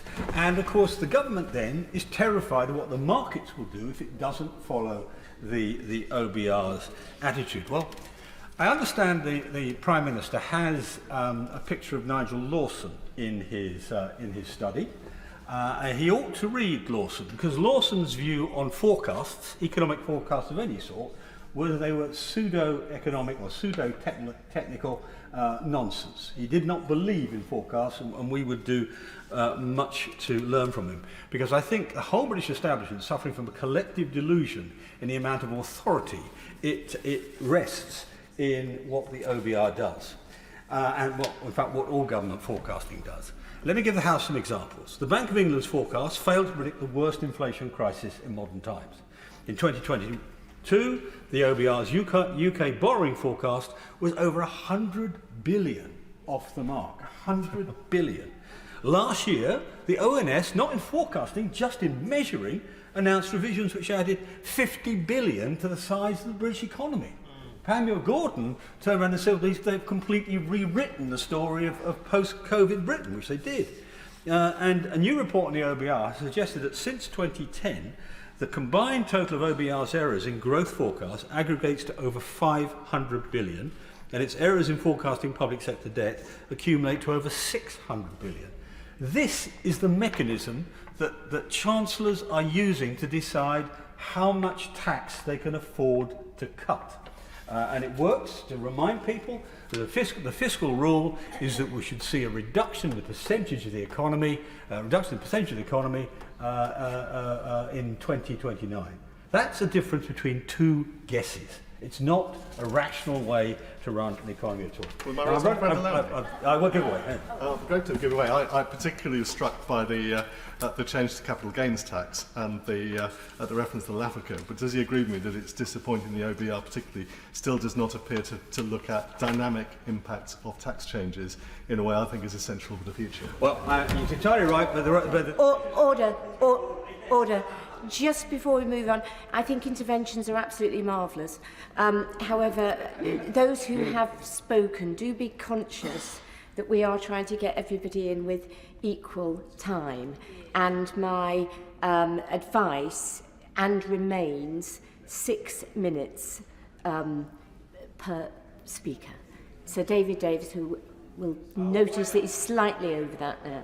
I'll ask him to say, I'll cut what I was going to say about productivity. Given the issues we have, one of the rules that used to apply in this House was we had something, a general amendment arrangement after the budget. That disappeared in 2017, which means that we cannot change the budget except in very, very narrow ways. And what this might almost have been a point of order, Madam Deputy Speaker, rather than part of the speech, but I'm going to make a plea to the members on the front bench to ask the Chancellor whether we can have a general amendment arrangement at the end of this budget. Sammy Wilson.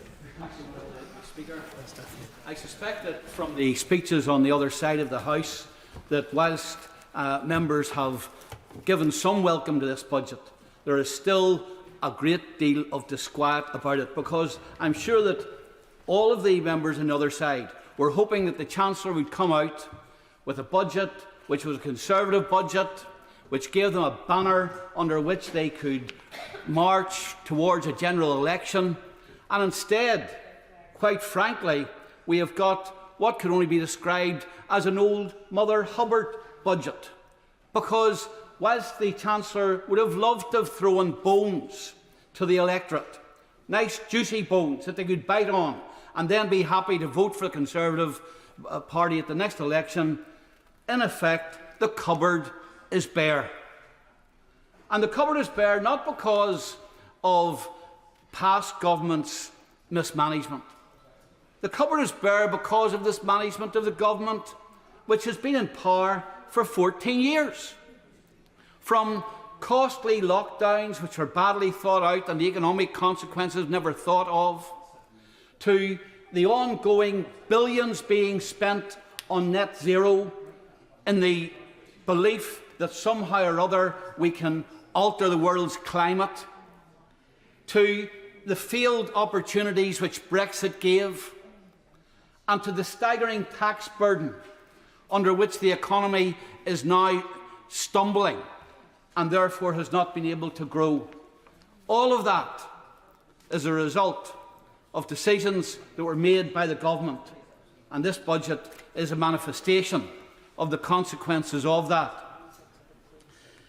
When we look at the detail of the budget, at first sight it seems that maybe there is much good in it. The national insurance contribution reduction, until we remember that the figures in the Red Book and the OBR figures show that the impact of that is wiped out by the stealth tax which is imposed on the UK population as a result of not moving tax thresholds.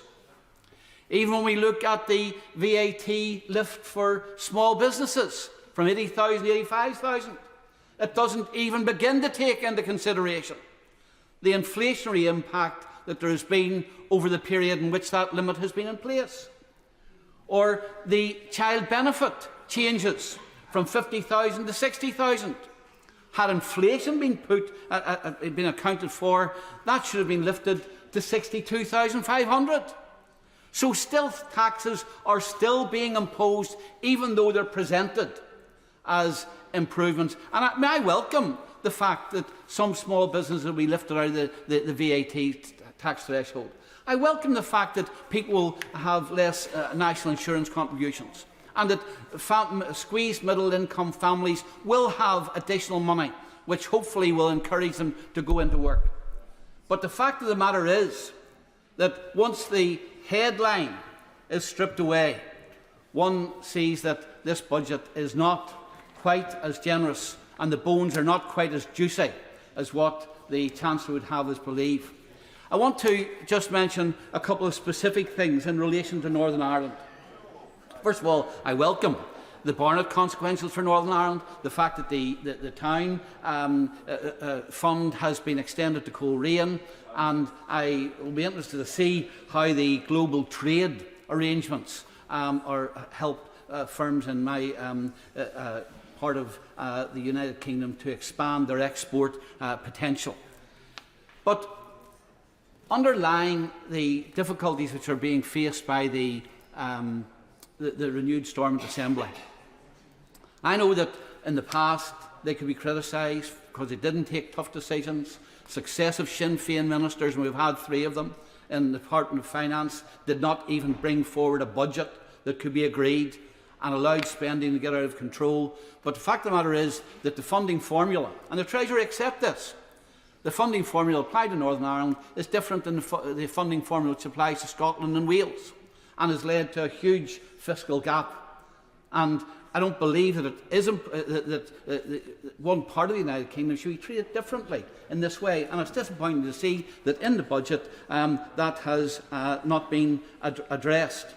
The second thing I would say is I do welcome the fuel allowance and the fact that we have not had an increase in the fuel allowance because, of course, Northern Ireland being much more rural and reliant more on private transport in the form of lorries to bring goods in and take goods out, fuel duty would have added significantly to costs and to inflation. The government has, in the budget, talked about new capital allowances. I trust that the capital allowances will be applied and HMRC, and I think this is something the Chancellor should be looking at. Well, the government makes these policy announcements. When it comes to HMRC implementing them, it sometimes doesn't work the same on the ground. In the last budget, research and development allowances were given.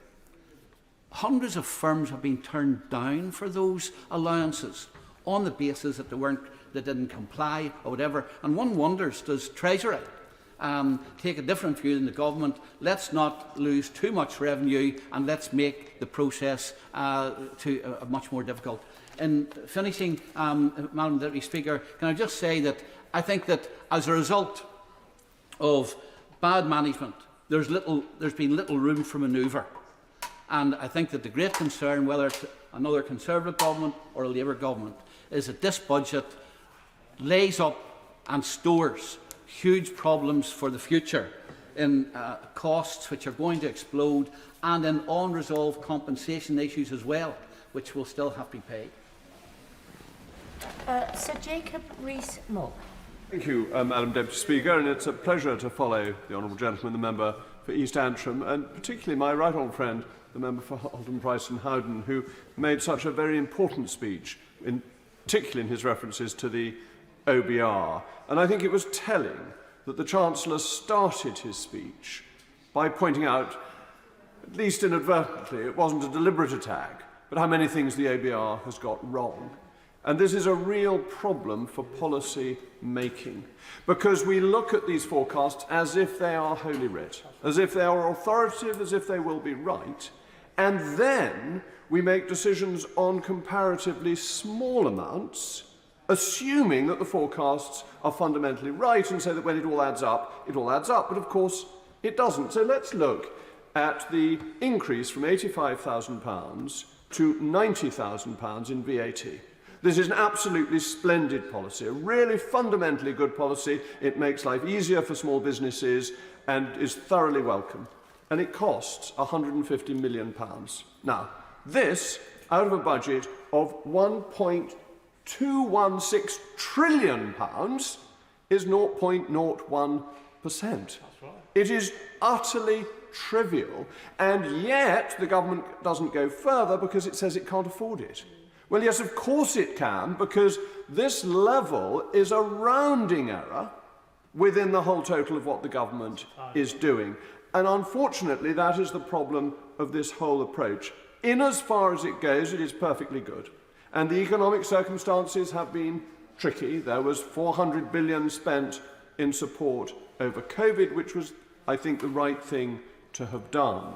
But what we need to be doing is not the nickel and diming that is being done at the moment, but to look at the fundamentals of where our tax and spend policy is. That 1.216 trillion pounds is 44.5% of GDP that we are spending. That is too much. It is more than the country can afford. And that's the starting point, because from that it means we're taxing too much. And I believe there is a report in the Daily Telegraph that says that we will not quite reach the tax as a percentage of GDP that we did in 1948. We will just have swerved our highest tax level in the post-war period. But that is because we are spending too much, and we need to get spending under control. So I think it was a pity that the Chancellor stuck with the 1% real terms increase in public expenditure. We should be making public expenditure flat in real terms, and we need to recognise that the best way to afford public expenditure is through economic growth.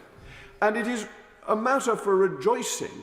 I know that the people in North East Somerset will be delighted that at last, and the Chancellor mentioned this himself, the OBR and the Bank of England and the Treasury have been willing to look at a particular tax and see if cutting it makes things better.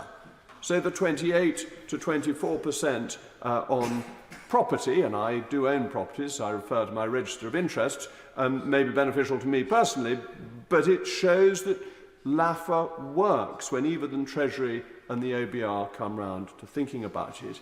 But where else could that be done? The Honourable Gentleman, the member for Solihull, mentioned the tourist tax. Now, the tourist tax is the easiest tax for the government to have got rid of. We know, all the evidence is there, that it costs the economy and the Treasury money. And yet it ploughs ahead with this obstinate view that a tax rate produces a set amount of tax which we know to be false. Otherwise, go back to 1979 when 98% tax rates raised much less money than 40% tax rates ultimately did. And this is why I'm not at all keen on the attack on non-doms. Yeah, exactly. Well said. The OBR forecast expects 350,000 immigrants to come to this country net every year to 2028-29. That is built into their forecasts. We need to get control of that. We need to get control of people who are coming in and undercutting the British workforce and lowering wages in things like social care. That's right. On the other hand, we want as many billionaires who are willing to come because they are very small in number and they contribute very largely to the economy.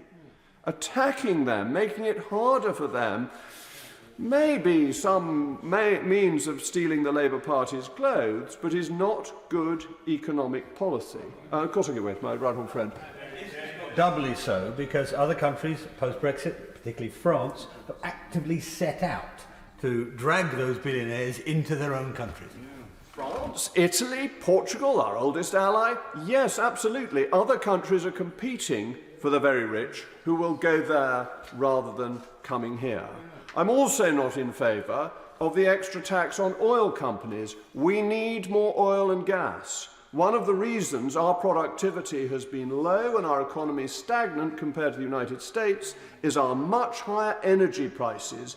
We need to wean ourselves from the green ideology, which is making us cold and poor. It is one of the biggest factors in undermining economic growth in the last 15 years, and we shouldn't be attacking the oil companies. We should be welcoming them and encouraging them. Now, Mr. Deputy Speaker, the time limit is very tight, but there is good news that members of this House will like to know that the finance bill is unlimited. So I look forward to resuming my comments when the finance bill comes to its second reading.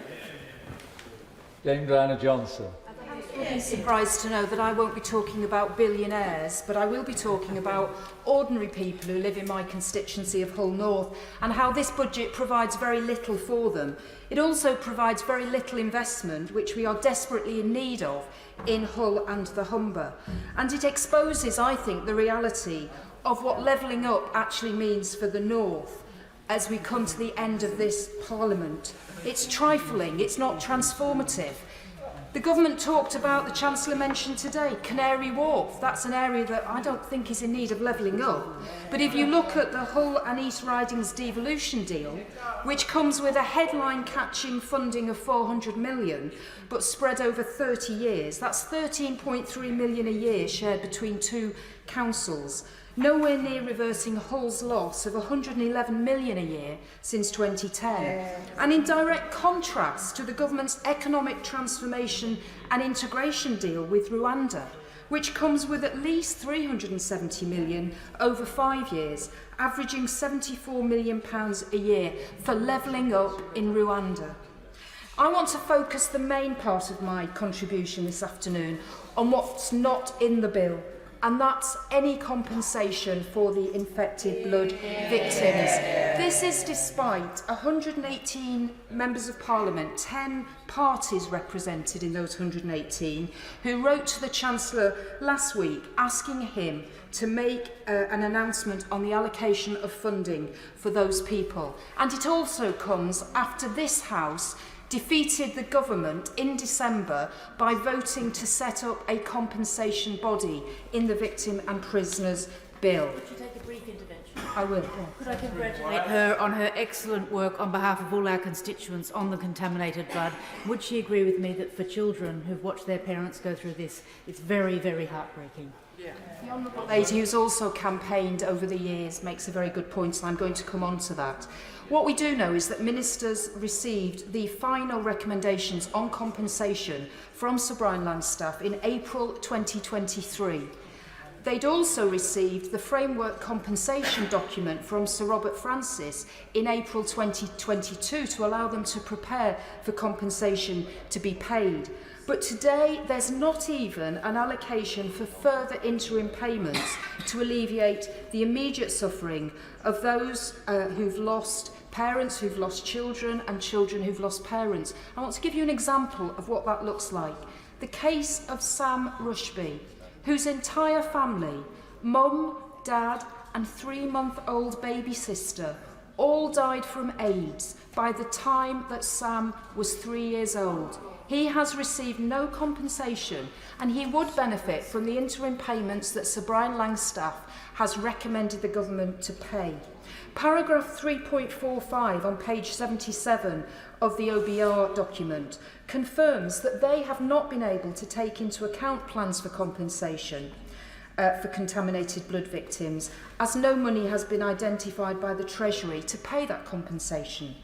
I have to say to the OBR as well, they seem to have missed the point that Sir Brian has already made his final recommendations on compensation, and the government don't need to wait until May to decide what to do next. I also just want to refer to the Chancellor and his views and how they've evolved over time. On the 21st of June 2019, Anne Doricott, the widow of the Chancellor's late constituent Mike Doricott, who died because of the infected blood scandal, said in giving evidence at the infected blood inquiry how her husband was told in February 2014 by the now Chancellor, "Don't worry about it, we'll sort it." On the 27th of July 2022, the Chancellor told the Infected Blood Inquiry that it could be seen as a huge failing of democracy that victims had waited so long for justice. Writing on the 3rd of August 2022 with 2 fellow former health secretaries, the current Chancellor wrote to the government after the first interim report from the Infected Blood Inquiry, which set out that government should pay interim payments. They said this: "The victims and their families deserve nothing other than the complete and immediate acceptance of Sir Brian's recommendation. To refuse to do so would simply continue the injustice thus far handed out by the state to a group of innocent victims condemned to years of suffering and neglect." They continued, any delay to pay, for instance, by arguing that we need to wait for the inquiry to finish, for a new Prime Minister or for Parliament to return, will sadly almost certainly see more of the victims die before they see justice. By the time the Chancellor appeared at the public inquiry on the 28th of July 2023, his views had changed. He said this: "It's a very uncomfortable thing for me to say, but I can't ignore the economic and fiscal context because in the end, you know, the country only has the money that it has. And I can't give a sense as to timescales. To play politics with victims of the infected blood scandal is frankly unforgivable. Those infected and affected are not responsible for the economic state of this country. The government have already accepted the moral case for paying compensation." Can I just say in conclusion that the approach that ministers are taking, I believe, is tin-eared. No allocation in this budget for compensation, telling us that they are working at pace but not meeting with any of those infected or affected, not taking soundings from any of the campaign groups, hiring experts to advise ministers and refusing to give the names of those people, decisions taken behind closed doors. This is not the way to treat people who have suffered and been dismissed and ignored for decades. It is a shameful way this government is behaving. Suella Braverman. Deputy Speaker, and I rise to welcome